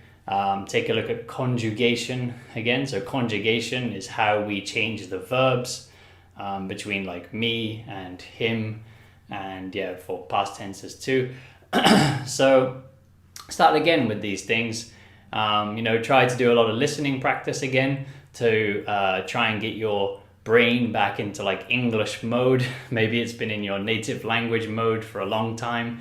So, start trying to listen to English as much as possible. As I always say, when you're cooking, cleaning, walking, doing things with your hands, you can always be listening to English. This is what I do with Japanese. Whenever I'm cooking, cleaning, walking, even, I just told you I'm playing basketball again. While I play basketball, I listen to Japanese. So I listen to podcasts. But of course, this is why I'm playing basketball by myself. I don't recommend wearing headphones and playing a team sport like basketball or soccer, like football, and your team members are shouting at you and you're running around with headphones on. It's probably not very good. But if you're playing by yourself, working on your skills, then of course that's okay. Or if you go to a gym, it's quite easy to be listening to English. I often listen to Japanese when I'm exercising, lifting weights and things like that. So the point of today's episode is, please don't be worried to start again. And if you want to start practice speaking again, then come and take a lesson with me on italki. That's an online platform where I teach we can speak through Skype or even through italki Classroom, which is italki's own kind of video chat function. And we can do any type of lesson that you want. So if you want to start with basic grammar again, we can do that. Or if you want some conversation practice, we can do that while I help you with any little mistakes or vocabulary problems or something. So there's no need to be scared to start something, even something new, or start something again. I often use my dad as an example. When my dad was, I forgot what age he was now, in his 60s, he was over 60 years old, and he decided to start windsurfing, which is when you go out on a surfboard with a sail. He's over 60 years old. He decided to start doing this. Also, my mother-in-law, who's in her 50s now, she's just started supping, which is the surfboard with the paddle. So, there's no age when it's too late to start doing anything. So, it doesn't really matter. So if you haven't studied English for a while and you've, obviously been thinking about getting into it again because you're watching this video, which is for people studying English. So if that's the case, just go for it. Just try to get as much in your day as possible. Like I said, just listen as much as possible. Try to read as many things as possible. Start, trying to read the news in English, reading comics in English, reading books in English. Change your phone settings into English. Trying to speak to people in English as much as possible. Just start doing as much as you can. And even if, you've started very late in life and you feel like, maybe I don't have long left or something, if you do lots, you can still get to a very high level of English. And also, don't worry too much. Some people often say like, as we get older, our brains change and we can't learn languages so well. But actually, if you look at the scientific research for this, it appears to not really have much effect. So young people can get better at pronunciation easier. Once we pass, I think it's like 15, 16 years old, it can be very difficult to get a native pronunciation. It's still not impossible. I've seen cases on the internet where people have done that. Like there are YouTubers who I've heard learn English later in life and they've learned like a native pronunciation. They sound really, really good. So it just makes it easier in terms of pronunciation, but in terms of actually learning a language, it doesn't have too much effect. So don't be scared. So if you're starting afresh, then please just jump in. Yeah, and like I said, if you want to take a lesson, come and see me on italki. There's a link on the YouTube and on the podcast description for that. So thank you all very much for listening today. If you are on the YouTube version, please subscribe, like, and comment. If you're listening to the podcast version, please follow and review. Everybody share with your friends, and I will see you all back here next. Hello everyone, and welcome back to Easy Natural English with Liam. As usual, I'll be talking to you about everyday topics in everyday English so you can get used to English in a natural way. And today, I want to talk to you about some surprising things about technology in Japan. If you're a Japanese person listening, and I know I have a lot of Japanese followers, it won't be surprising because you know about what's in Japan. But you might be surprised about the image that people in other countries have of Japan. So in Europe and America and lots of other countries I've lived in, people talk about Japan like it's the future. A lot of people, I think, in Europe and America and some other countries, when they imagine Japan, they imagine this kind of futuristic place, I don't know, with robots and, very advanced transport and things like that. But actually, the Japan uses a lot of like old technology that we don't use in a lot of other countries anymore. So I think the reality is a bit different from what people expect. So I'll be honest, I had this kind of image too. I thought, Japan will be really advanced. So when I got to Japan and I saw people using fax machines, I was very surprised because at least in the UK, I think people stopped using fax machines, I don't know, 10 years ago, maybe longer. I don't think I've ever seen people using fax machines like in my sort of lifetime. It's really been a long, long time since anybody used them in the UK. And then things like CDs and DVDs. So if you haven't been to Japan before, you might be surprised to hear that in Japan you can still rent DVDs in many places. So at least like in the English-speaking countries, and I think in a lot of other countries too, these days, a lot of people just use streaming services like Netflix or Amazon or perhaps Hulu or even Disney streaming services to watch movies and TV shows. So, going to rent a DVD in a shop, go and borrow the actual disc, is something that, at least I know for British people and Americans, Australians, I know for us, it's kind of nostalgic. It's kind of a thing that we remember from our childhood. We say like, do you remember when you used to go to the shop and rent a DVD?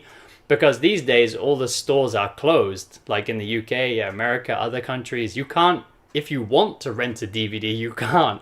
You have to just go online and, you can still buy DVDs, but even that is not done that often anymore. I think a lot of people just watch things online these days. Or they have like kind of a TV box that's like connected to the internet, and they can just select movies and watch movies with that. So being able to rent DVDs and CDs, CDs, I haven't, in the UK, I haven't seen someone use a CD in a long time. I was using CDs maybe when I was like 17, 18, and then people started just using MP3. Like iTunes and things like that, and then CDs kind of just disappeared, and we really don't see them much anymore. But in Japan, I still see a lot of CDs. I still see people buying CDs and renting CDs.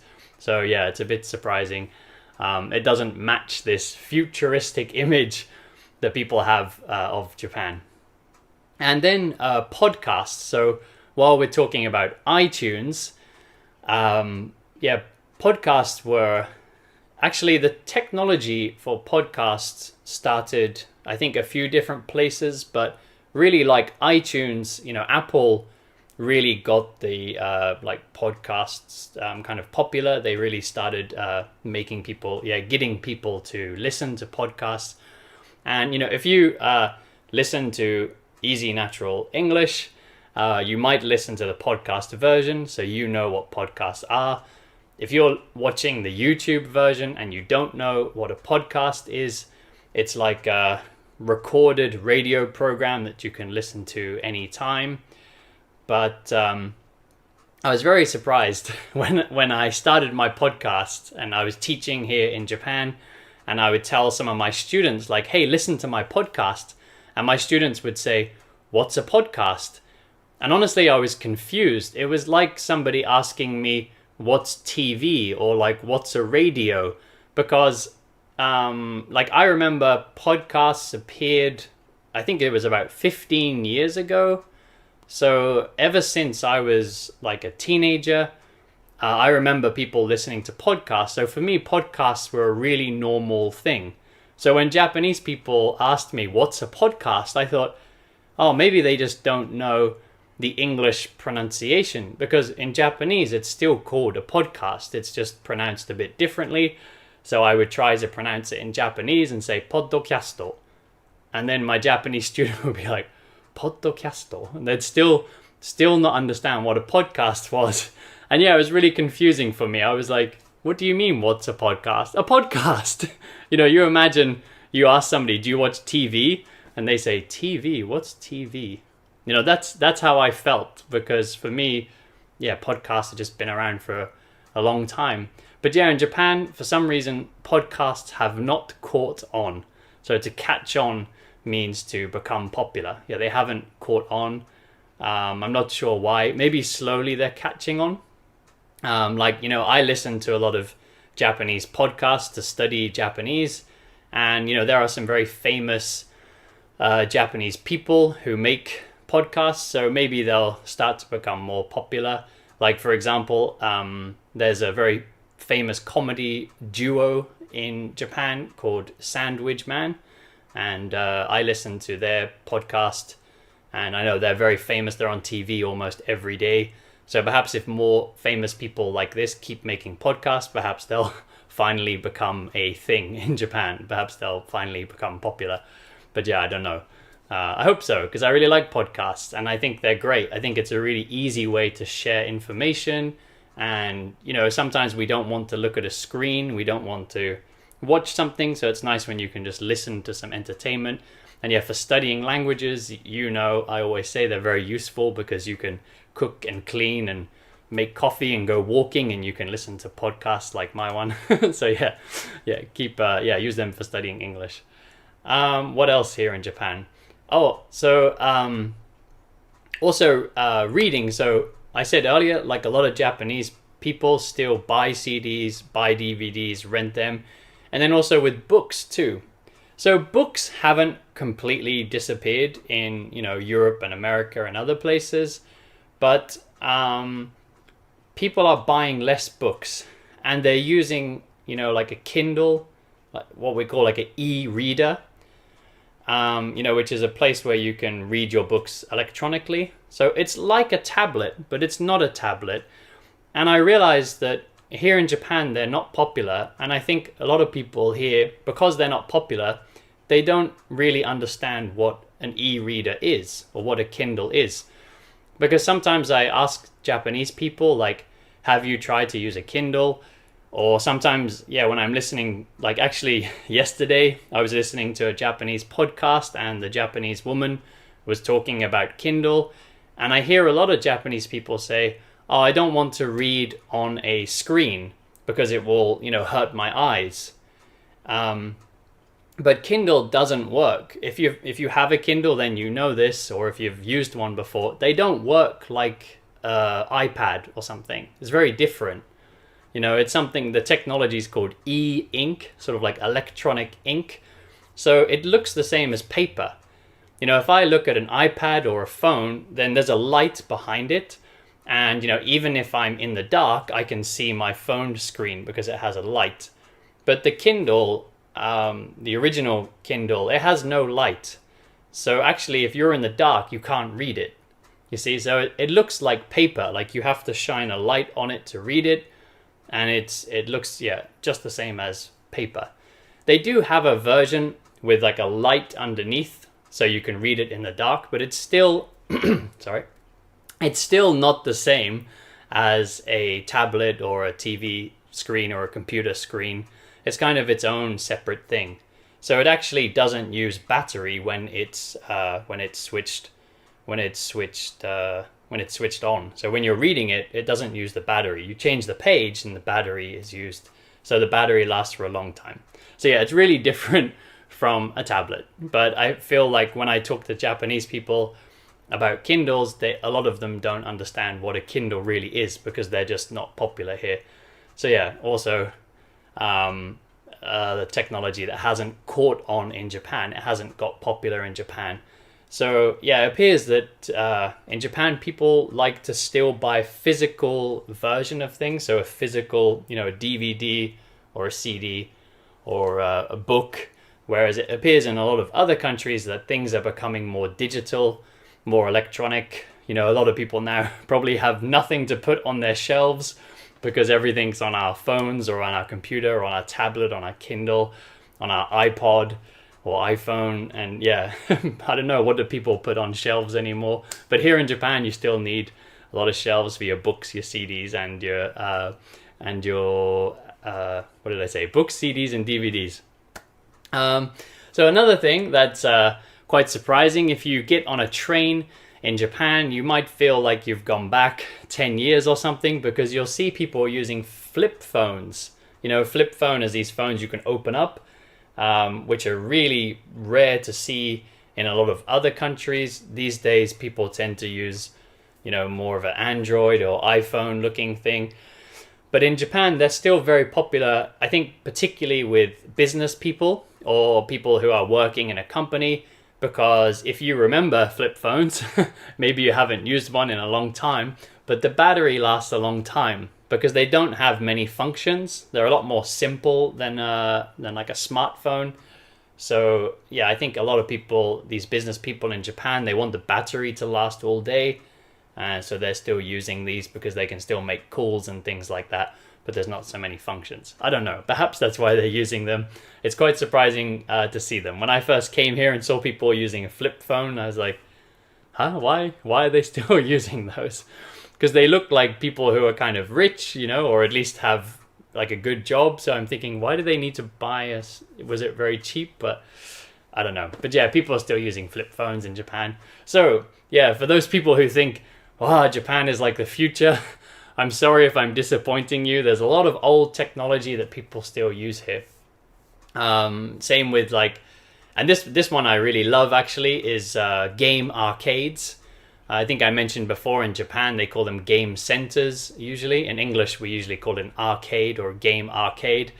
So game arcades, at least like in the UK and I think America and other countries too, like there used to be more. When I was younger, I sort of caught the last of them. So like in the UK and America, I think they were more popular in the 80s when people didn't have games at home.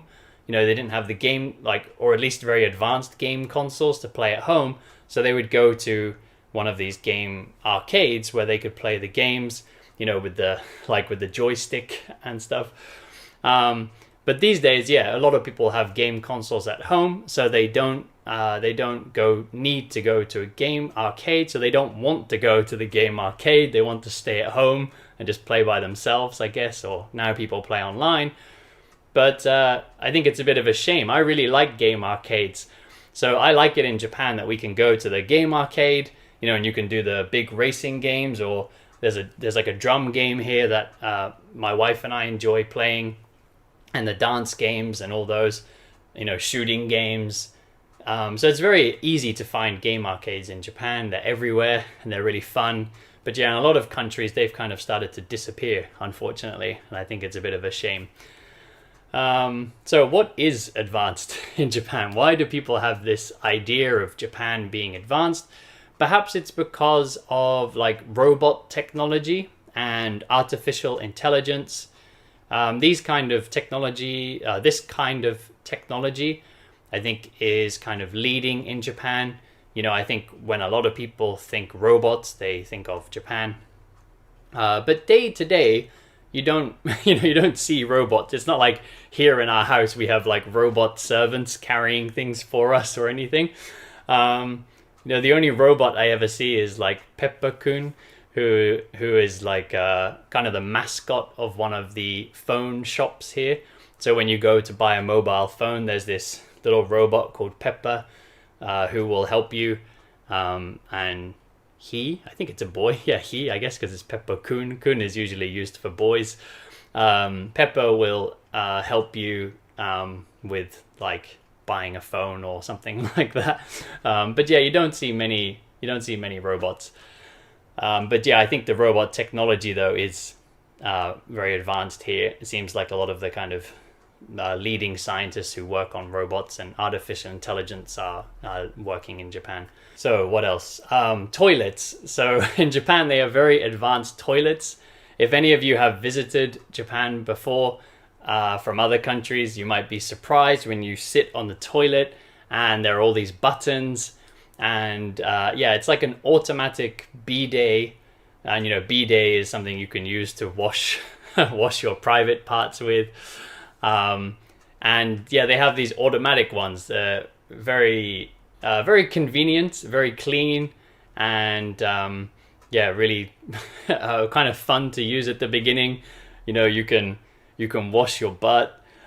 You can like play music. If you're in a public toilet and you want some privacy, you can push a button. It might play some music, or often actually more than music, it often has the sound of running water. So you push a button and it will have like an electronic sound like of water, so you can have some privacy. Yeah, there's all kinds of functions. So yeah, if you visit Japan from somewhere else, please have a go on these. Almost every public toilet has one. So you can have a go. It's very fun. that does feel pretty advanced. But yeah, I was thinking about, before making this video, I was thinking, because I said like Japan has, advanced like robots and things, but we don't really see those day to day. And then, the transport is quite advanced here. You must know they have the bullet train, as we call it in English. In Japanese, they call it Shinkansen. Perhaps one of those names. The third fastest train in the world. I think China has the first two fastest trains and Japan has the third. And I think at one time it was the fastest. At some time in the past it was the fastest train. So yeah, Japan has a lot of advanced technology with transport and robots. Oh, and then also, cars. They have a lot of fast cars, like sports cars, but I don't know much about cars or motorbikes, so sorry, I can't say much about that. Oh, and then video games as well. I guess video games is something people might see day to day that's kind of advanced, like PlayStation and Nintendo is made here. A lot of the games are made here. But yeah, day to day, you don't see too much like super advanced technology. But what I do really like in Japan is how convenient everything is. So just simple things, and it's hard for me to think of specific examples, but when I see like when I buy like a food product, so for example, like a rice ball, onigiri. So the rice ball in Japan, just the way the packaging is wrapped is very convenient. So you have the rice in the middle, and you have the seaweed on the outside, and because you want the seaweed to stay crispy, you don't want it to touch the rice, because if it touches the rice, for a long time, it will become soft. So in Japan, they found a way to package them separately, and when you open it, you just kind of pull the packaging off, and it slips away, and your seaweed is still connected to the rice, but still nice and crispy. So just these kind of little ways of putting things together is very clever. And like when I go to a store, like they have these 100 yen stores here where you can buy everything for 100 yen, which is about $1 and if you just want to like hold something to the wall, like if you want to clip one thing to another thing, in Japan you can always find the solution. There's so many like handy useful. It's really hard to explain with real examples, but just little clips that hold things closed, or little hooks where you can stick things. It's just a very convenient place to live. It's hard for me to explain. So if you really want to understand, you just need to visit Japan and go and have a look at a 100 yen store, or a store like there's one called Loft, for example, and just go and look inside all the things, and you'll be like, wow, these things are so useful. Like, I didn't, things you didn't know you needed. You didn't even know you needed it, but when you see it, you go, oh, I need this. I didn't know I needed it, but I need this. Yeah, and there's lots of handy gadgets, little devices and things that hold things in place. Yeah, otherwise, what else? Also, one thing that's a bit more advanced here, I think, I'm not sure because, I am an able person, I can see, but it looks like Japan might be a good place to live if you're blind. I'm not sure because I'm not blind, but I see a lot of things on the street that help blind people. There are sort of these like particular markings on the road which stick up, they have bumps and lines, so blind people can feel them with their feet. Every road crossing has like the noise for blind people. There seems to be a lot of guidance for blind people, especially in Tokyo. I guess I don't see so much now. I live in Okinawa, but in Tokyo, there's like everywhere seems to have kind of help for blind people. Like when you walk towards a public toilet, there'll be like an automatic announcement that says like, normally public toilets, they just have a sign. But some, like in the train station, when you walk towards the public toilet, they'll have like a speaker and it will say, this is the men's toilet. Or like, yeah, this is the woman's toilet. So obviously this is to help blind people. So I think that's a really good thing that's advanced in Japan, is just accessibility for blind people. I'm not sure about people with other disabilities. I haven't paid too much attention. But yeah, it seems also like wheelchair access and things like that is quite good in Japan compared to some other countries I've seen. But yeah, otherwise day to day, it's not quite the futuristic world that some people outside of Japan are expecting. But it's still really great. So yeah, please, if you are from another country, please come and visit Japan, see for yourself, or even come and live here if you have the opportunity. Yeah, and you'll see that there is some new technology and there is some very convenient things, but there's also a lot of old things that you might be surprised to see. Yeah, especially things like fax machines and flip phones. Yeah, you might be surprised. So come and have a look if you're not from Japan. Come and have a look. Anyway, thank you all very much for listening today. If you're on the podcast, please review. If you're on the YouTube version, please subscribe, like, and comment. Everyone share with your friends, and I'll see you all back here next time. Hello everyone, this is Easy Natural English with Liam, where I speak to you in everyday English that's just a bit easier than movies and TV shows, but hopefully not as boring or unnatural as textbooks.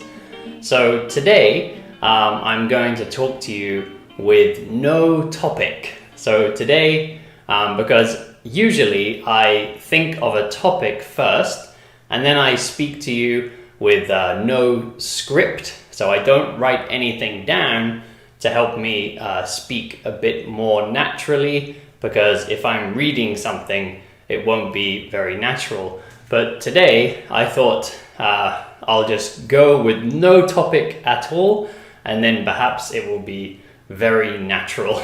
So it'll be a kind of free talk today. So usually when we start conversation with somebody and we don't really know what to talk about, a common subject, I think, in every language is the weather.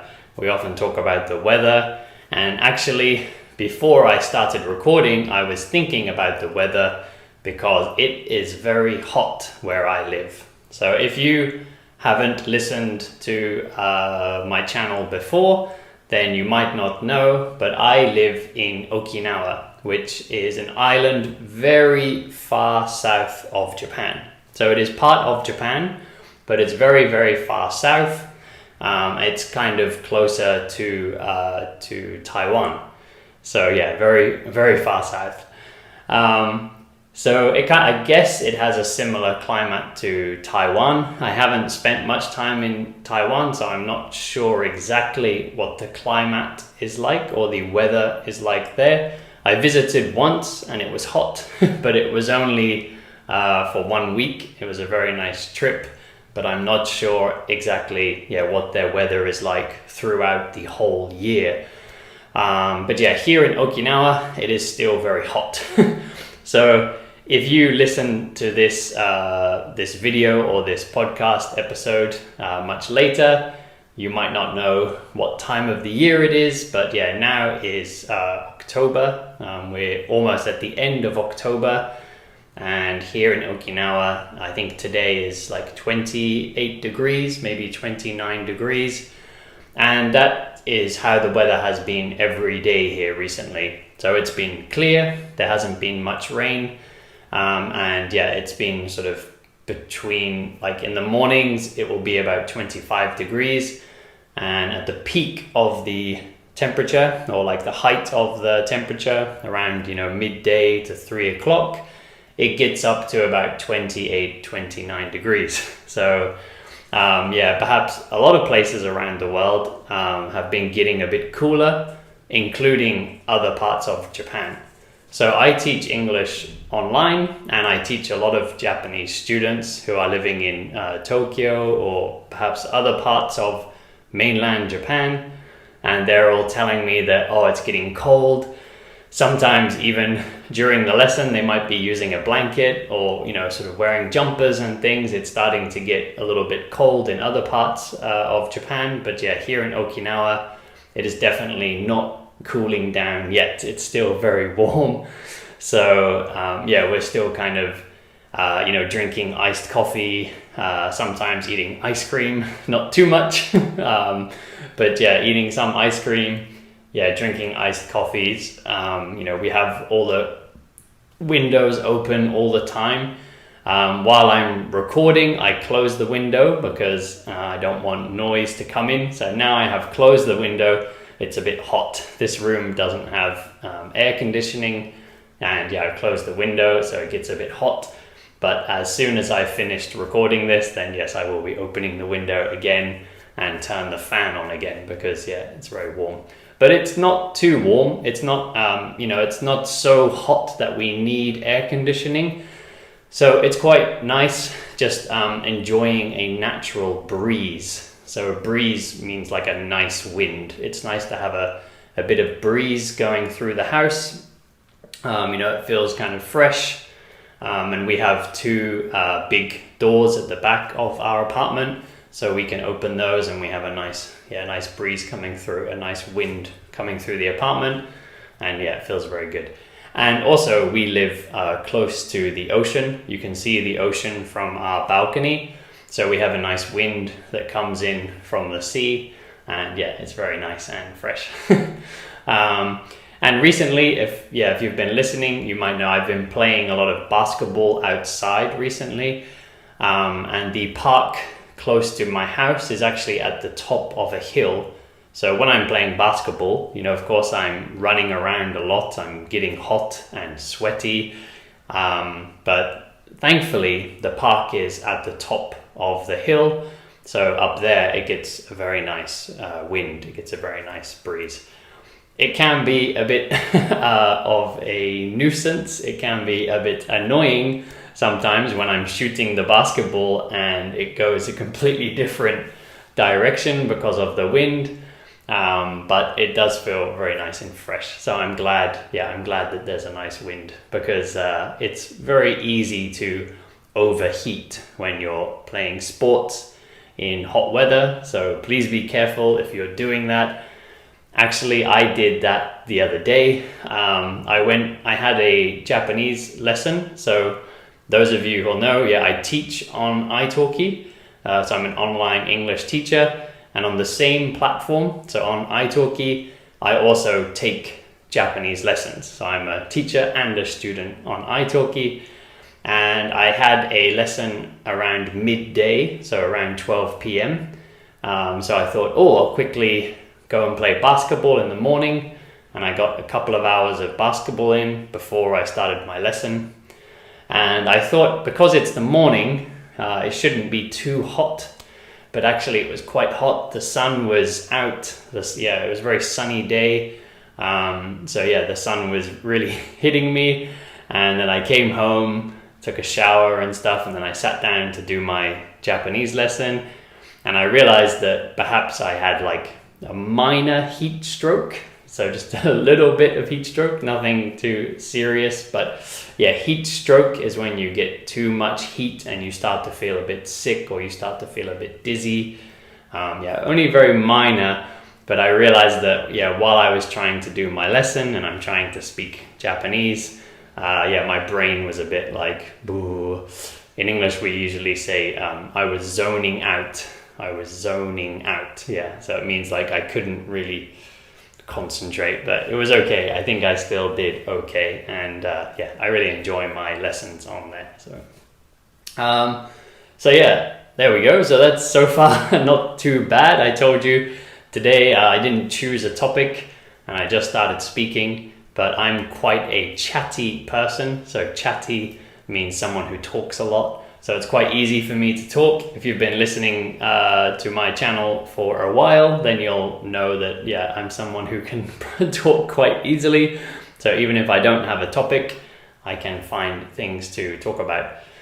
So what am I going to do after this? So today is actually my day off. So once I've finished recording this, I'm going to continue studying Japanese for a little bit. And then later we're going to go for coffee. We're going to go meet someone. I'm going to go with my wife and meet somebody, drink some coffee in a nice cafe not too far from our house, which is one of my favorite things to do.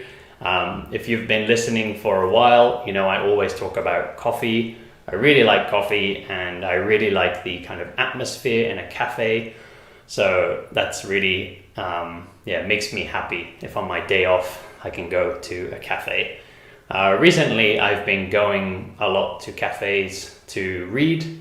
So also something I like to do a lot. And recently I've been reading a lot of Japanese comics or manga for studying Japanese. And that's kind of one of my favorite things to do now. So a lot of my days off, I'm playing basketball and then going to a cafe, drinking coffee and reading my book. That's kind of the joys in my life at the moment. And of course, spending time with my wife is always a joy as well. But recently, we haven't had our days off matching. We haven't been having days off together. But next week we'll be having days off together again. So perhaps we'll be doing a bit more. We'll be doing more things together.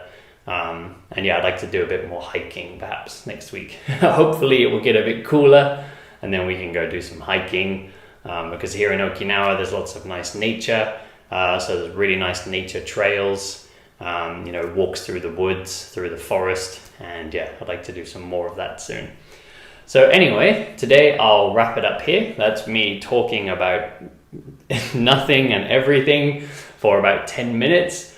So as usual, I just recommend, if you find anything that I say a bit difficult, please just listen again, listen to other episodes, keep listening to other English, and unconsciously, so without thinking, it will get easier. So don't worry. If you're thinking, I can't understand, I'll never understand English, just keep listening, and it will get easier.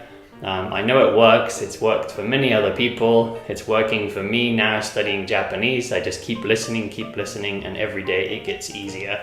So keep going, keep it up. If it's your first time here, don't forget to subscribe to the YouTube channel or follow the podcast. Don't forget to like and comment and review, all those things. Everybody share it with your friends, and I will see you all back here next time. Hello everyone, and welcome back to Easy Natural English with Liam, where I speak to you in everyday English that's just a bit easier than movies and TV shows, but hopefully more interesting and more natural than textbooks or some other learning materials.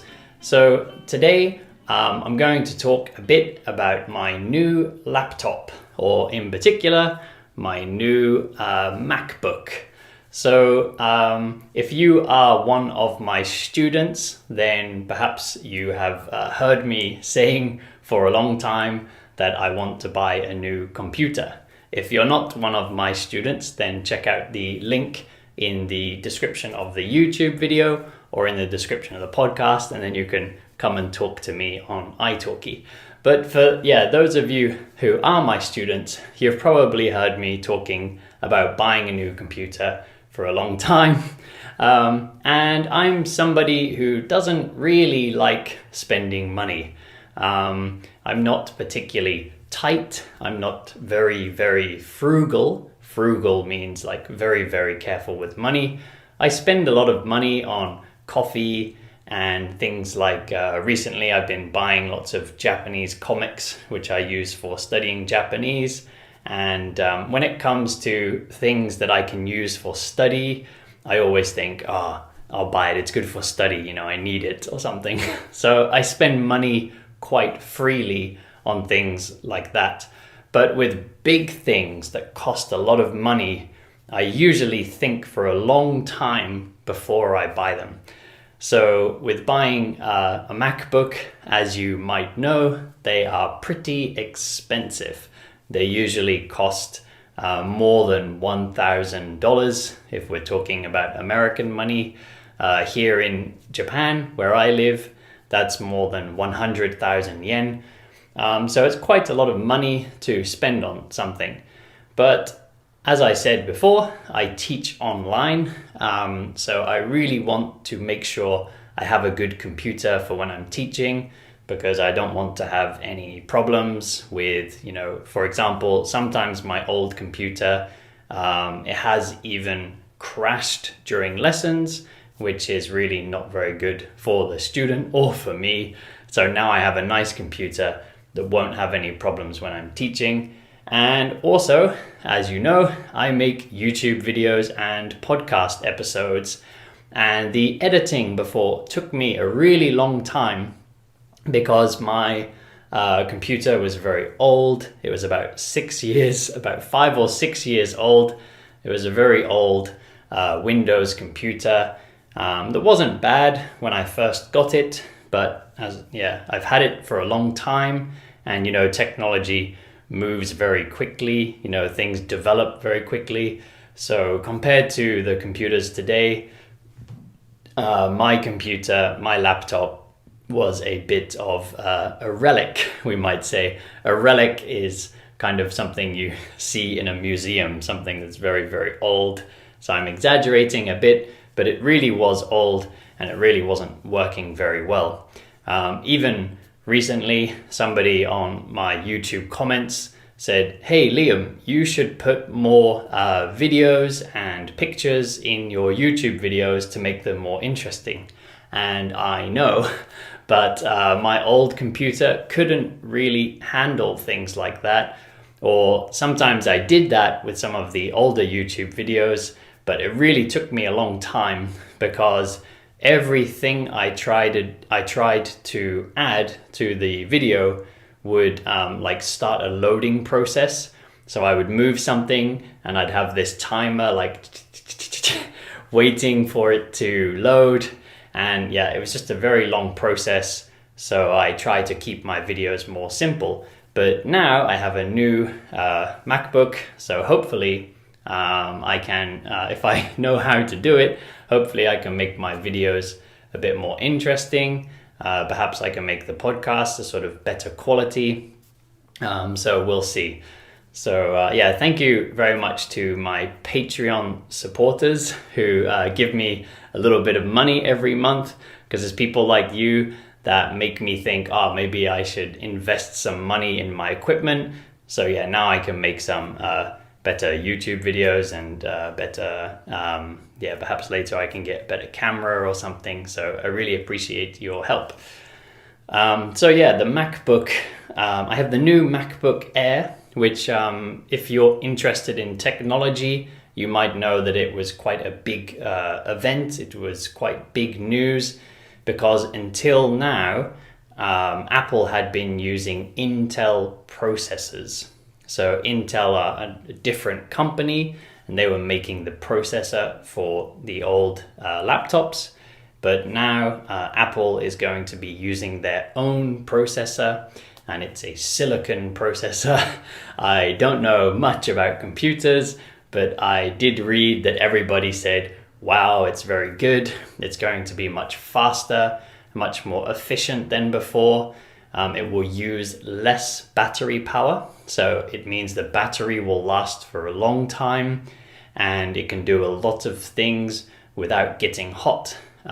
For me, I'm very surprised because my old computer would get very hot and the fan inside would be very loud. The fan would be like, whoo, and I'd touch it and it would feel very hot. Sometimes it would kind of worry me how hot it was getting. I was just waiting for it to shut down, like boo. But yeah, thankfully, most of the time it kind of worked. But this new MacBook Air, it doesn't even have a fan because it's very, very thin. It doesn't have a fan. And I've tried to do some things like watching videos. I practiced a bit of video editing on here. I've been teaching, which is online, like video calls. So I've been doing a lot of things that kind of push the computer a little bit. It needs to use a lot of its RAM, its random access memory, and it's been okay. And I touch it and it doesn't feel hot at all. It doesn't even feel like it's on. So as somebody who's been using a very old computer, I'm very surprised. It seems like magic to me. But yeah, perhaps I've just been using an old computer for too long, so I'm a bit too used to that.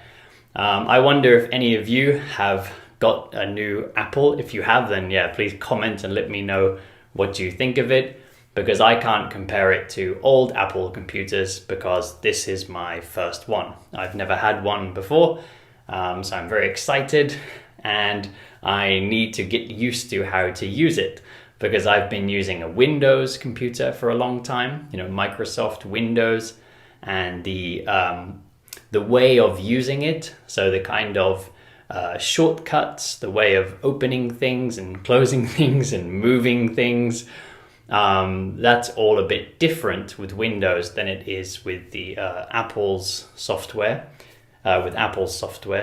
So I need to get used to that. Thankfully, my wife has one, so I've used it a little bit, so I'm a little bit better than I was before, but yeah, I still need to sort of get used to it. But so far, I'm really, really happy because, as I said, it works much more efficiently than my old computer.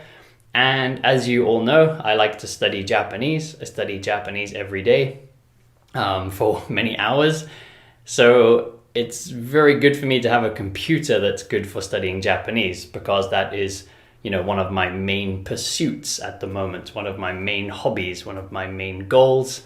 So I spend a lot of time doing it, and yeah, I need a computer that's going to help me to do that more efficiently or more effectively. And this is much easier to use than my old computer. My old computer, when I tried to type in Japanese, so sometimes I would want to switch between English and Japanese, and it was a very annoying process. It took a few steps, and yeah, I would change to Japanese and it would still be in like Roman letters, and then I would have to change it to hiragana, which is like the Japanese script. But now with the new computer, I can do it with just 2 single buttons, like boom, boom, and I can change it very easily. And it has a dictionary that I can just click on words and the dictionary pops up, and it gives me a Japanese to Japanese dictionary because I like, when I'm studying Japanese, I don't want to use English. So when I look for words in Japanese, I want to read it in the Japanese dictionary. So I'm very happy that this one, I can have that dictionary on there and I can just easily get a definition of words very quickly, very easily. So I'm very happy with it. So if you were thinking about getting a Mac and you're thinking, wow, Windows is cheaper, should I get a Mac? If you have the money, I would recommend it. personally, I'm very, very happy. So yeah, hopefully from now on you'll be seeing some better quality videos. Maybe I can edit them a bit more. Maybe I can make them more interesting. Add in some videos or some pictures or something.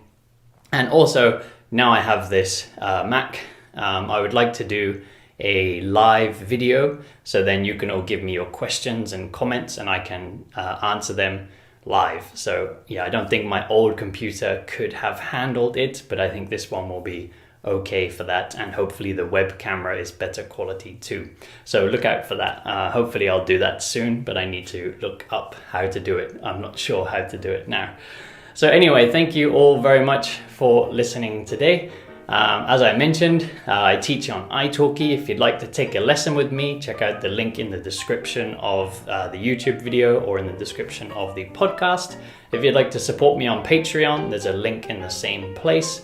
Everybody subscribe, like and comment on YouTube, review and follow the podcast.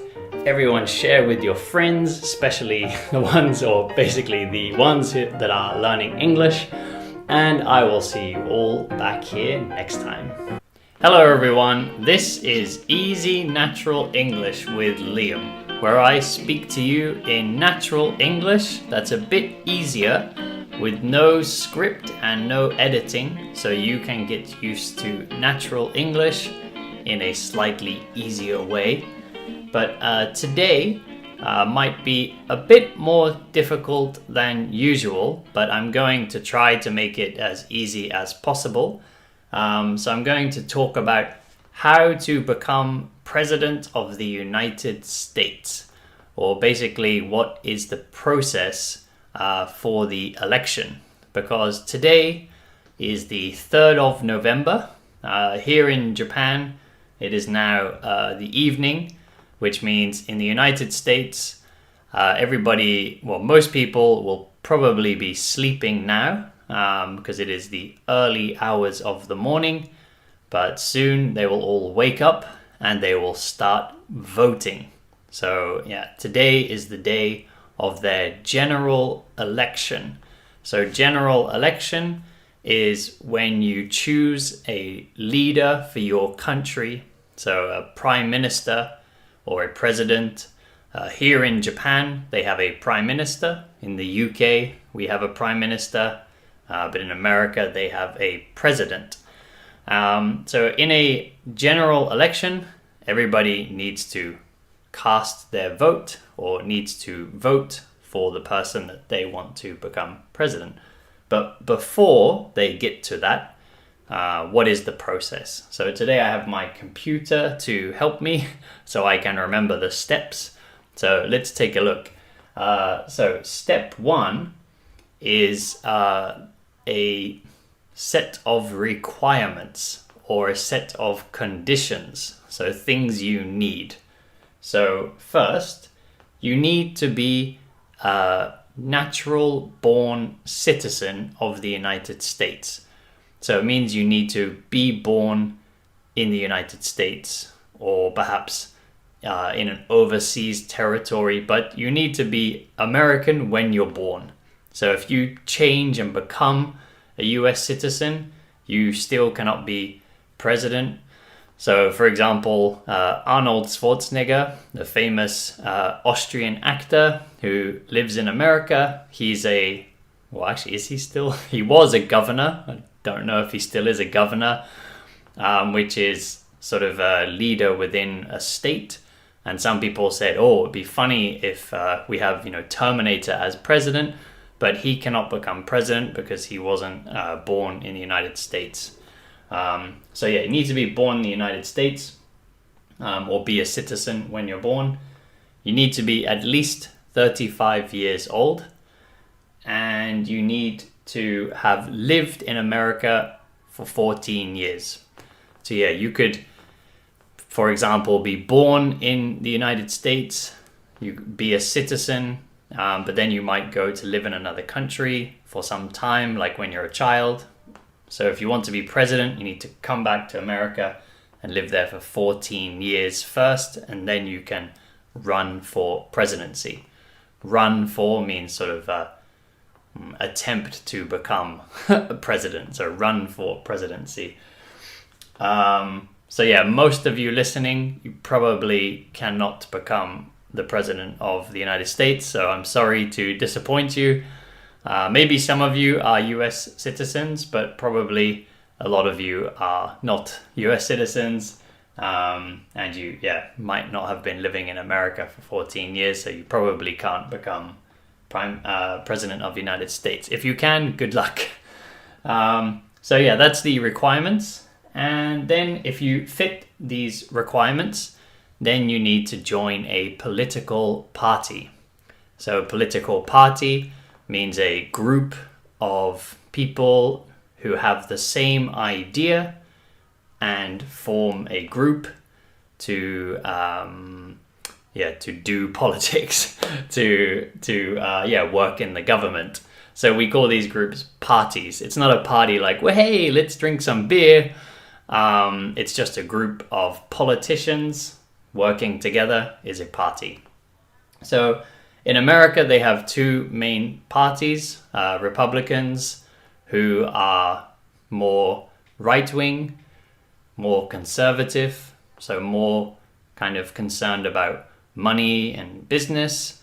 And then we have the Democrats, who are more left-wing, which means they're more kind of interested in social issues, environmental issues, maybe sort of, more interested in helping people, not so much in the economy on the right wing. But I don't want to get too much into political ideals. Today, I just want to explain the kind of process. So once you join a party, it could be one of these big two parties, or it could be your own party. Kanye West, the rapper, tried to start his own party this year, but it didn't work out very well, thankfully. I think it could be a bit of a disaster if Kanye West was president. So you can make another party, or you can join one of these, and then you need to become leader of your party.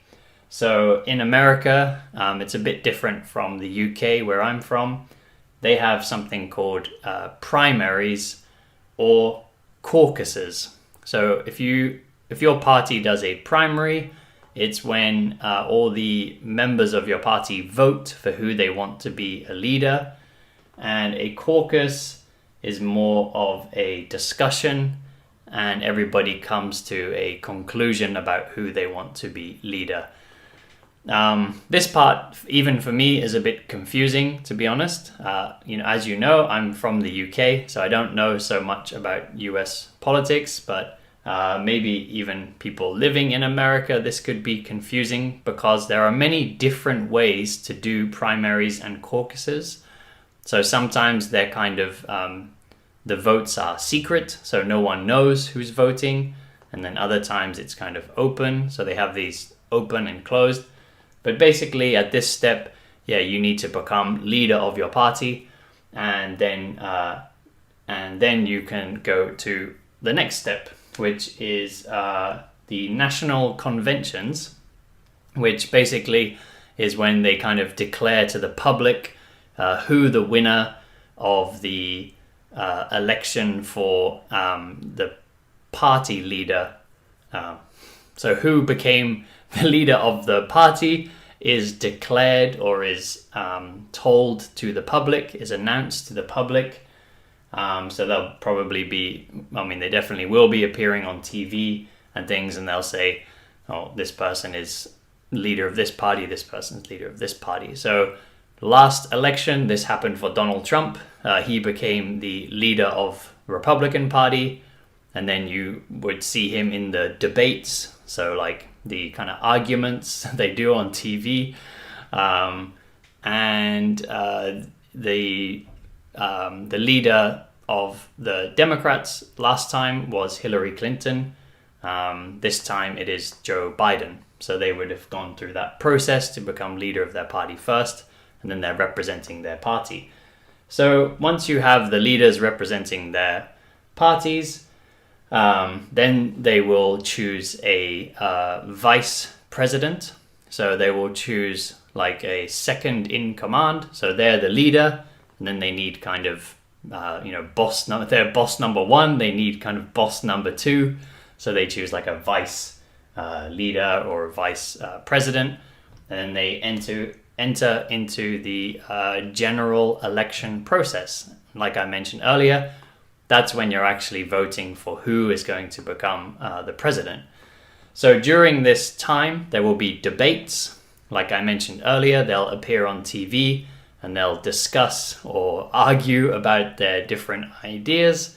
They'll also be going on tour around the United States, going to different states and talking to big groups of people.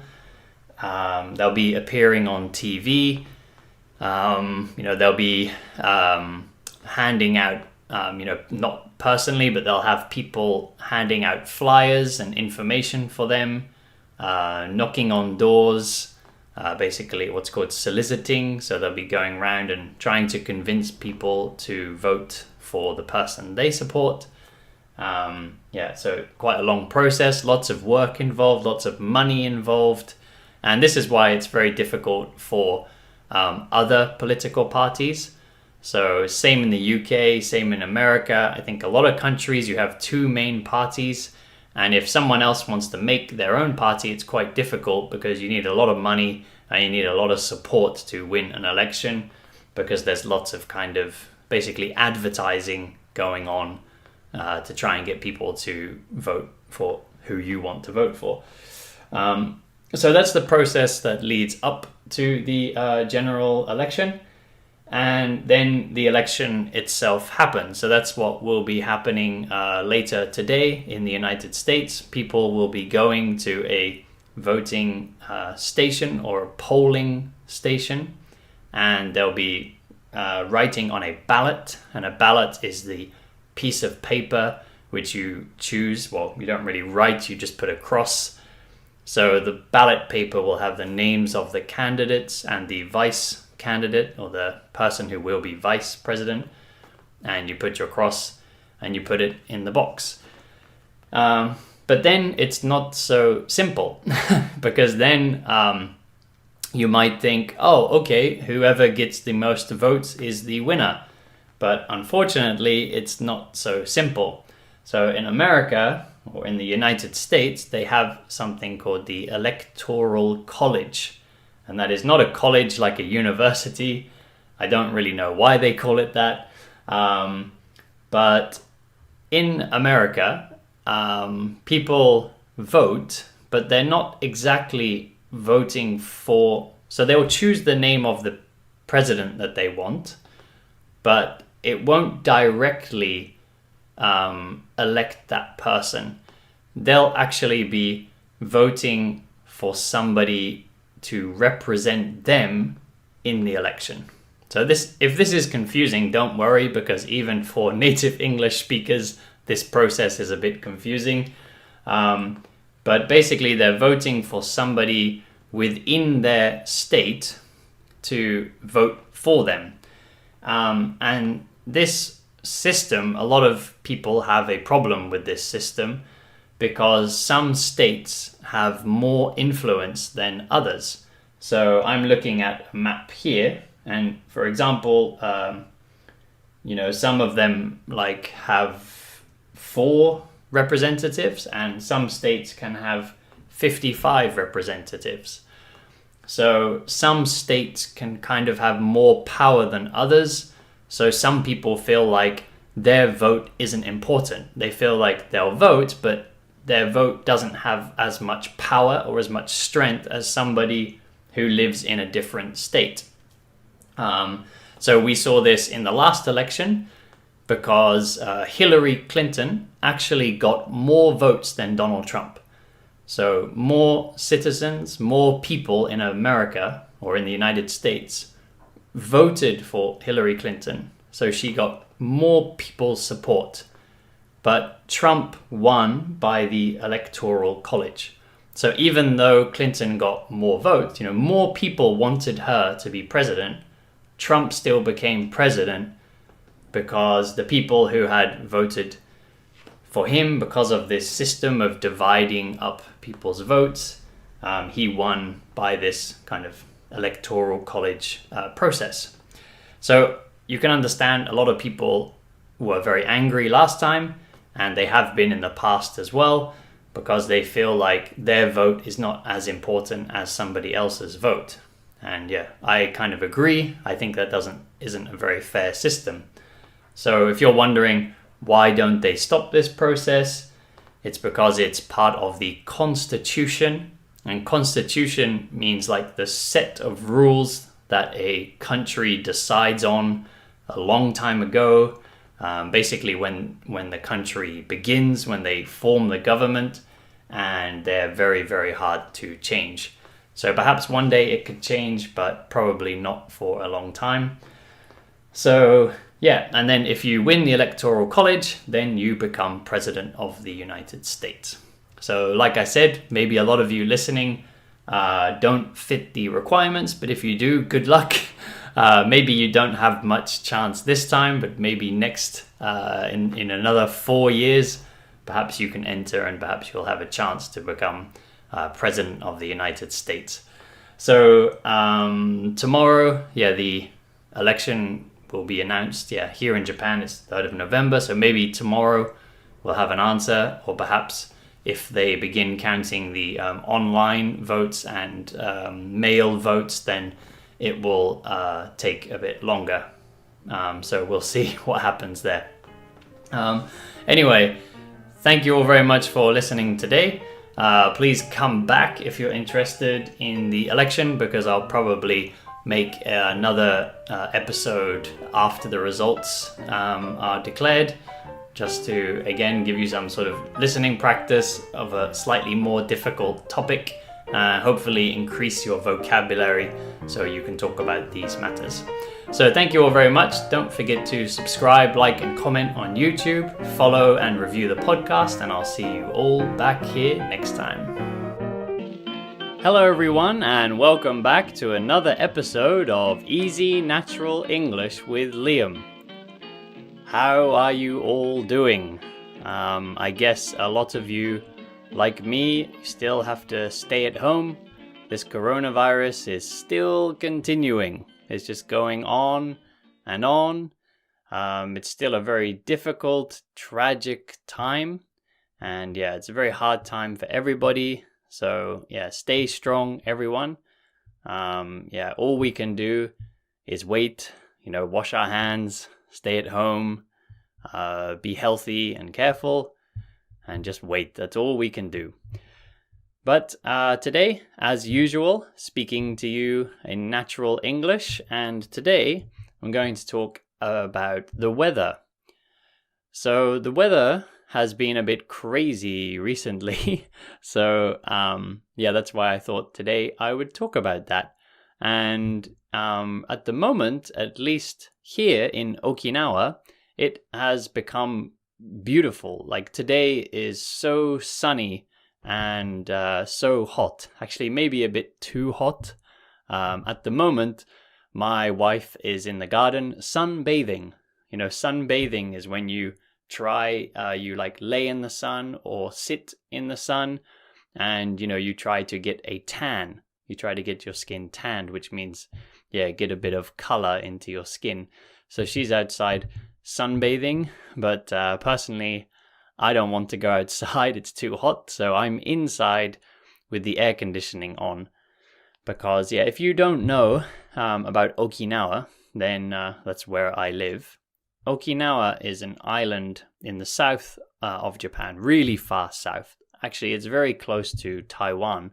So the weather is kind of subtropical. So not tropical, and tropical means on the equator. So equator, those of you watching the YouTube version, you'll be able to see what I'm doing right now on the map. So the equator runs through here, through the middle, maybe more around here, through the middle of the world. The equator is the line that runs across the middle of the world, and that's the part of the world that's really hot. That's the hottest part of the world, and they have no seasons. There's no spring, summer, autumn, winter. It's just like warm all year. We call that area the tropical zone, tropical area. That's where you have the rainforests, and very hot, humid weather. And humid means there's a lot of moisture in the air, a lot of water in the air. So here in Okinawa, it's not quite tropical because there are seasons, but it is subtropical. So it means there are seasons, but it's still pretty warm all the time. So winter gets cooler, but it doesn't get cold.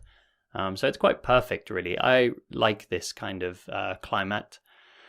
But it means today it's very hot and very humid. There's a lot of moisture in the air. A bit stuffy. Sometimes people say it's stuffy. When the air feels heavy, we say, oh, it's stuffy today. Yeah, and today is stuffy. It's hot and humid. I wonder what the weather is like where you are. I think this year, for a lot of people around the world, the weather has been a bit crazy, probably due to climate change, global warming, like the world's climate is changing due to pollution and lots of other damage that we humans do to the world.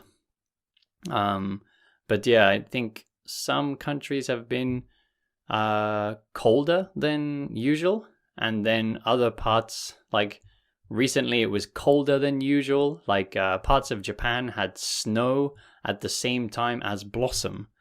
So it was very hot for a short time and the flowers blossomed. If you know about Japan, there's the famous cherry blossom, the sakura, the famous cherry blossom. So the flowers were blossoming like it was spring, but then suddenly it got very cold and it started snowing.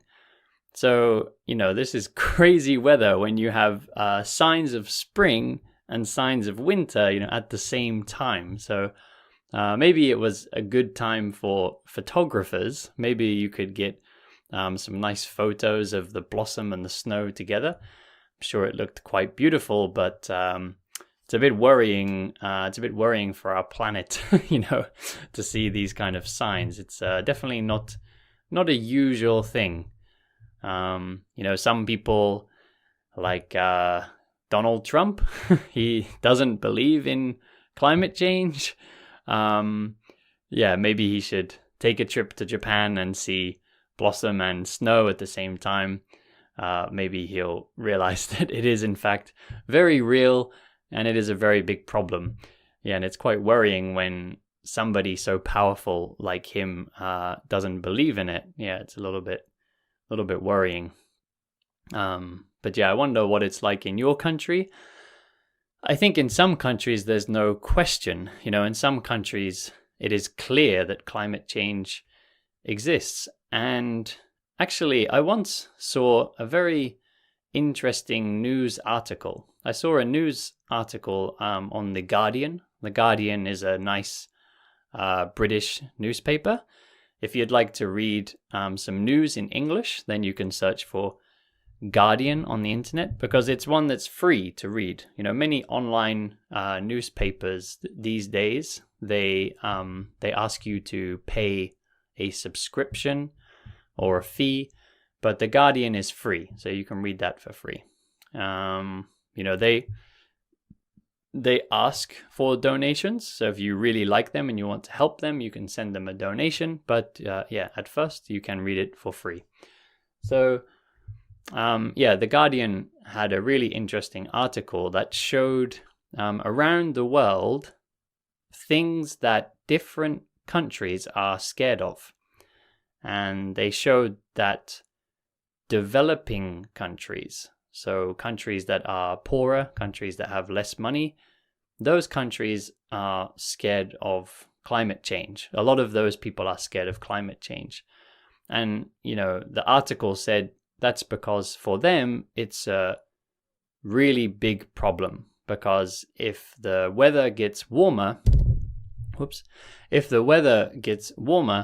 then it's very hard to grow food. All your plants, like for example wheat or rice, will die. and then you cannot feed your animals for food. So yeah, it's a really big problem for countries like that. And also, a lot of those countries are in this more tropical area where they can also be affected by the sea level rising. So if the sea, if the ice melts in the Arctic regions, the Arctic region is very far north, very far south in the world. If the ice melts in these Arctic regions, then the sea level will rise, will come up, and yeah, those countries will be affected by that, especially small islands, places like that, like me in Okinawa. So yeah, I hope the sea level doesn't rise, or I'm in trouble. I live very close to the beach as well, so I should be really worried. Anyway, today's episode had maybe some difficult vocabulary here. Maybe you thought, the weather, this will be an easy topic, but actually it got a bit difficult. But, as always, I'm speaking with no script and no editing. So, I don't plan what I'm going to say. So you can listen to the way people naturally speak. And, this is me naturally talking about this topic. So if it was difficult, please listen again. Like with all the other episodes, if you find it hard, just listen to the episode again. 2-3 times. That's probably enough. It'll probably get boring after that. And then just keep practicing listening. Listen to other episodes, listening to other English, other places. Just keep listening. And then you can go back in a few months, listen to a difficult episode again, and maybe you'll find, it's easy now. My ears have got more used to English. So yeah, it's a good way to study. Sometimes check something you listened to a few months ago and then listen again, and then it can kind of give you confidence when you realize, I've improved, I've got better. It's a good way to see that you've got better. But anyway, thank you all for listening today. If you're on YouTube, don't forget to like and subscribe. If you're listening to the podcast, please review. And also, those listening on the podcast, I want you to know that from now on, once a week, I will be putting a grammar lesson on the YouTube channel. So you won't hear the grammar lessons on the podcast, but yeah, it will be on the YouTube channel. So check out the YouTube channel, Easy Natural English, if you'd like to see the grammar lessons. But as usual, the podcast version will be uploaded both places. Anyway, thank you all for listening today, and I'll see you all back here next time. Hello everyone, and welcome back to Easy Natural English with Liam. As usual, I'll be speaking to you in English that is a little bit easier than movies and TV shows, but hopefully not as boring and unnatural as textbooks. Today, I'd like to talk to you about how to study English with your phone, or basically how to study any language with just your mobile phone or just your cell phone. If you've been listening to my channel or my podcast for a while, you'll know that I'm studying Japanese. And honestly, I do most of my study on my phone. I use my computer when I want to do some certain exercises or something, but usually most of my study is done on my phone. So I'm going to talk a bit about how I study Japanese with my phone and how you can do the same thing with English. So every morning I wake up and I do my flashcards on my phone. Well, actually, the first thing I do is start listening to podcasts, which you can also do with your phone. So you can use Google Podcasts, or if you're on an iPhone, perhaps you want to use Apple's podcast app. There's many different podcast apps out there. And there's so many English learning podcasts. So not just my one, but there are also many others. And you can also just listen to English podcasts, that are not for people learning English, but are just for English speakers or people who can understand English. I like to use a lot in Japanese that are just like funny ones, or talking about recent topics, like two people just discussing recent events. Or also, sometimes I listen to Japanese people talking about America or the UK, because those are a bit easier for me to understand, because even though they are speaking to native Japanese speakers, so they're not making it easier, they're talking about a topic that I already understand. I already know about America and the UK, so it's a bit easier to understand. So that's something you could do with your language, with your country. If there is an English speaker making a podcast or a YouTube about your country, if you listen to that, it can be a bit easier to understand. So yeah, podcasts are very useful. I wake up in the morning, put on my headphones, make coffee while listening to podcasts through my mobile phone. And then when I've made my coffee, I sit down and I do my flashcards. I like to use an app called Anki, and later I want to make a video to introduce how to use Anki, because it might be a bit confusing at the beginning. But Anki is a really good flashcard app that helps you to remember new vocabulary or new grammar. Well, it's to remember anything, but you can make your own flashcards with the kind of vocabulary or grammar that you want to remember. But I won't talk too much about Anki now, because I want to do a video later and show you guys how to use it.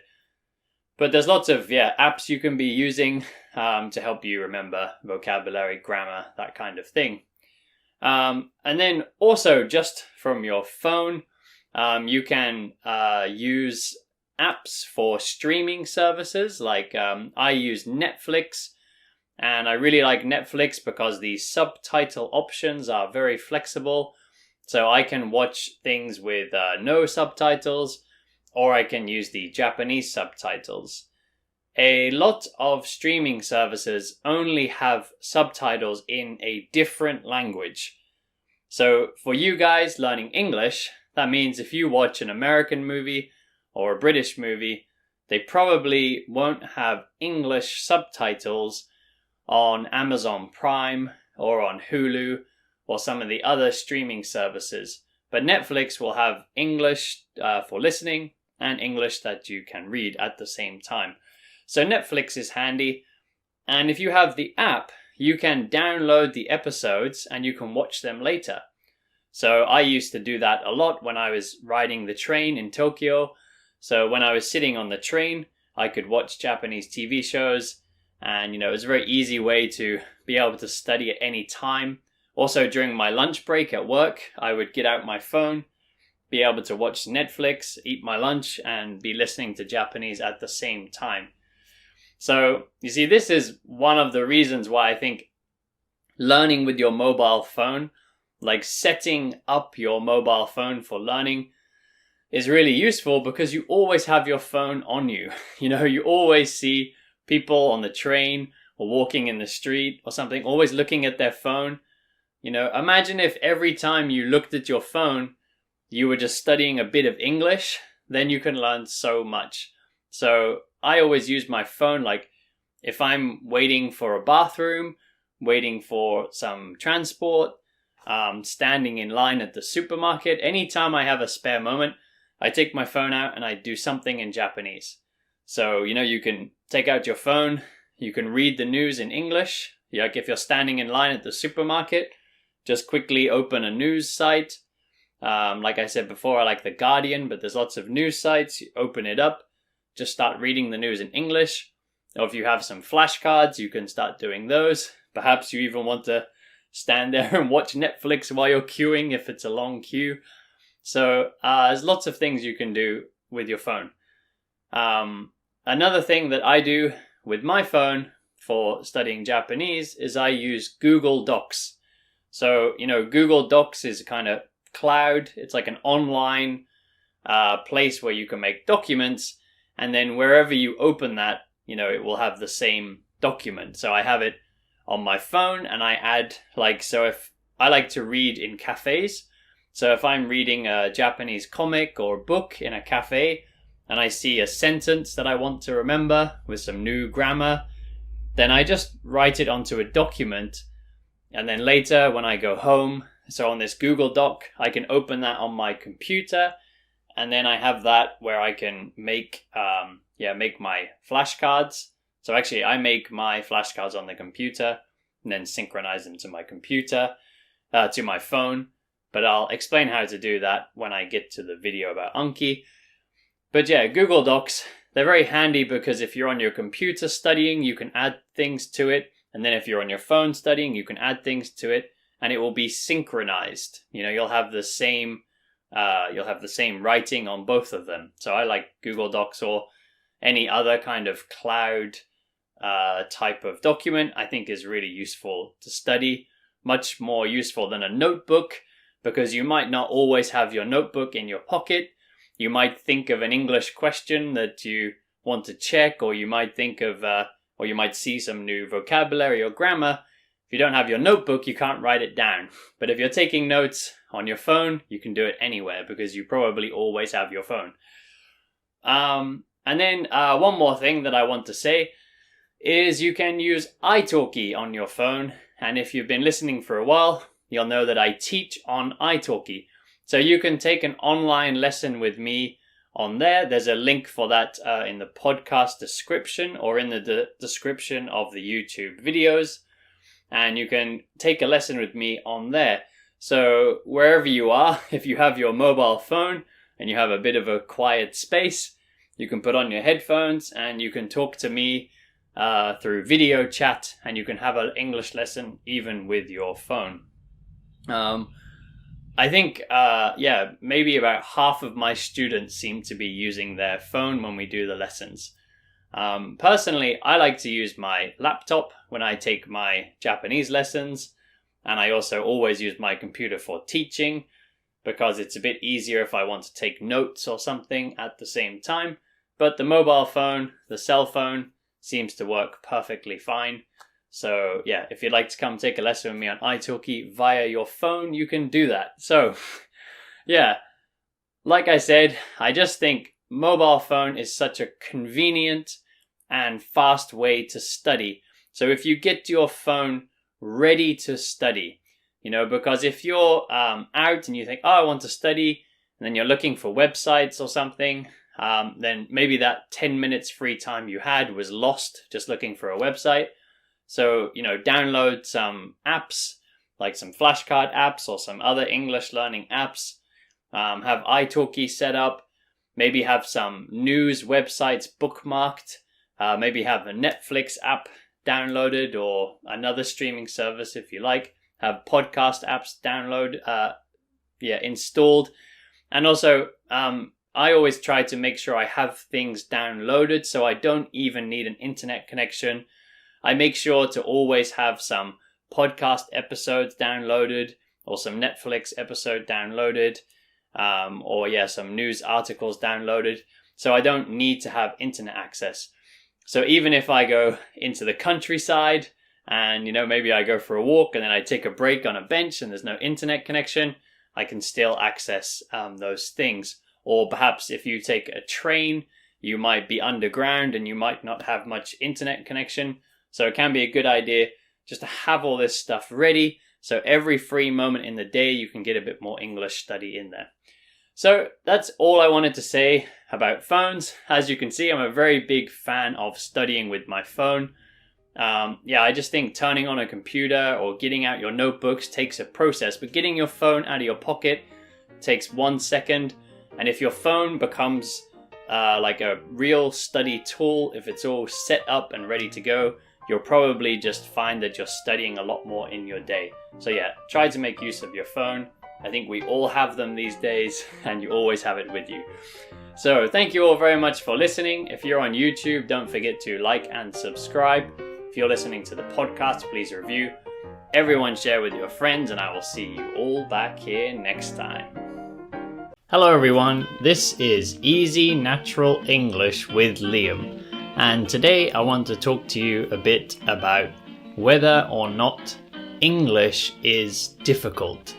because I've been an English teacher for a long time, and many students say to me that English is difficult, and they say it like other languages are maybe easy or not so difficult. So the reason I say this is because I live in Japan.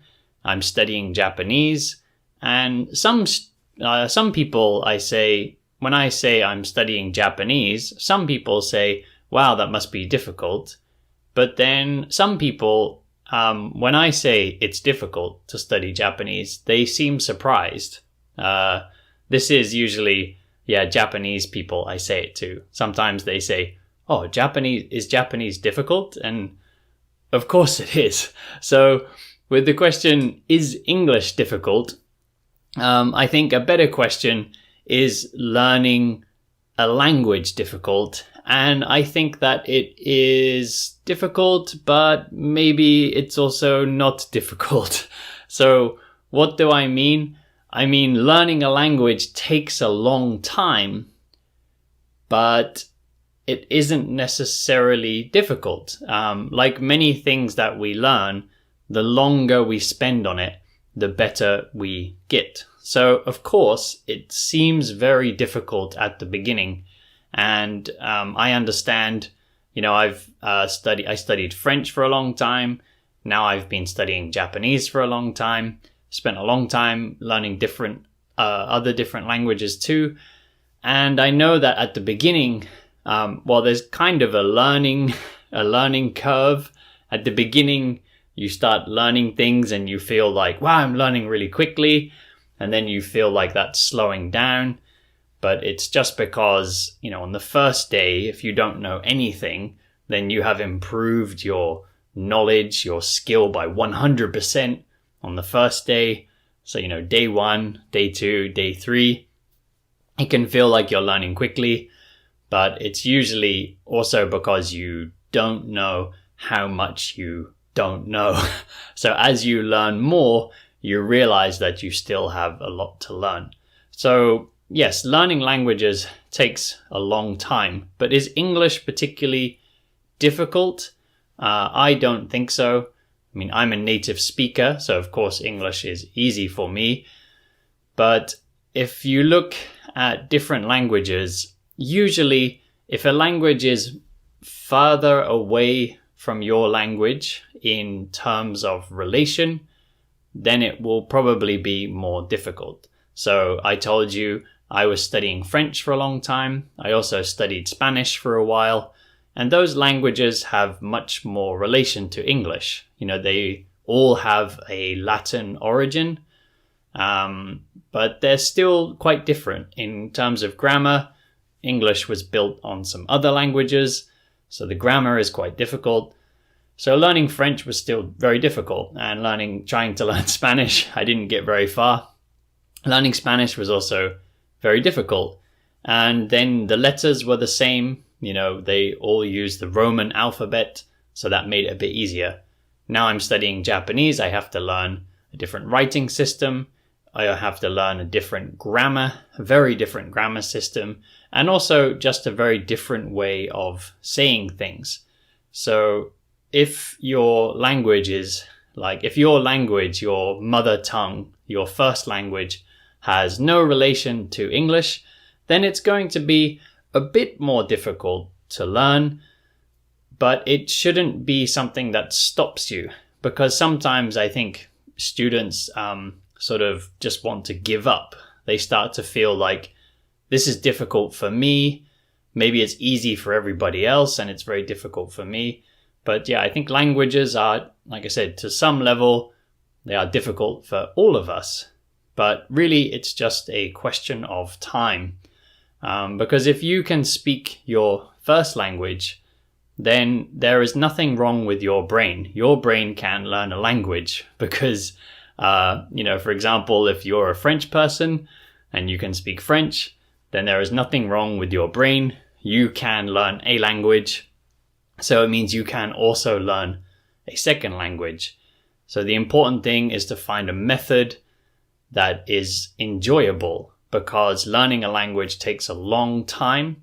And if you're doing something that's boring, then you won't be able to do it long enough.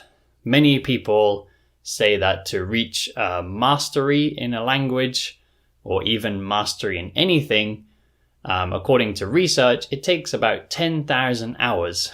And that's a long time. If you spend 9 hours a day studying something, it will take you 3 years to reach 10,000 hours. You know, most of us cannot study for 9 hours a day. If you can study for 6 hours a day, that means you can reach 10,000 hours in 5 years, sorry.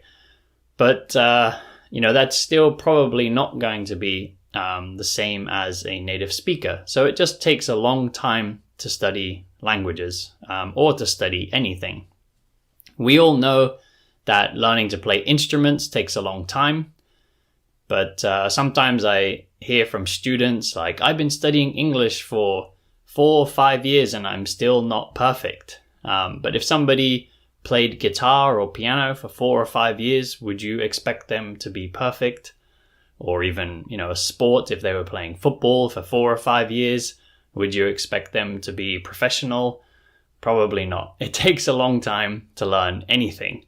So yeah, the point, my message is, English is not particularly difficult. It's just a case of taking a lot of time. So don't feel like it's impossible. There are lots of people out there who have reached a very high level in a second language or even a third or fourth language.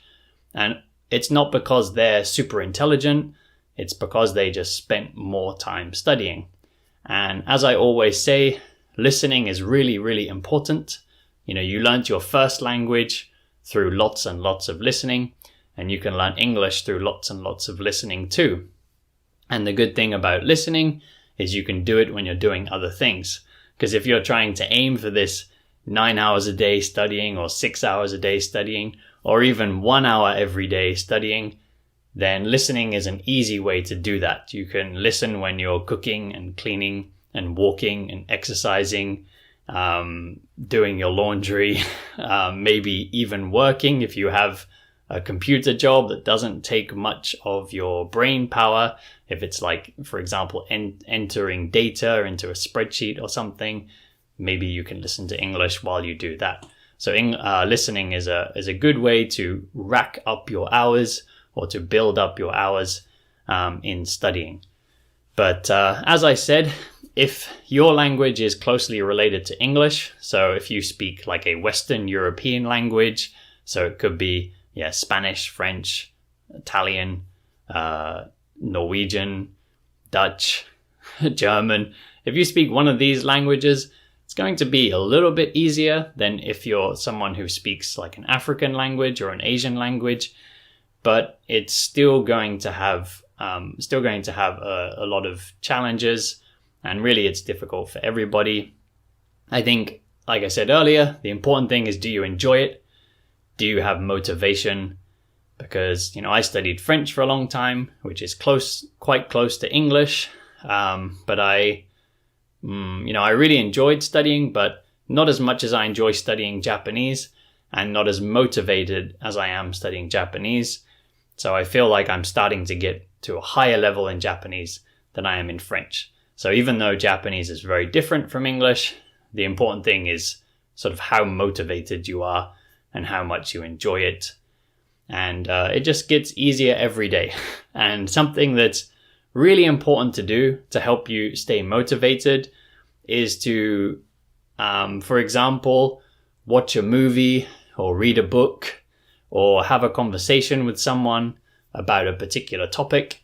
And then in 2, 3, 4 months, you know, after you've been studying much more, go back and watch the same movie or read the same book or talk about the same topic again and see how much easier it is for you. Because if you have been studying a lot, then I promise you, you will be surprised. You will, for example, if it's a movie, maybe the first time you'll find it hard to follow.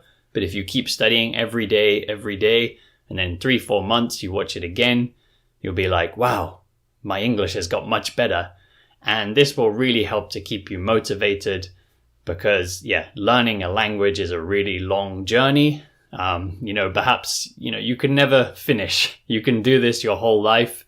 So it's very important to find ways to stay motivated and find ways that you enjoy studying.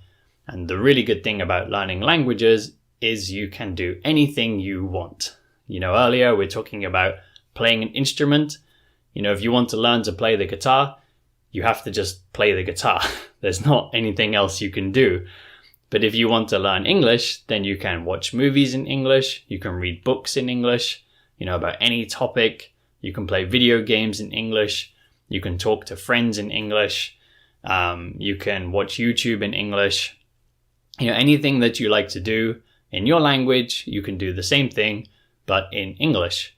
That's what I do with Japanese. Today I've been reading a book in Japanese, which is an interesting book. I forget that I'm studying Japanese. I'm just enjoying the book. Recently I've been watching lots of cooking shows in Japanese. Also, I'm very interested in coffee. So recently I've been watching a lot of Japanese YouTube channels where they're talking about coffee, how to make coffee, how to roast coffee. And, it doesn't feel like study because I just enjoy those topics. And you can just enjoy anything you like, but you can just enjoy it in English. So your English level will get better. It's just a matter of time. So just keep listening, keep reading, keep speaking, keep checking vocabulary, checking grammar. Just keep going, keep going. The most important thing, don't think that there is anything wrong with you. If you feel like, I'm not getting better, I'm stupid, or I'm not good at languages, that feeling, that attitude will really hold you back, and it's not true. I'm sure there is nothing wrong with your brain. You can do it just like anybody else. Don't compare yourself to others. Just do it your way and continue. And really don't compare yourself to others because as a language learner, it's actually very hard to tell anyway who is good and who is not good. It's easy to pretend that you're good. I see a lot of people who seem like they have a high level of English, but when I really listen to them, I realize that they're just pretending to understand. They're just, pretend like using some words that make them sound a bit better, but they might not even be that good. So don't compare yourself to others. Do it for yourself. And I'm sure you will reach a high level of English soon. So anyway, thank you all very much for listening today. I kind of went on a few tangents. I went around a few topics, but I hope in some way I could help to encourage you. I won't lie to you. I won't say that learning English is easy because it's not, but I don't think it's really difficult either. It just takes a bit of time.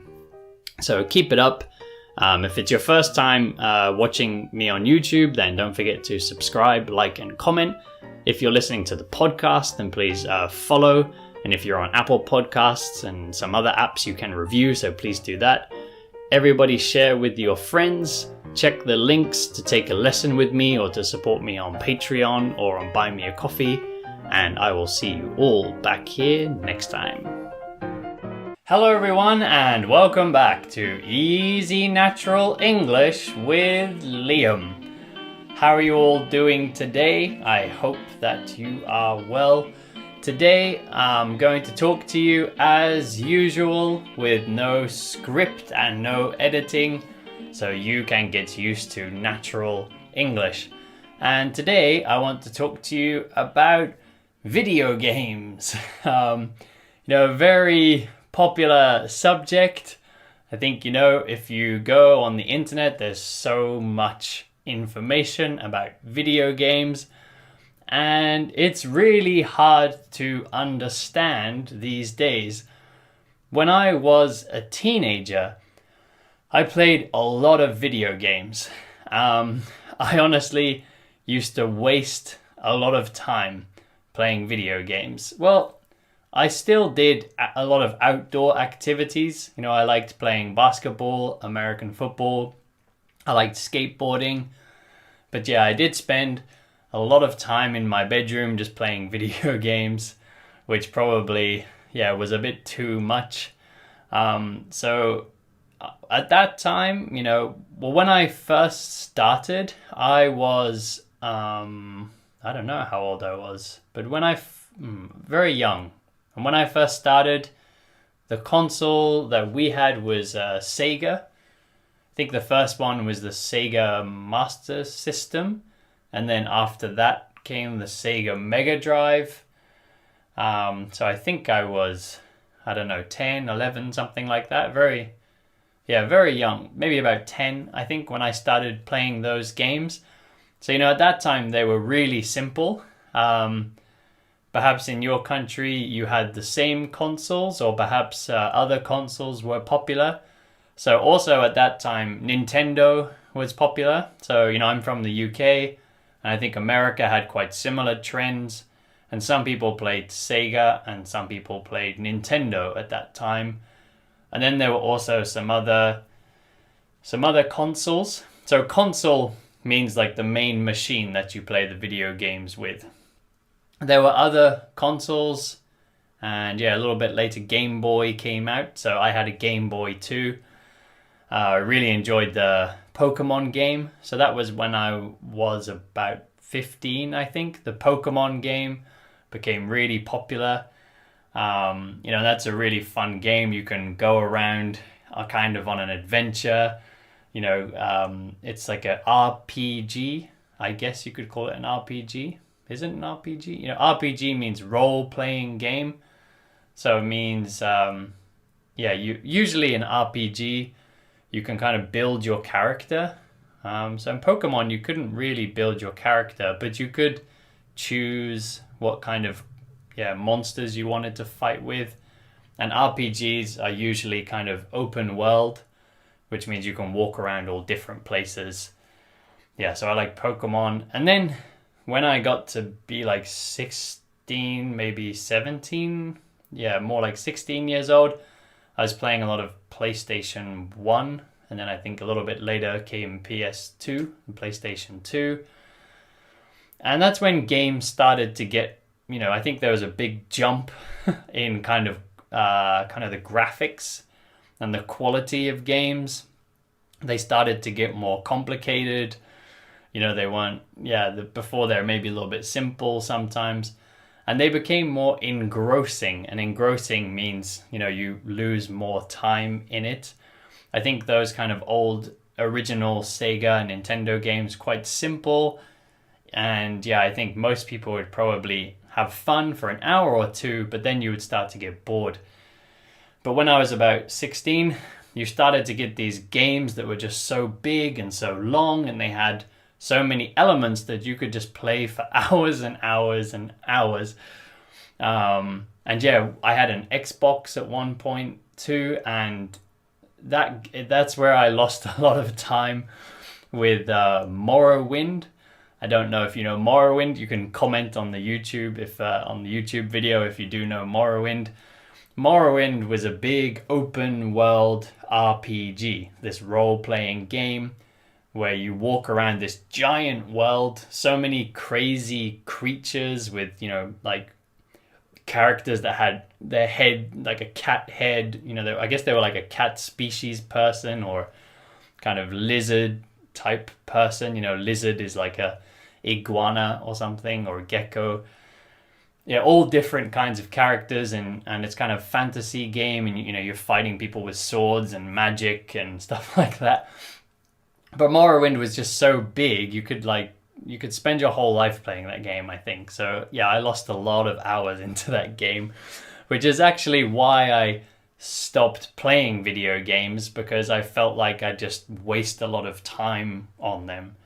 But recently I started to think that maybe sometimes I'm a bit too productive. So productive means like you're making progress with things. And what I mean by that, and if you've been listening to my podcast for a while and to the YouTube, perhaps like I wake up in the morning, I start studying Japanese, and then I teach my classes, and then I make YouTube or podcast content. Then I study more Japanese, and then I just keep studying, and then maybe exercise, and then study Japanese, and then go to bed.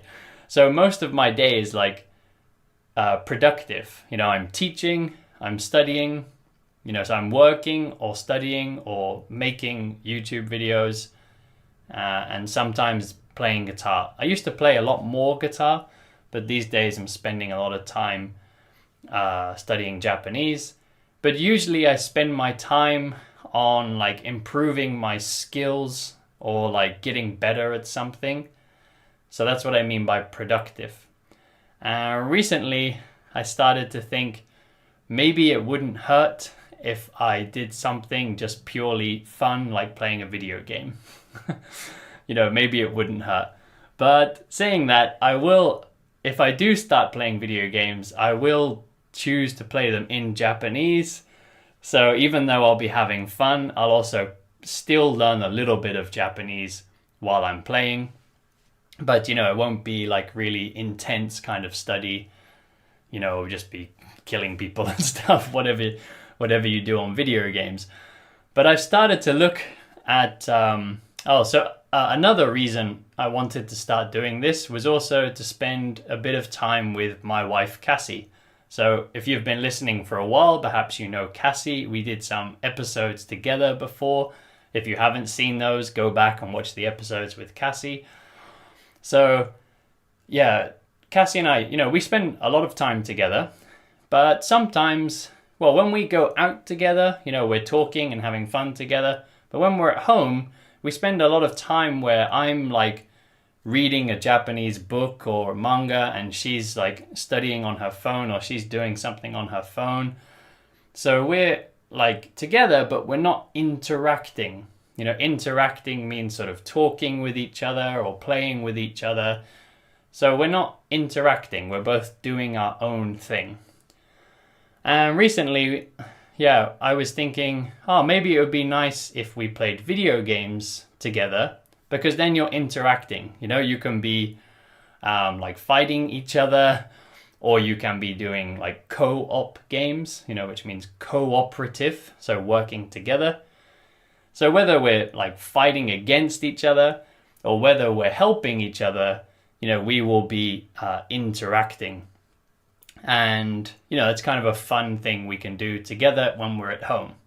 So like I said, outside sometimes, you know, we do sports together or we exercise together.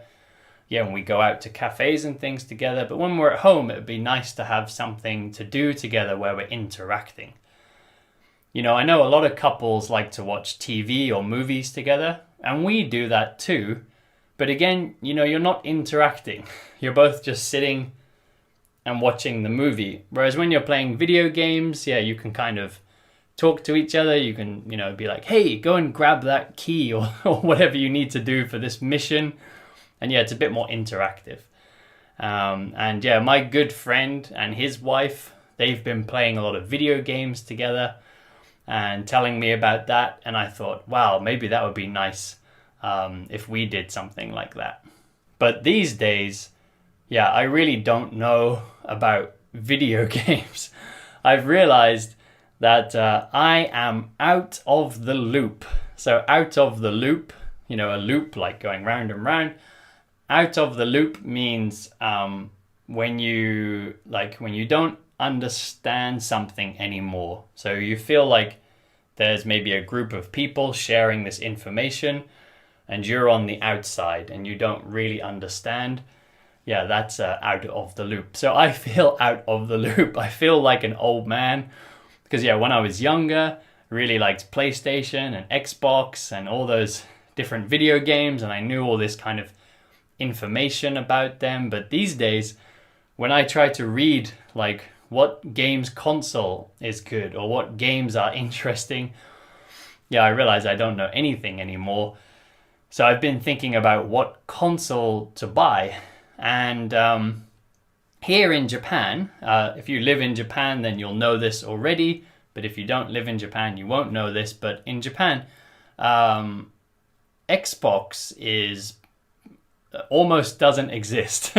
I mean, you can buy Xboxes here and you can buy Xbox games here.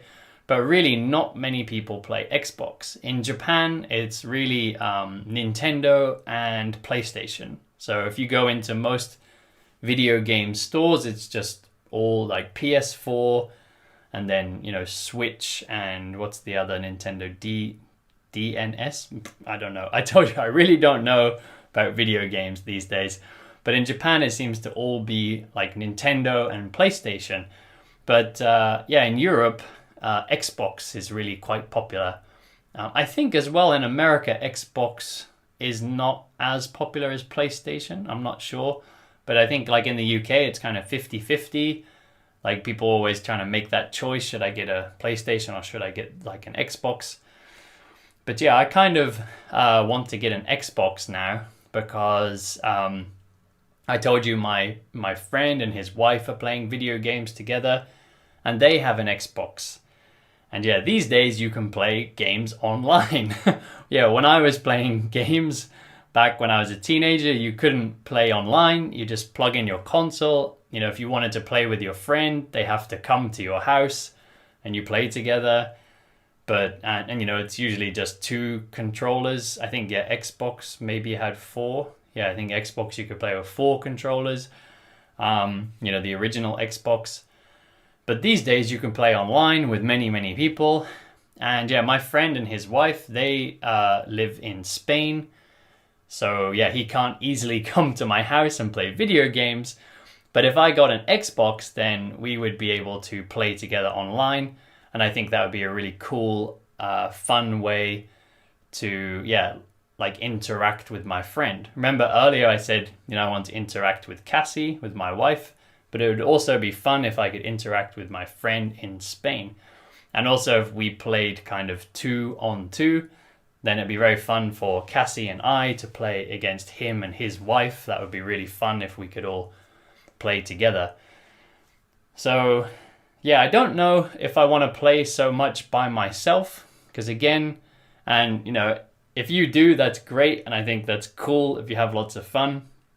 But for me, it feels a little bit like a waste of time. I mean, I shouldn't say waste of time. If something's fun, then it's not a waste of time. Yeah, it's kind of a problem I have. I'm quite a restless person. Restless, it just means like I can't rest. Like I feel like I need to be doing something all the time. So that's why I'm always studying or making easy natural English content, or I'm teaching, or I'm trying to learn more about teaching, or I'm trying to read a book or trying to play guitar. I'm always like, I feel like I always need to be improving at something. So this is kind of my problem. And yeah, I kind of need to learn to relax sometimes. So yeah, if you are someone who plays video games by yourself and it helps you relax, I think that's cool. But yeah, for me, I think I would feel like, oh, I should be doing something else. But yeah, if I'm playing with Cassie or if I'm playing with my friend in Spain, then it won't feel like a kind of waste of time for me because I'll be interacting with my wife or with my good friend. So it'll be quite fun, I think. So what do you play? Do you play video games? If you do, comment on the YouTube video. Tell me what kind of games you like and what you recommend for me. Because yeah, I feel like an old granddad who doesn't know anything about video games anymore. And it's so confusing when I look. These days it's really changed. Like now you can buy games online, which seems really convenient. You know, when I was young playing video games, I had to go to the store, you know, and I had to buy the game like originally on a cartridge. You know, those plastic cartridge, you'd blow on them to get the dust out. You'd be like to get the dust out of the cartridge. And then later, you know, it became more like CDs with like PlayStation. And what did Xbox have? I forgot. Did Xbox have CDs, cartridge? I don't remember what Xbox had. And then, yeah, now you just go on, you connect your console to the internet and you just download the game very easily. Yeah, that seems really cool and really convenient. But you then have all these options, like do you want to just buy the game and download it? Or there's also these kind of monthly passes. You know, it's kind of similar to like Netflix or something. And you pay a monthly fee and you can download games for free. Well, not for free because you're paying monthly, but you can only play them while you continue paying. So it's also complicated. And then each console has a different version. Before there was just Xbox and there was PS2. But now there's Xbox, and then there's the Xbox One, and then there's the Xbox One S, and then the Xbox One X. There's all these different versions, and same with PlayStation. They have different size memory and everything. And it's just really confusing. So yeah, if you have any recommendations for me, let me know in the comment section. You can comment what console you think is good, how you like to play. Do you do this kind of monthly subscription or something? Because I have no idea. I'm trying to figure it out now. But yeah, like I said, I think we'll probably choose an Xbox because it'll be really fun to play with my friend in Spain. Yeah, even though it's not so popular in Japan. But now I know that you can buy games online. It doesn't really matter because I can just download the games easily. So anyway, that's a bit about video games and a bit about how I don't know anything about video games. So I'm not really qualified to talk about games because I have no idea what I'm talking about. So as usual, I'm just rambling. Rambling means just talking nonsense. But as I mentioned in the last episode, listening is so important. So even, when I'm talking about something I don't know, it's still good for your English to keep listening and keep learning. Anyway, thank you all very much. If you're on watching the YouTube version, please like and subscribe. If you're listening to the podcast version, please review. Everyone share with your friends, and I'll see you all back here next time. Hello everyone, this is Easy Natural English with Liam, where I talk to you in natural English that's a bit easier so you can get used to English in a natural way. And today I want to talk a bit about nutrition. So I'm not an expert, I'm just an English teacher, but I thought you might want to know how to talk about these things in English. So in this episode, I'm going to talk a bit about fat, and then later I'm going to do an episode about protein, and then I'm going to do an episode about carbohydrates, or maybe I'll do carbohydrates then protein. But today, in this episode, I'm going to talk about fat. So you probably all know the word fat. You might have heard this word to talk about people who are a bit bigger. Of course, that's not a nice word to use. So don't use this word to talk about people. But fat is a macronutrient. So when we look at food and you look at the back, first you might see the calories, and you probably all understand that calories are kind of the amount of energy that's in the food. But those calories are made from fat, protein, and carbohydrate. So fat is made from, it can be like oils, it can be from animal products, and it can also be from other plant based fats like nuts or avocados. So it's something we need to get in our diet, especially some fats, but there are kind of good fats and bad fats, and it's something that a lot of people sometimes are scared of fat. When you say this food has a lot of fat, like avocados or coconuts or nuts, some people say, oh, they must be unhealthy, lots of fat. But actually, fat is also pretty important in the diet, but we have to think about where the fat is coming from. So there's two main groups of fat, and in English we call them saturated and unsaturated. So saturated fats are the type of fats that you often get from animal products like meat or butter or even milk. And those saturated fats, they are hard to pass through our body. So when they get in our blood, it's hard for these saturated fats to pass through our blood, and they get stuck. And this leads to problems like heart disease and other unhealthy diseases, particularly around the heart and with our arteries, or our system that moves the blood through the body. Has a lot of problems if you eat too much saturated fat, which comes from like butter and especially like beef, things like that, pork. So the unsaturated fats, you can get those also from animal products, like chicken has some unsaturated fats, and then fish has plenty, and then also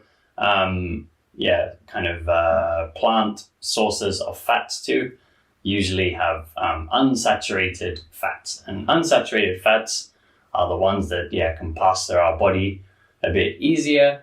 And they won't get stuck in your blood, and we won't be so unhealthy. We won't have too many problems.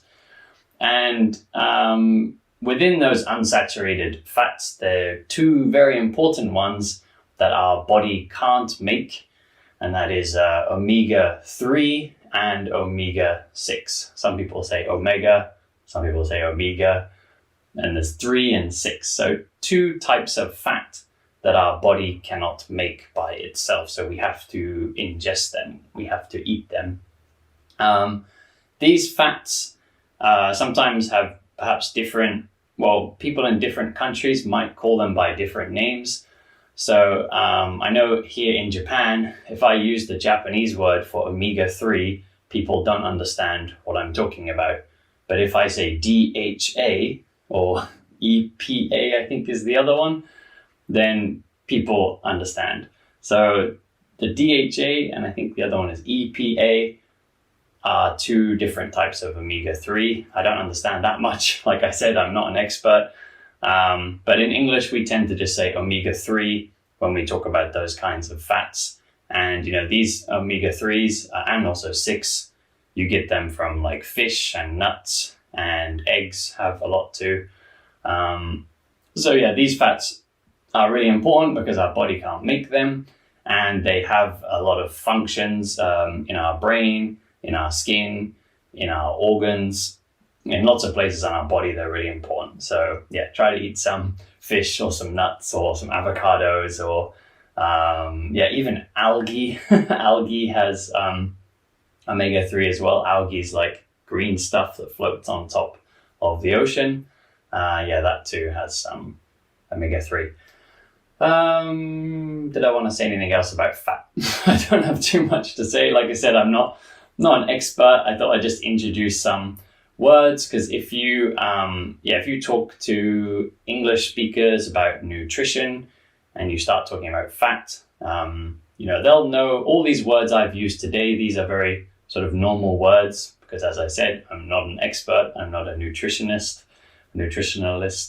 But these words, these are not that technical. If you look at like a newspaper and they talk about like a new healthy food, or if you're watching a TV show and they're talking about nutrition, or if you're just having a conversation with someone about nutrition, they'll know most of the words that I've used today. So if this is a topic that you're interested in, maybe watch this episode again or listen to this episode again. Try to remember these words, and then you can talk to people a bit about fat. Fat sources. That's what I didn't talk about, fat sources. So I did mention, you get some fats from animal products and things, but then also, of course, a big source is oil. So when you're cooking and we're adding oil to our food, it gives us a lot of extra fat in our food, and that has a lot of calories. So be careful when you're putting oil in things, because just 1 gram of oil or 1 gram of fat is 9 calories. So if you add like a tablespoon of oil to your food, I think that's like over 100 calories just in 1 tablespoon of oil. So oil is a very easy source of fat. You can get it very quickly. Anyway, that's all I have to say for this episode. Next time, I'm going to talk about protein or carbohydrates. Haven't decided which order yet. If you'd like to support my channel and also hear more podcast episodes, then check out my Patreon page. There's a link for that on the description of the podcast and also on the description of the YouTube video. And on there, I put episodes where I'm a bit more relaxed and I can talk a bit more freely because I know that it's only regular listeners on there. So yeah, check out my Patreon page, come and join in and listen to those bonus episodes. If it's your first time on YouTube, don't forget to subscribe. Everybody comment and like. If you're on the podcast, don't forget to review. Everyone share with your friends, and I'll see you all back here next time. Hello everyone, this is Easy Natural English with Liam. So I'll be talking to you in natural English that's a bit easier to help you get used to English in a natural way. And as usual, I won't be using a script, so hopefully my English will sound nice and natural and you'll get to hear the way native speakers talk when they're thinking or when they don't know exactly what they want to say. So today I want to talk to you about the future of social media. So social media, like for example, YouTube, Facebook, Instagram, and now things like TikTok. There are other ones, I don't even know what they're called. And actually, that's why I wanted to talk about, this kind of, what is happening to social media. Perhaps if you're not like a teenager, or if you're not very young, like me, then you might be starting to think like you don't understand social media anymore. So I'm not that old, I'm 34, but I feel like applications or apps like TikTok, if you're my age, maybe some people my age in their 30s are using TikTok, but I think most people using TikTok are probably under 30 years old. And, Facebook these days, there's probably not so many young people joining Facebook. I think most people who are using Facebook probably had it already or are joining their friends on there, so they're probably a bit older. So it seems like, these social media apps, they're starting to be like separated by age. So, you have all the young people on TikTok, and then maybe slightly older group is on Instagram, and then the slightly older group is on Facebook. And then Twitter, Twitter tends to be a bit of an older crowd as well. Maybe there are young people using Twitter, but I think Twitter tends to be used a lot by people who are sort of talking about politics and business, and perhaps, of course, there's lots of just absolute nonsense on there too. But I think a lot of people are talking about more serious topics on Twitter. So there's quite a different crowd in each group. And now I sort of feel like I'm not understanding the new apps, or I just don't like them. And then that makes me feel kind of old. Every time I see a TikTok video, so I don't have the app TikTok, but sometimes I see videos that people have made with TikTok that they've shared on Instagram or YouTube. And I always feel like an old man because I look at them and I think, what are they doing? This is stupid. What a waste of time. But of course, this is not a good way to think. That's their choice if that's what they want to do. It's just me becoming a grumpy old man. So grumpy means kind of like angry in the way that old people can be angry sometimes. So they get angry a bit easily about stupid things. But the thing with, TikTok, there's lots of people doing these dance routines. And I just think, a lot of them are not that good at dancing. But the reason they're popular is just because it's usually a beautiful woman dancing. And that's fine if people want to watch that. But I just think she's just doing a silly dance, But people like it. So that's TikTok. And I feel like a bit of an old man when I look at apps like that. And then these days there's Clubhouse. So I don't know how popular Clubhouse is in other countries. I live in Japan and I'm studying Japanese. So I'm always listening to Japanese content. Like I listen to Japanese podcasters and Japanese YouTubers and Japanese celebrities or TV and radio, things like that. And I hear a lot of people in Japanese talking about Clubhouse, but I don't really hear people speaking about it in English. But I don't know if that's because, I spend most of my time listening to things in Japanese, or if it's because people are not really talking about it in English or in other languages. So yeah, if you're watching the YouTube version of this, if you're listening to the podcast, you can't comment on the podcast. But if you're listening on the YouTube version, then please comment and let me know if people in your country are talking about Clubhouse. So if you don't know what Clubhouse is, it's a social media app that's only available on the iPhone.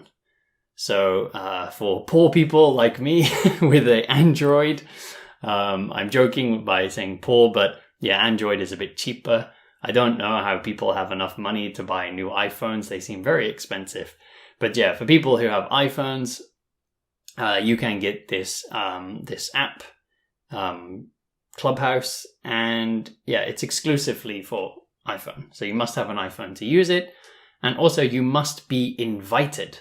So, with all the social media before, Twitter, YouTube, Facebook, Instagram, everything else, you could just join it whenever you want to. You download the app, you create an account, and you can start using it. What's it called? I just said it, Clubhouse. This Clubhouse is only by invite. So if you want to join it, you need to have a friend that's on that app who will send you an invitation. And if they don't send you an invitation, you can't use it. And I'm not sure how I feel about that. I don't know why they did that. I don't know if perhaps because sometimes with new apps, there's a lot of problems at the beginning. Sometimes for these little problems we need to get past, we call them hiccups. And hiccup is usually, when you eat too quickly or drink too quickly and then you go, that's a hiccup. But sometimes when we say hiccup, it means like a small problem you need to get past. So sometimes these apps, they have hiccups in the beginning. But so perhaps they wanted less people on there to begin with so they could fix these hiccups before many people joined the app. I don't know, but it seems a bit mean. You can only join if you have a friend on the app. It reminds me of kind of children on a playground, and you have all the popular children who are together, and then you have the children who are not invited to the group, so all these children having a nice time. And then that child, yeah, you don't have any friends, you can't join our group, you loser. That's kind of what this app reminds me of, because I think, what about people, who perhaps don't have many friends, if any friends at all, and they want to join this app, but they don't have anybody to invite them, then they cannot join this app. So yeah, I'm not sure how I feel about that. But on this app, it's I haven't used it yet because, like I said, I have an Android. I don't have an iPhone. On this app, people join a room and then someone, I think, is in charge of the room. So somebody is like a moderator and other people join the room. So they're called rooms, but, really it's kind of a forum or something. And it's only speaking. So it's maybe something like a Zoom meeting, but you can't see each other. It's just voice. And there are a lot of these kind of influencers, these YouTubers and other kinds, perhaps even podcasters, who create a so-called room. And then they are speaking, and the other people, if they want to talk, they kind of virtually hold their hand up. They virtually raise their hand. I think they have a little light or something that says, I want to say something. And then the moderator is like, okay, you can speak, Bing! And then puts their microphone on so this person can speak. And then everybody talks in a room like that. So that's Clubhouse. If you've used it, then let me know in the comments how it works, because I haven't used it. You can let me know if I've got something wrong. But like I said, I've heard a lot of Japanese podcasters talking about it, so I kind of have an idea how it works. But yeah, I haven't tried it myself. So yeah, I think, like I said, as I'm, now in my 30s, probably before I know it, I'll be in my 40s. I wonder if I'm going to be left behind with social media. All the young people are going to be using things that I won't understand. That's something I'm not sure if that's going to happen to my generation, because, my parents' generation and my grandparents' generation, things moved a bit slower. I think even, my parents' generation are usually okay with technology, but definitely my grandparents' generation, technology advancement was much slower than these days. So new devices, new technology was not released, so quickly. It didn't change that much. So people didn't get used to changing. They weren't, it wasn't a normal thing to keep changing things. But, my generation, if I look at technology from 10 years ago, it's so different. If I look at technology from when I was a child, it's really, really different. So I think my generation is perhaps more used to technology changing quickly. Perhaps we can adapt a bit faster, but I'm not sure yet. So I'm actually quite interested in this. I want to see when I get to like 60 years old, maybe hopefully I'll make it to 70 years old. And I want to see myself and other people my age and see how we are doing with technology. Because my theory is we'll be okay. I think that we'll be used to changing, but I don't know yet because we haven't seen that situation. So we'll see. Anyway, that's about all I wanted to say today about the future of social media. If you're listening to the podcast version of this, don't forget to follow and please review on apps where you can, like Apple Podcasts. If you're watching on YouTube, don't forget to subscribe and like and comment. Everybody share with your friends. Also, if you want to take a lesson with me, or if you want to support the podcast, there are apps. There are apps. I've been talking about apps a lot. There is a link in the description of the video, and there's also a link on the description of the podcast. So anyway, thank you all very much for today, and I will see you all back here next time. Hello everyone, this is Easy Natural English with Liam. And as usual, I'll be speaking to you in natural English that's a bit easier, so you can get used to English in a natural way. And today I thought I would talk to you a bit about bedtime routines, or how we go to bed at night, because it's something that we all need to do, and we all do it differently. So I thought I'd talk a bit about different ways that people go to bed at night, and also a bit about what I do. So there's lots of different ways that we relax in the evening. I think some people quite often like to eat certain things or drink certain things before they go to bed. It's kind of a bit of a routine that we get into. Personally, I like to drink herbal tea before I go to bed. I often drink something like chamomile or rooibos, or any kind of herbal tea. So I usually have dinner not too close to bed, because I find if I eat dinner close to when I go to bed, when I get into bed, my stomach feels very full and it's hard to go to sleep. So I usually try to eat dinner a bit before I go to bed, usually like 7 p.m. or like 8 p.m. at the latest we have dinner. And then, my wife and I, we usually drink tea after dinner. So it's not a very exciting routine. Perhaps, we're not very like party people, or maybe some people like to drink alcohol to relax. I think there's quite a lot of people who, when they finish work, they like to drink beer or drink wine or something before they go to bed, which perhaps helps us to relax. But personally, I feel like it's a bit of a bad routine, because if you start depending on alcohol to go to sleep at night, then it means you can be drinking alcohol like every day, and that's probably not a very good routine.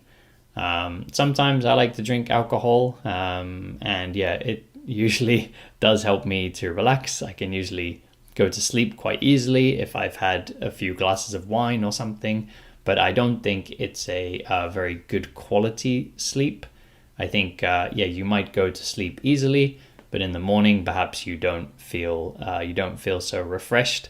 Perhaps, it's not a very good routine. So how about you? What's your bedtime routine? Do you like to eat something or drink something?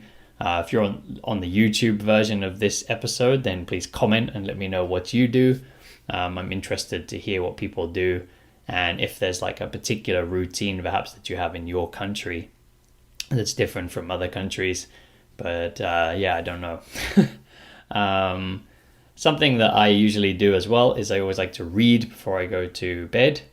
Some people, like my wife, look at their phone before they go to sleep, but a lot of things on the internet, or a lot of science says that if you look at your phone, or if you look at any screens before you go to sleep, if you're looking at your computer screen or your tablet screen or your phone screen, that it releases a kind of blue light that causes a similar reaction in your body to sunlight. So if you're looking at this kind of light from your phone, then our minds get confused and our body thinks it's like daytime. So it releases some hormones in the body. Hormones are these kind of chemical signals in the body. So your body releases these hormones that say, hey, this is daytime, you should wake up. So it can stop us from going to sleep, and it can also make us have bad quality sleep. So even if you get to sleep, your quality of rest will not be so good. So I like to read on paper before I go to sleep. I usually try to read books or sometimes comics. If you've been listening for a while, you'll know that I'm studying Japanese and always trying to read in Japanese. So at the moment, I'm reading a book called Konbini Ningen, which means like human, like a convenience store human. So it's a story about a girl working in a convenience store. And I think the point of the story is just to make us think a bit about how we treat people who work in the service industry. Because sometimes when people work in shops or restaurants, perhaps people don't always respect them. And it's kind of a fictional story, but written by a woman who really did work in a convenience store. And she's sort of talking about that experience. So at the moment, every night when I get into bed, I'm reading that story. And it helps me to sleep because I'm not looking at a light, I'm looking at paper. And perhaps because it's, it's kind of study, but it's like a fun study. I enjoy reading the book. So it just helps my mind to get kind of tired. And usually I find I fall asleep pretty easily. So this word fall asleep, sometimes my students get a bit confused with the difference between words like sleep and asleep. So asleep is an adjective. So if you say he is asleep, that's an adjective and it means he is sleeping. It means the same thing as he is sleeping. Sleep is a verb. But when we talk about awake is also an adjective. I am awake means I am not sleeping. And when we go from awake to asleep, we usually use the word fall asleep. So fall asleep means, go from being awake to being asleep. So at night we fall asleep. And when we use the word fall asleep, it's usually something that we're not really controlling. It's kind of unconscious. It's something that just happens to us. So if I'm boring you now, you're listening to this podcast, perhaps it's not a very exciting episode, you might just fall asleep, which means like not on purpose, just sitting there and then poof, and you fall asleep. When we use go to sleep is more like a conscious effort, like I want to go to sleep. So, if I'm in the living room and I'm feeling tired, I might say to my wife, come on, let's go to sleep. Let's go to sleep. Like it's a conscious effort. I'm saying, let's go to bed. Let's brush our teeth. Let's get in bed. Yeah, let's go to sleep. And then when you get to your room, you try to go to sleep, and eventually you will fall asleep, which, like I said, fall asleep is something that you can't control. It happens to you, but you can try to go to sleep. It's a little bit confusing, but usually if you try to go to sleep, usually you cannot fall asleep. Usually you can't get to sleep. It's maybe you've had this experience when you need to wake up early in the morning. It could be for work, or it could be because you have a flight in the morning, you need to travel or something, although nobody's traveling now because of the pandemic. But usually, you might need to wake up especially early to travel. And so you really want to go to sleep.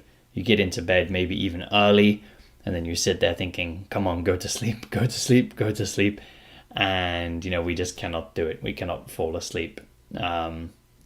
Usually the best way to fall asleep is when you're not trying to go to sleep. So you're trying to watch a movie. Perhaps, you're tired, but you really want to see the end of the movie. So you're trying to stay awake to watch the movie, and then you just fall asleep. It's kind of strange, but trying to go to sleep usually makes us stay awake. It's a very difficult process. So something that I do when I cannot fall asleep, like if I get into bed and I think, okay, now is time to sleep, turn off the light and I can't sleep. Sometimes I'll just, if I really sit there for a long time and I can't sleep, then I will turn the light back on and just start reading again. And, probably reading again will make me fall asleep faster than if I just sat there with my eyes closed thinking about sleeping. Then it probably won't happen. So it's best if you can't sleep, don't think about going to sleep, because it will stop you from going to sleep. Another good practice is to try to focus on your breathing. So kind of similar to meditation. If meditation is when you sit there with your eyes closed, trying to clear your mind. And if you can't sleep and you start thinking about your breath, you just think, okay, breathing in, breathing out, breathing in, breathing out. It's like sort of very simple thought process, a very simple thing to think about, so it can kind of help your mind to switch off. I don't know about in your culture, but in English-speaking culture, a lot of people talk about counting sheep. They say if you can't sleep, try to imagine some sheep in your mind, like the animal, and count the sheep. I don't know where this came from, and I don't think anybody really does it. It's kind of just a joke that people talk about. But sometimes you might hear people say, oh, have you tried counting sheep? I don't know where that comes from. If you've seen some Mr. Bean episodes, perhaps you've seen him do it. There's like a funny episode of Mr. Bean where he's trying to sleep, and then he gets a photo of lots of sheep, and then he kind of counts them, just like 1, 2, 3, 4, blah, blah, blah. And then he gets his calculator and he calculates the total. And then as soon as he sees the total, he's like, oh, poof, and falls asleep immediately because he has managed to count the sheep successfully. It's kind of, just a stupid joke. So like I said, I don't know if anyone's really counting sheep to try to go to sleep. It's just some culture that's come from somewhere. How about in your country or in your culture? Do you have a particular trick to fall asleep? Please let me know in the YouTube comments. So today I'm going to wrap it up here because I don't really have much else to say about going to sleep. It's probably not the most exciting topic. I hope you're not falling asleep listening to me. Just an idea I had. But as always, please let me know if you have any requests for topics that you'd like me to talk about, because it's quite hard for me to always think about different things to keep talking about. So please let me know. Please comment on the YouTube video and let me know what topics you want me to talk about, because it's hard for me to keep thinking of them. So please request some comments, request some topics. So anyway, big thanks to my Patreon supporters. I really appreciate your financial support. It really helps to keep me motivated, because making all these episodes takes a lot of time. So it's nice to get a little bit of reward in return. Also, thanks very much to anyone that's used my Buy Me a Coffee page. If anyone else wants to contribute, then please check the links below the YouTube video or in the description of the podcast. And also, if anyone wants to take a lesson with me, there's also a link there to do that. So thank you all very much for today. If you're on YouTube, don't forget to subscribe, like, and comment. If you're listening to the podcast, please review on Apple Podcasts or anywhere else where you can review, and follow, and I will see you all back here next time. Hello everyone, and welcome back to Easy Natural English with Liam. Today I want to talk to you about how long it takes to become fluent in English. But first, we have to think about what is fluency. What does it mean to be fluent in a language? Not just in English, but in any language.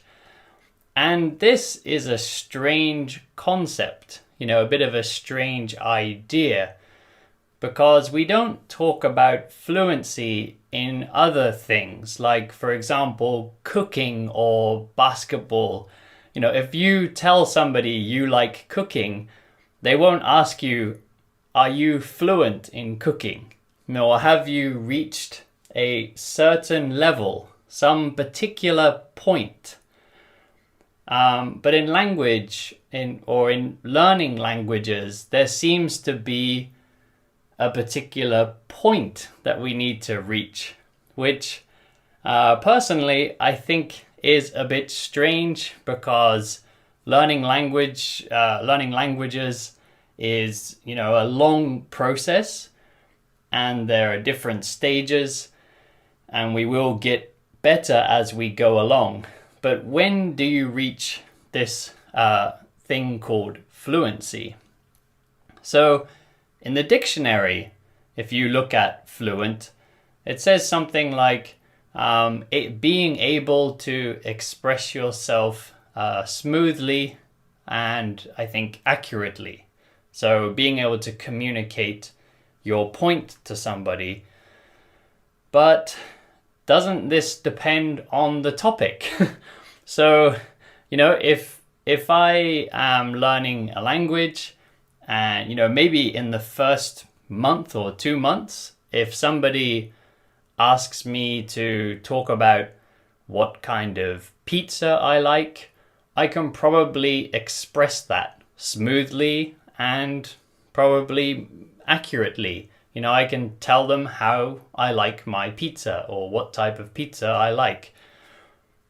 But if they asked me to explain how do rockets work or something like that. Actually, I don't think I can explain that even in English, how do rockets work. Something a bit easier, but something like, what do you do to kill time, for example, to pass time?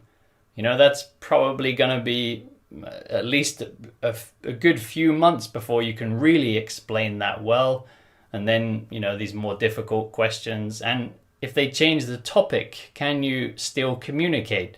If they start talking about fashion, do you know the words you need to talk about fashion? Or if they start talking about sports, do you know these words and expressions? If they talk about cooking, or if they talk about families, so this definition, being able to communicate smoothly, I think it's hard to define, because I think it depends on exactly what kind of conversation you're talking about. It can also depend on which tenses you are using or which grammar structures. So if I ask you a question about routine, you can simply use present tense, and most beginners can do that. But if I ask you to talk about something in the past, now it's going to be more difficult. So yeah, this fluency is a bit hard to define. So it's good to maybe think of your own definition, because people will ask you this. When you're learning a language, people always ask you, are you fluent? And I always hesitate to say yes in any language. I've been learning French for a long time and I feel very comfortable when I'm speaking French, but there's still a lot of vocabulary and there's still a lot of things I don't know in French or things I can't understand. And in Japanese, I think my vocabulary is better and my ability to understand is maybe better than French. But my speaking is definitely not as comfortable in Japanese. And I think that's because Japanese and English are so different. So my brain is not working in like the right order or something when I need to speak Japanese. But understanding is getting much easier for me. So yeah, what is fluency? People always asked me this when I was learning French. Are you fluent? And yeah, like I said, I didn't know what I should say. But then I started making friends who didn't speak English. So French friends who couldn't speak English. And my whole friendship with these people was built in French. My whole relationship with this other human was in French. Every time I spoke to them was in French. Everything we knew about each other, we had communicated in French. So at that point, I started to feel like, maybe it's okay to say I'm fluent. So that's one way like I defined it for myself. But yeah, I think you need to think of your own definition, just in case people ask you. But really it's something that's probably not worth worrying too much about.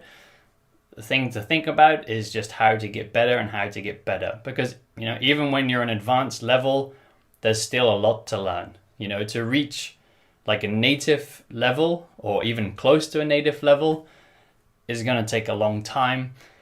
So don't worry too much about like, am I fluent? Because, if you are fluent, you can't just stop studying. You haven't finished yet. There's no end point really with language learning, but that's a good thing because it's lots of fun, right? So I said I would talk about how long it takes. So like I said, a bit hard to define what we're aiming for, but in the world of learning, not just language learning, but learning any kind of ability or skill, there's this rough number that people who have studied this topic use, and they say it takes 10,000 hours. Okay, 10,000 hours. I don't know if to you that sounds like a short time or a long time. Maybe it's hard to imagine 10,000 hours, like how long does it take? And this is a number that I heard when I started studying Japanese. I heard 10,000 hours will get you to some level of mastery. So not just fluency, but kind of you're starting to master the language at that point. You're still got a way to go, but you're starting, I think after 10,000 hours, you'll be better than a lot of language learners, because honestly, I think a lot of people are lacking the motivation to continue, because language learning is really difficult and it does take a really long time. And honestly, I think most people who start don't really continue that long. But yeah, what is 10,000 hours? So if you can do 9 hours a day, so that's a lot, right? If you can do 9 hours a day, then that means you can reach 10,000 hours of study in 3 years. So this is what I started thinking about when I was studying Japanese. I was thinking, how long will it take me to get to 10,000 hours? And I thought, 9 hours a day, using my calculator, 9 hours a day. So, I did what did I do?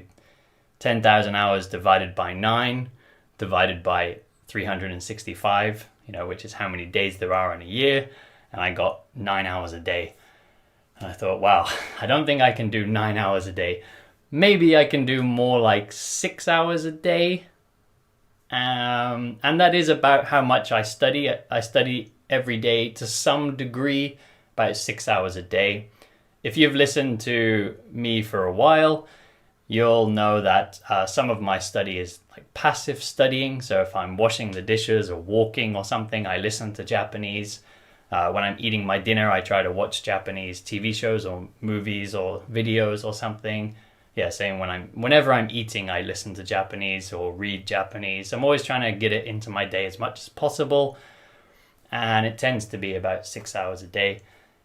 And if you can do that, if you can maintain 6 hours a day, it will take 4.5 years to reach 10,000 hours.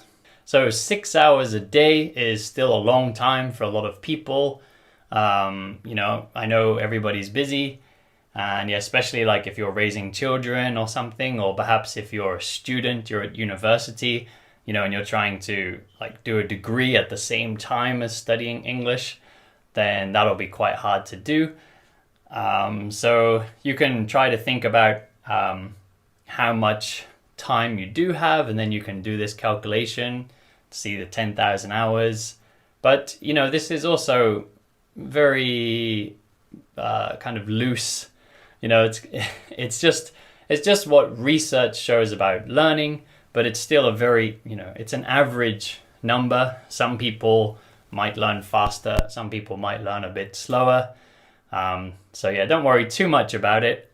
But I know that a lot of people want to have some time span. When you start learning anything, you want to know how long will it take for me to reach, point A or point B or point C. I think that's normal to want to know that. I know I wanted to know that, and I still do want to know that. I still want to know, like, how long is it going to take me to be really comfortable in Japanese? So yeah, I think that number at least gives you some idea, and it might scare you. 10,000 hours sounds like a lot, and it might be scary. But personally, I found it actually motivated me. I've mentioned in other episodes before that the important thing with language learning is just the time you put in. So it doesn't matter exactly what you're doing, it just matters that you're doing it a lot and doing it often. So if you think about this 10,000 hours, it gives you a time target, a precise time target. Because normally people talk about learning languages in like years. When I ask somebody, how long have you been studying English, or how long have you been studying German or any other language, they always say 2 years, 3 years. But that's almost meaningless. It almost has no meaning, because let's say you studied for 2 years. If you studied 1 day a week, like for 1 hour a week for 2 years is nothing. It's not much time at all. But if you were studying for, this 9 hours a day for 2 years, then now that's a long time. So if you start thinking about language learning in times of hours and even in minutes, don't think about it as just, if time passes, I'm going to magically learn English. If you think about it in terms of hours and minutes, then I think it can be good motivation to study in every little free moment that you have. This is what I try to do with Japanese. If when I'm teaching online on italki, if I have a 15-minute break, I study for 15 minutes. Every little slot, every little moment in my day, I try to get some Japanese study into it. Even if it's just, and most of the time it's just kind of input. So it's just fun. 15 minutes, I'll just watch half of an episode of a Japanese TV show. I don't need to even get up from my desk, finish teaching, just stick on Netflix, watch 15 minutes of a Japanese TV show, or pick up a book and start reading, or just put on a podcast, like, especially if I'm teaching and I want to move my body because I've been sitting down. Maybe I'll put on a podcast and I'll just, walk, like go for a very short walk for 15 minutes, just walk around the block while listening to some Japanese podcasts. So, yeah, like I said, to wrap up, to summarize, fluency, it's hard to define exactly what it is, and I think it's something we shouldn't worry too much about. Really, what we should worry about is if I look at yesterday, am I better today than I was yesterday? And if you're thinking, I haven't learned anything today, then just get that 10, 20 minutes or as much time as you have today to study a bit of English. It could be listening to this YouTube right now. Just get that, or this podcast, depending which version you're listening to. Just get that little 10 minutes into your day, and that means you have learned something you didn't know yesterday, or your listening skills have got a little bit better, or your reading has got a little bit faster. So just make sure every day you're better than yesterday, even if you're so busy and it's just 5-10 minutes. But yeah, if you have more time, 1 hour, 2 hours, try to slot it into your day, and soon you'll get to that 10,000 hours point, which is quite average, but you will get closer to a high level of English. So keep it up, everyone. It is a long road. It does take a long time, but try to make it fun and just keep studying hard. Thank you all very much for listening. If you're on YouTube, please like and subscribe. If you're listening to the podcast version, please review. Everyone share with your friends, and I'll see you all back here next time. Hello everyone, and welcome back to Easy Natural English with Liam. Today, I want to talk to you about whether or not to learn English while using subtitles. So, I am a big fan of learning languages through TV shows and movies because they can teach us the real natural language that native speakers are using.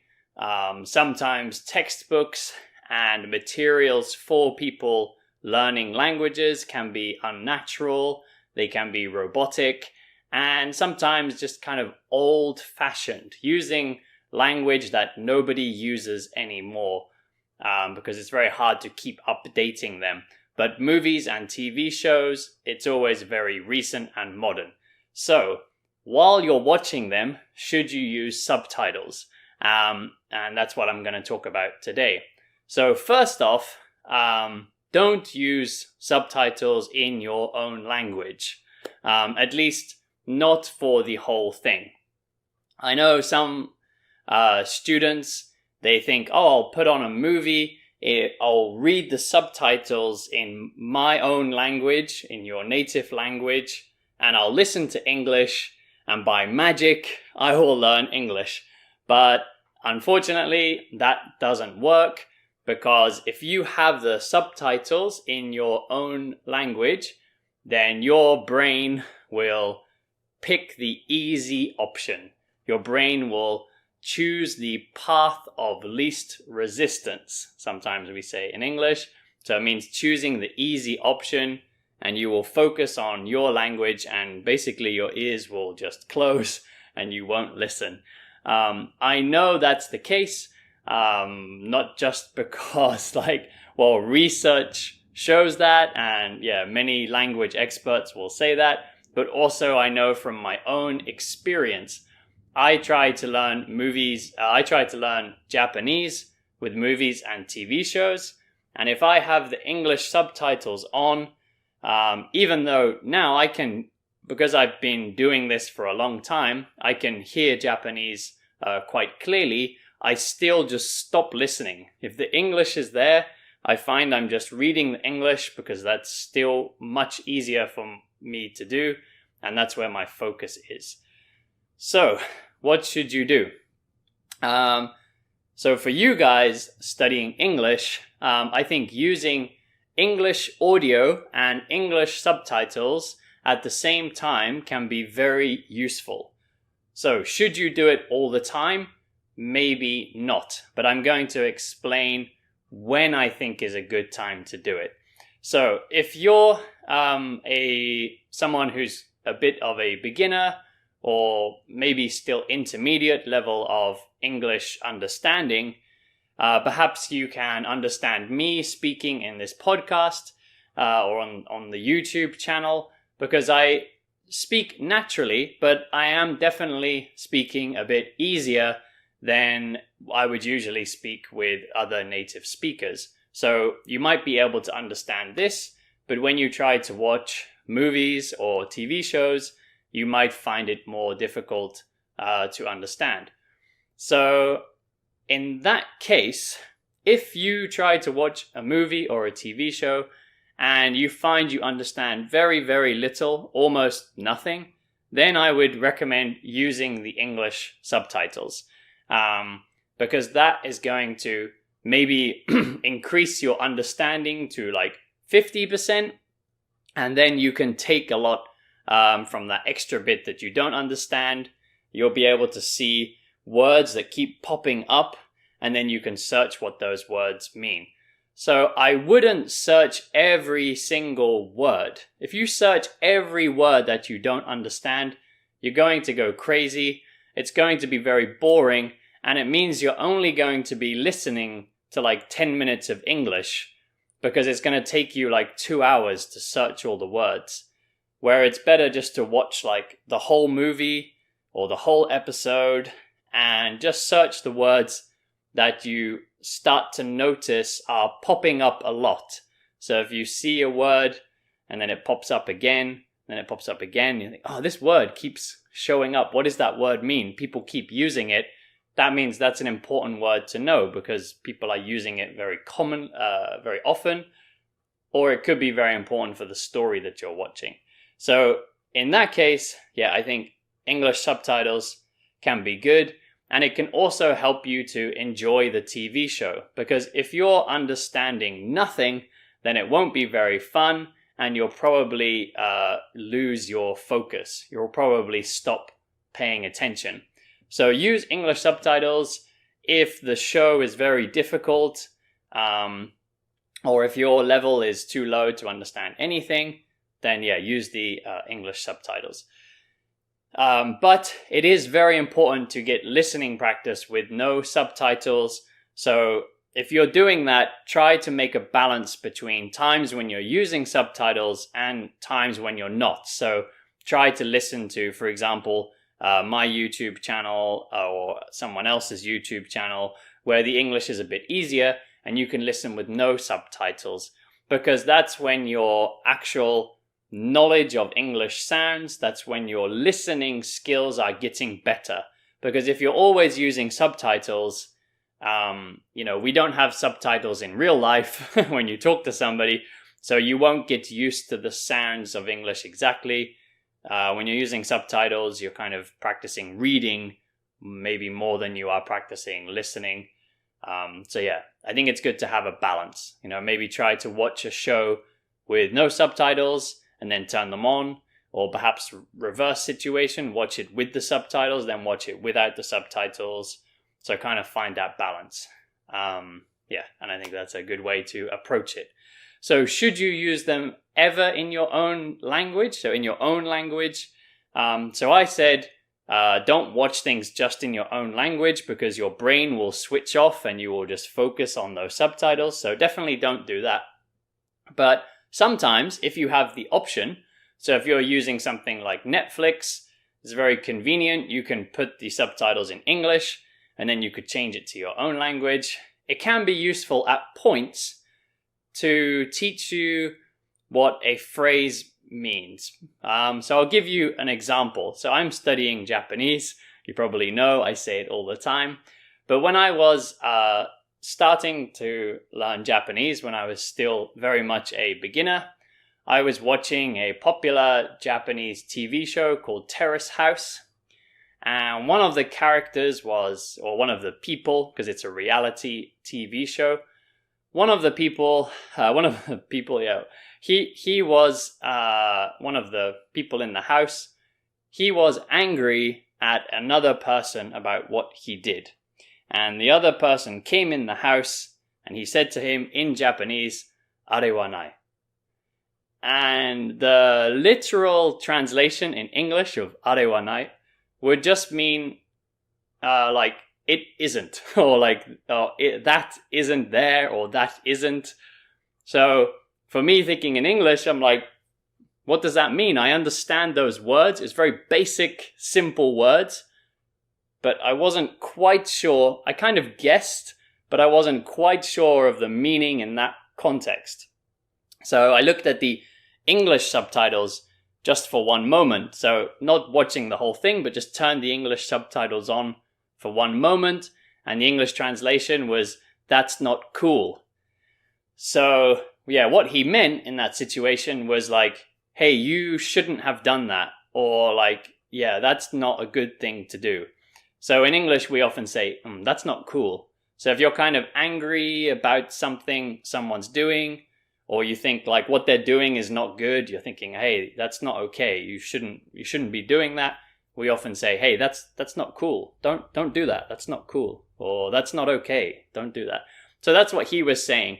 And even though the words were very simple, I couldn't quite understand it. And just putting the English subtitles for that one moment just showed me what those words meant when I didn't understand exactly.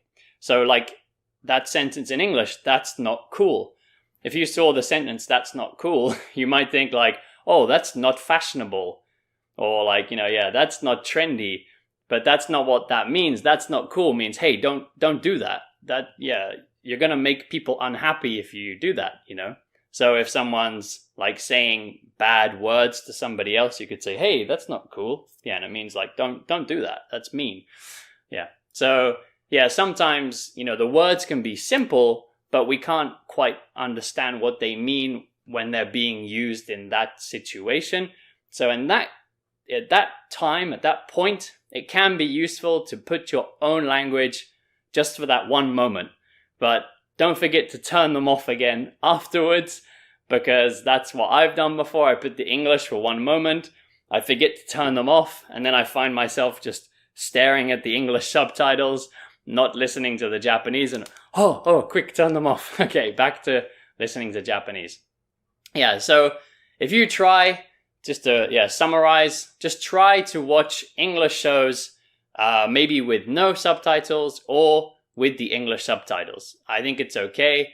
I know some people say, don't use any subtitles, but I think it's just a different kind of practice. If you're really trying to improve your listening skills, then don't use subtitles. So if you're watching a movie or a TV show and you have the English subtitles on, and you find you can understand like almost everything when you're reading, but then you turn them off and then you can't understand anything, that means you definitely need to work on your listening skills. So if you're in a situation where you can read the subtitles easily, but you can't understand without the subtitles, then you are a person that needs to turn them off, and you need to do more listening. So just listening. But if you find you turn the subtitles on and there are still many words and phrases that you don't understand, then maybe for you, it would be good to use some English subtitles some of the time, no, not all the time. So yeah, that's what I think about using subtitles with movies and TV shows. If you have any opinions or comments about what I've said, please write them on YouTube. I try to respond to everybody's comments. So yeah, please don't be shy. Thank you all for listening today. Don't forget to like and subscribe to the YouTube channel and to follow the podcast version. And I will see you all back here next time. Hello everyone, and welcome back to another episode of Easy Natural English with Liam. I hope that you're all well. Today I'm going to get back to talking about everyday topics with no script and no editing, because recently I made a few videos kind of talking about useful expressions or about how to study English, and somebody on my YouTube comments said that they're a bit boring and he prefers the sort of everyday topic episodes. Maybe he's right. What do you guys think? If you agree or disagree, put it in the YouTube comments. But yeah, I think I need to do he's right. I think I need to do some more just natural listening practice for you guys. So yeah, that's what I'm going to do today. So I want to talk about traveling in the UK. And the reason I want to talk about this is because a lot of my students who study English with me, I'm from the UK. So when I ask them, have you visited the UK? If they have, they always say they went to London. It's always to London. Some people have been to some other parts of the UK, but most people just travel to London. And London is a very beautiful city. There's lots of stuff to do there. But I think it's a shame. I think it's a bit sad when people only see London, because I think the UK has a lot to offer for traveling. And I think, there are different parts of the UK which will be more suited to different people. If you're a big city person, then maybe you'll enjoy London. But for example, if you like history, then of course, London has some nice historical places to visit. But if you really like castles, which the UK has a lot of, then I would recommend somewhere like where I'm from. So I'm from an area, a county in the UK. A county is like the region called Norfolk. And in Norfolk and below Norfolk is Suffolk. There's two counties, two regions. Norfolk and Suffolk has a lot of old castles because this part of the UK is close to France, particularly close to Normandy, which is a part of France where in our history a long time ago, people from this part of France, they came to the UK and they took over. They became the boss of the UK. They kind of became the royalty in the UK, and they built a lot of castles.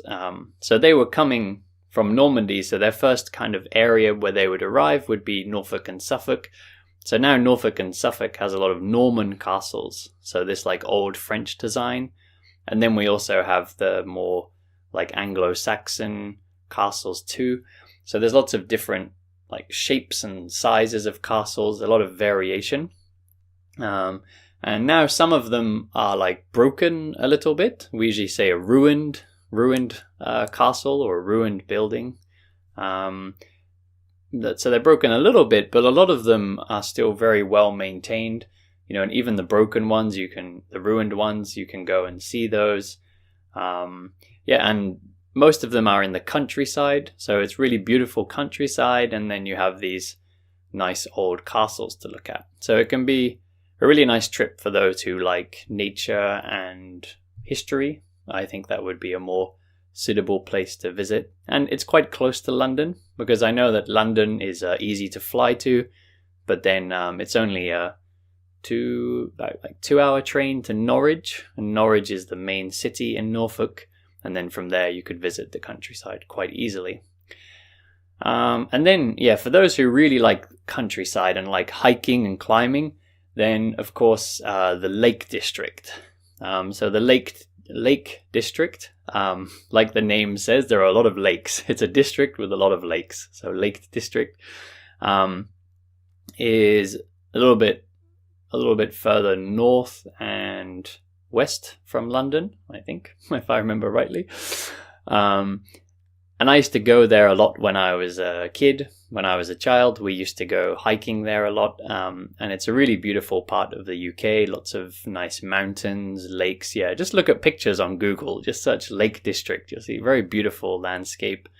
Very green. Yeah, very beautiful part of the UK. And then for those who like hiking, if you go further north and go up to Scotland, then of course Scotland has beautiful mountains, beautiful countryside. Yeah, really beautiful coastline. Coastline means where the land touches the sea, the coastline. So not quite a beach, because beach usually has sand, but the coast, maybe it's cliffs or rocks or something. Yeah, and Scotland, has some really nice ones.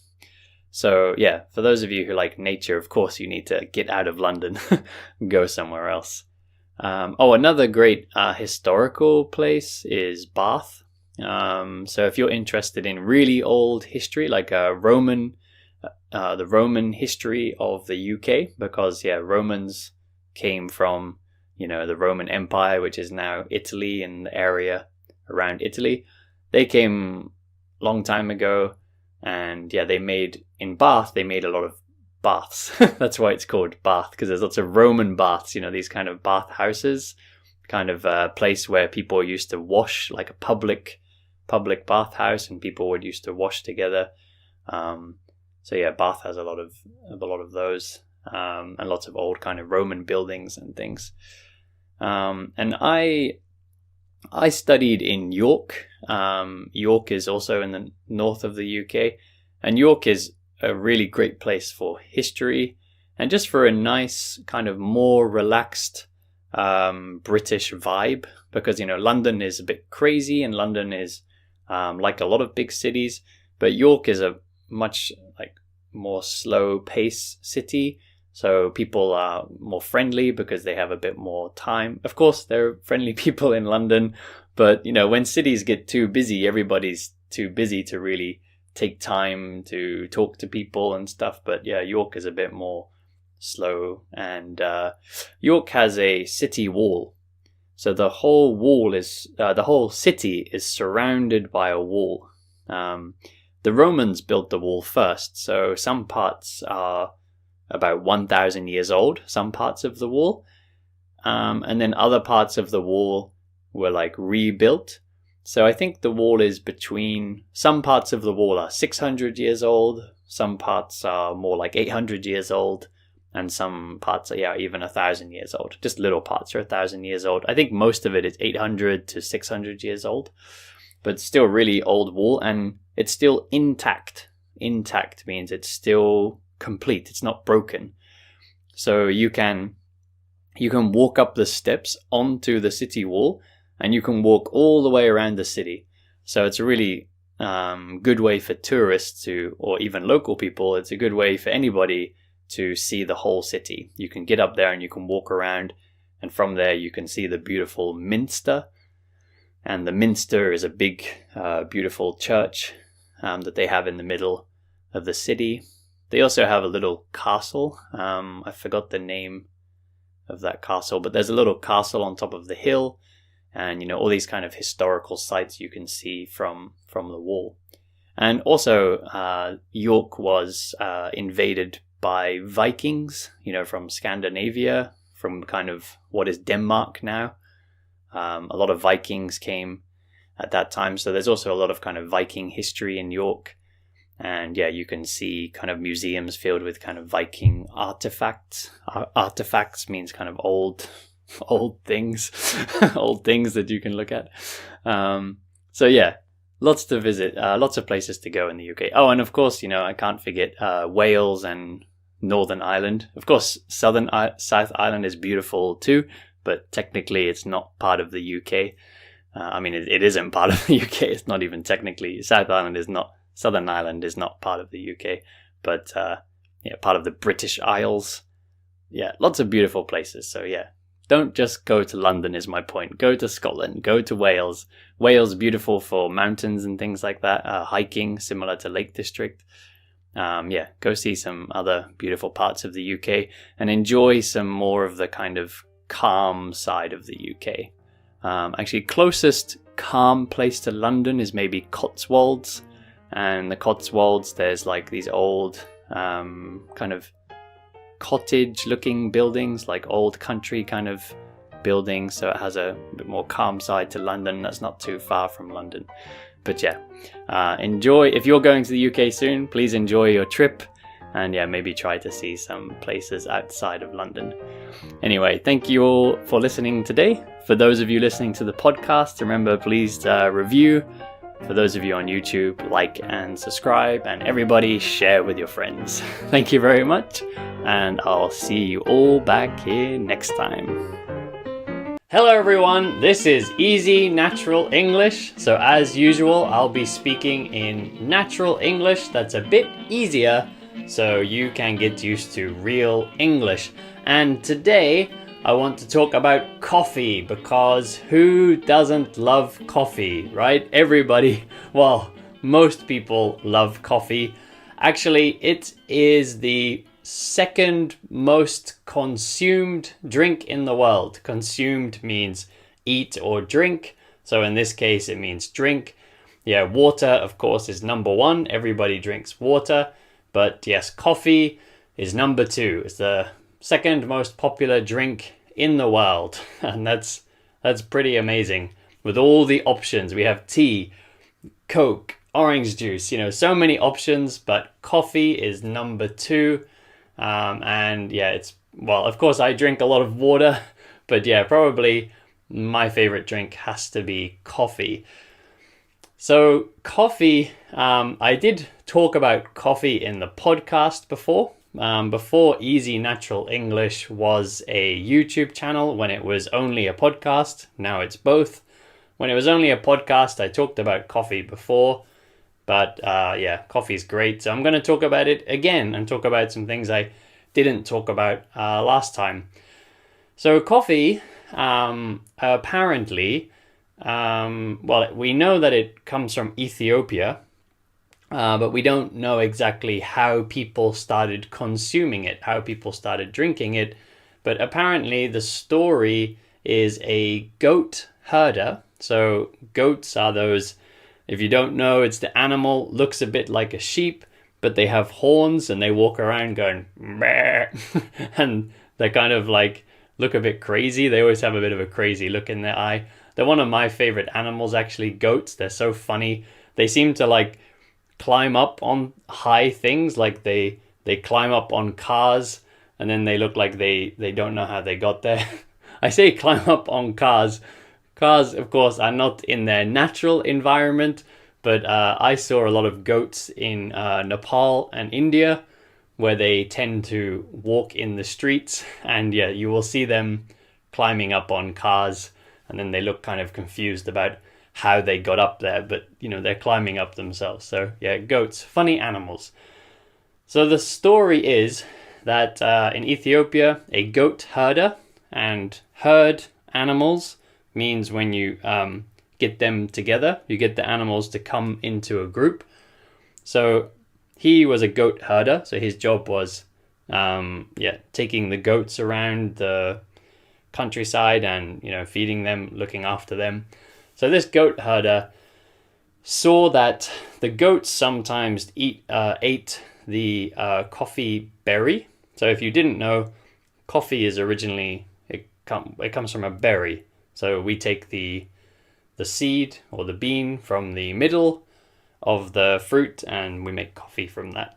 So this coffee herder saw that this goat herder, you can't herd coffee. This goat herder was seeing the goats eat the berries, and afterwards the goats would have a lot of energy and they wouldn't sleep at night. And he thought, wow, that looks useful. Sometimes I need more energy and I don't have time to sleep or something. So he told some local priests. Priests are like the religious people. They might run a religious building. So he told them, or were they monks? Or maybe monks, which is the people that sit around praying all day or meditating all day. If they're Buddhist monks, depends on the type of monk. These monks, he told them about this, and they wanted to have more energy for their religious activities. So they started consuming these coffee beans. And apparently, that's what happened. Apparently that's how coffee got started. And now we're drinking it all over the world. Now it's yeah, the number two, the second biggest import product. You know, import is when you bring something into your country from another country. So oil is number one. Of course, many countries are buying oil and selling oil, but apparently number two is coffee. So yeah, very popular drink. What else should I say about coffee? Well, personally, I like to drink coffee just black. I like drip coffee or filter coffee. So that means when you have your cup and then you put on top, you put a filter on top, which is the thing that you put the coffee you put the coffee grinds. So you put the ground coffee, which means like when you take the beans and then you turn it into a powder, you grind the beans into a powder, put it in a filter, and then pour water on top, and the coffee drips through. So that's filter coffee or drip coffee. That's how I usually like to drink my coffee. But you know, if you go to a cafe, you can get espresso, which originated in Italy. So espresso, you know, is when they use an espresso machine, and the coffee is extracted, which means like they take the flavor out of something. Yeah, they extract the coffee through very high pressure and very hot water. So the coffee comes out very concentrated, very thick, and I'm sure you've tried it before. That's espresso. So then with espresso, you know, you can make latte and cappuccino and cortado and macchiato and many different types of coffee, which these days I don't drink much espresso coffee, you know, and I don't drink latte or cappuccino, but I used to work in cafes. I've had a lot of experience working in cafes, and I really enjoy making this kind of coffee. It's really fun. You know, I used to be a bit of a barista. So people who have this job, yeah, we call it a barista. And I used to make the lattes and cappuccinos. And perhaps you've seen when people do like latte art. So latte art is when you take the milk and you do a kind of pattern. As you pour the milk, you make like a heart, or that's like the most basic one is a heart, or you can make a leaf or swan or all different kinds of things. So I used to do a bit of that when I was working in cafes. And I really like making coffee, to be honest. I really enjoy doing this. And maybe one day I would like to have my own cafe. That's like a bit of a dream of mine. I have different ideas about what I'd like to do in the future, but if I could have a cafe, my own cafe, I think that would be really cool. My wife likes the idea as well. She'd also like to have a cafe. It's a very nice environment in a cafe. You know, not only do I enjoy making the coffee, but, you know, having customers come in and being able to chat with people, being able to talk with people. As you all know, I'm an English teacher, so I enjoy talking with people. That's my job, and yeah, that's why I also enjoy working in cafes, because you get to talk to a lot of people. So yeah, that could be a good option for the future. How about you? How do you like making your coffee, or how do you like drinking your coffee? There's so many different options. So put it, if you're on the YouTube version, put it in the comments below and tell me how you like to drink your coffee, and tell me how it's different in your country compared to other countries, because there's a very interesting culture about coffee. You know, in some countries people are using espresso machine. Other countries people are doing filter or drip. Some people are just boiling it in a pot. And there's like around Turkey and the Middle East and North Africa, they have these very beautiful little pots, and they boil it for like a long time with a very fine coffee grind, so a very thin coffee grind, and they make like a very strong coffee. In English we tend to call this Turkish coffee. I mean, it comes from many different countries, but in English we tend to say Turkish coffee. And then Southeast Asia has their own kinds of drip coffee. There's so many different kinds, so comment and tell me how you like to drink your coffee and what's popular in your country. Anyway, I'm gonna wrap it up here. That's about all I have to say about coffee today. I hope you get to enjoy a nice cup of coffee today. I've already had like only two, but it's enough to give me a lot of energy, like those crazy goats. So if you're listening to the podcast version, please review. If you're on the YouTube version, please like, subscribe, and comment. Tell me about what coffee you like, and I will see all of you back here next time. Hello everyone, this is Easy Natural English with Liam, and today I want to talk to you a bit about whether or not you need an English teacher. So this is a bit of a difficult question. The simple answer is maybe. So today I'm going to explain why I think that teachers are not needed at some levels, but can be very useful for different levels. So I think a big mistake that many students make is they want to start learning a language. And this is the same thing I did when I wanted to start learning French a long time ago. You know, a lot of us, we don't know what to do. So you think, well, I need a teacher. I must need a teacher. You know, I think this is what we do with instruments as well. You know, if we want to learn guitar, we think, well, I need a teacher. I need somebody to tell me what to do. But I think this is a mistake. I think it's too early to look for a teacher. And now I will explain why.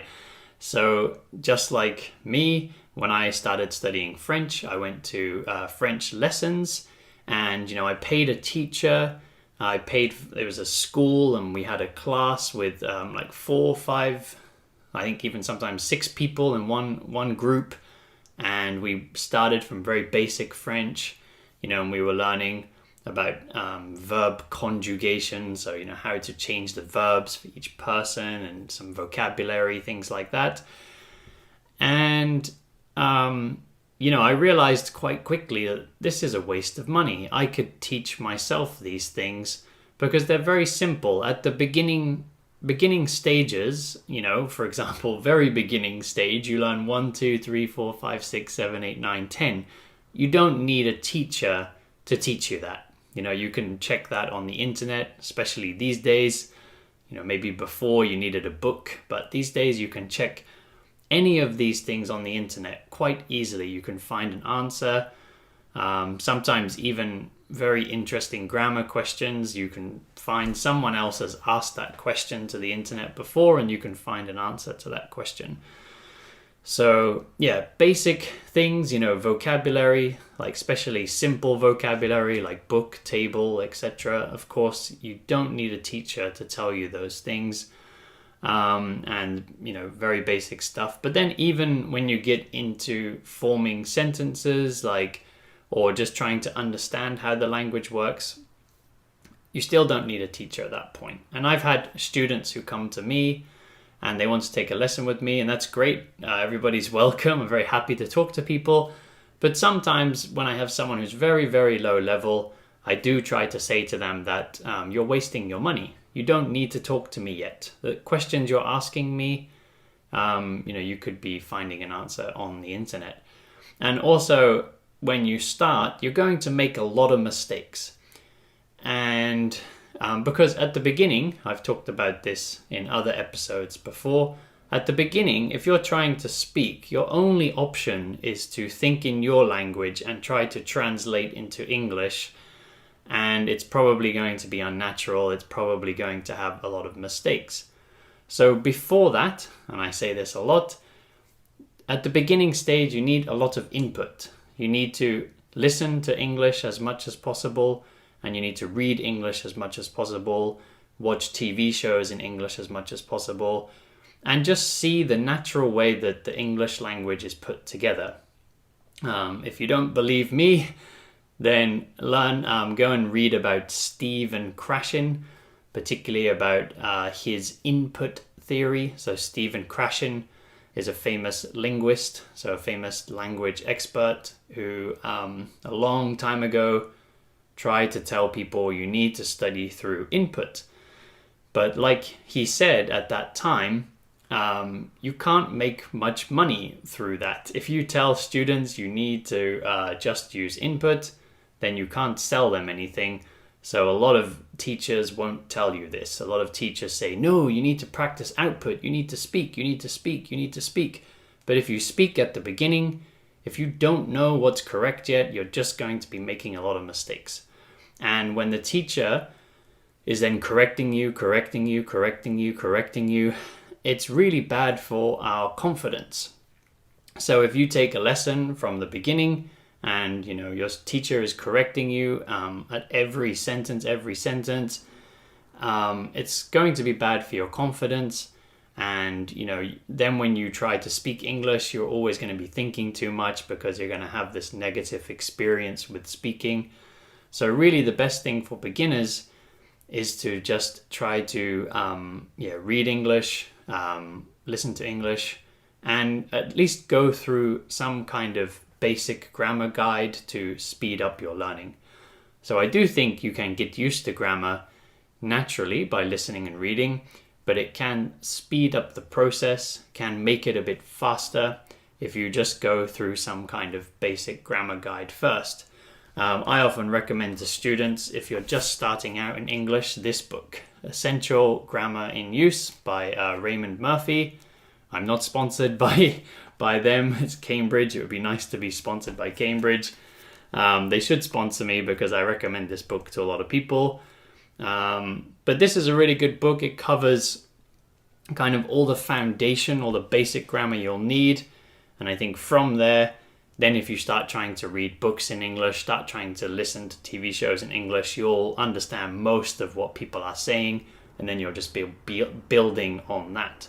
So when should you get a teacher? I think it's good to get a teacher when you feel like you're at a point where you've been reading about the grammar, you've been reading books, you've been listening to English, you feel like you have an idea of the sound of English. You feel like you know lots of vocabulary in English, but perhaps you're a little bit unsure sometimes when to put it together, how to put it together. And that's a good time to talk to a teacher. And that's what a lot of my students, so I teach on italki. If you haven't taken a lesson with me, check the link in the description of this video or on the description of the podcast. A lot of my students are at this level. So I think a lot of my students have chosen a good time to talk to a teacher. So, a lot of my students, they have a good amount of vocabulary. They kind of know the grammar, but they need somebody to help them to point out things that they might be getting confused. Because same for me. I take Japanese lessons on italki as well. And I learn most by myself. Every day I study Japanese as much as I can. Every free moment I read in Japanese, or I watch things in Japanese, or listen to things in Japanese. And I pick up on a lot of differences in grammar and things, just by hearing things many, many times in different situations.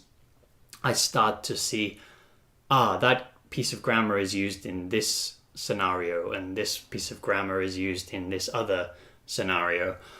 But there are some things that I don't pick up on when I'm listening. So sometimes, I say something to my teacher that I thought that I understood, and my teacher says to me, that's not quite natural in this situation. That word has this kind of meaning to it or something.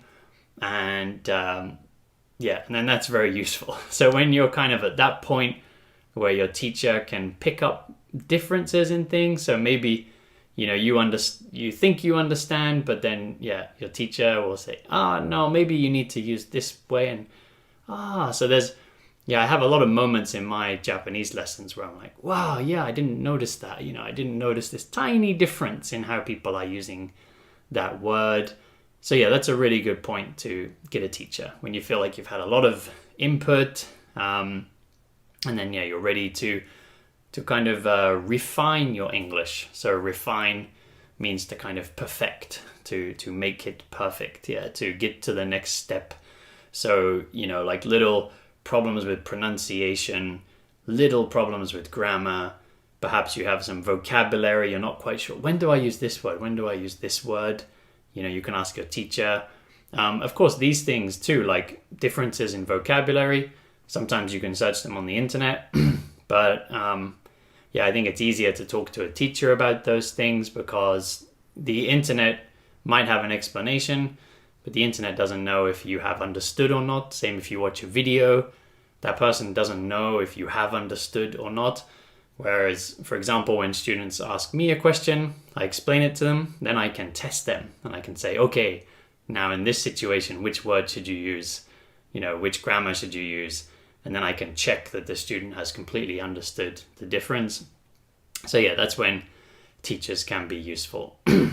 So yeah, to summarize, so in conclusion, I do think, of course, teachers can help you to learn a language, but I think a lot of students are paying for teachers when they don't need to yet, or perhaps they don't need to as regularly.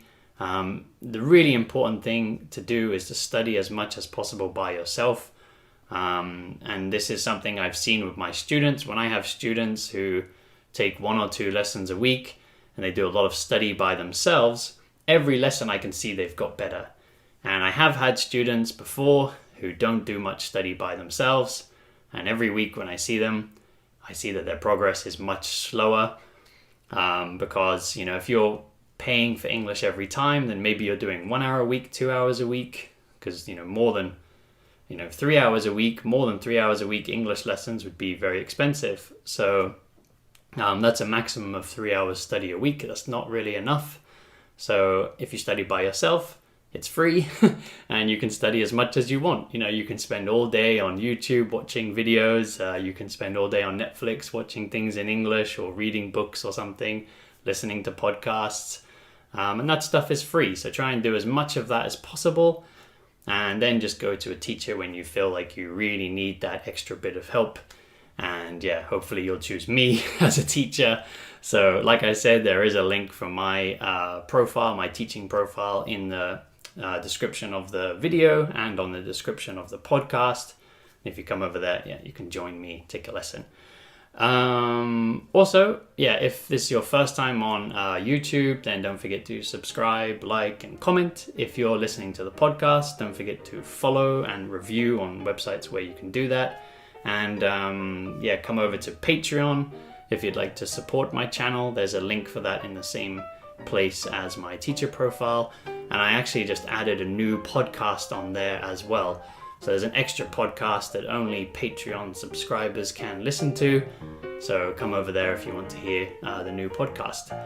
So anyway, thank you all very much for today, and I'll see you all back here next time.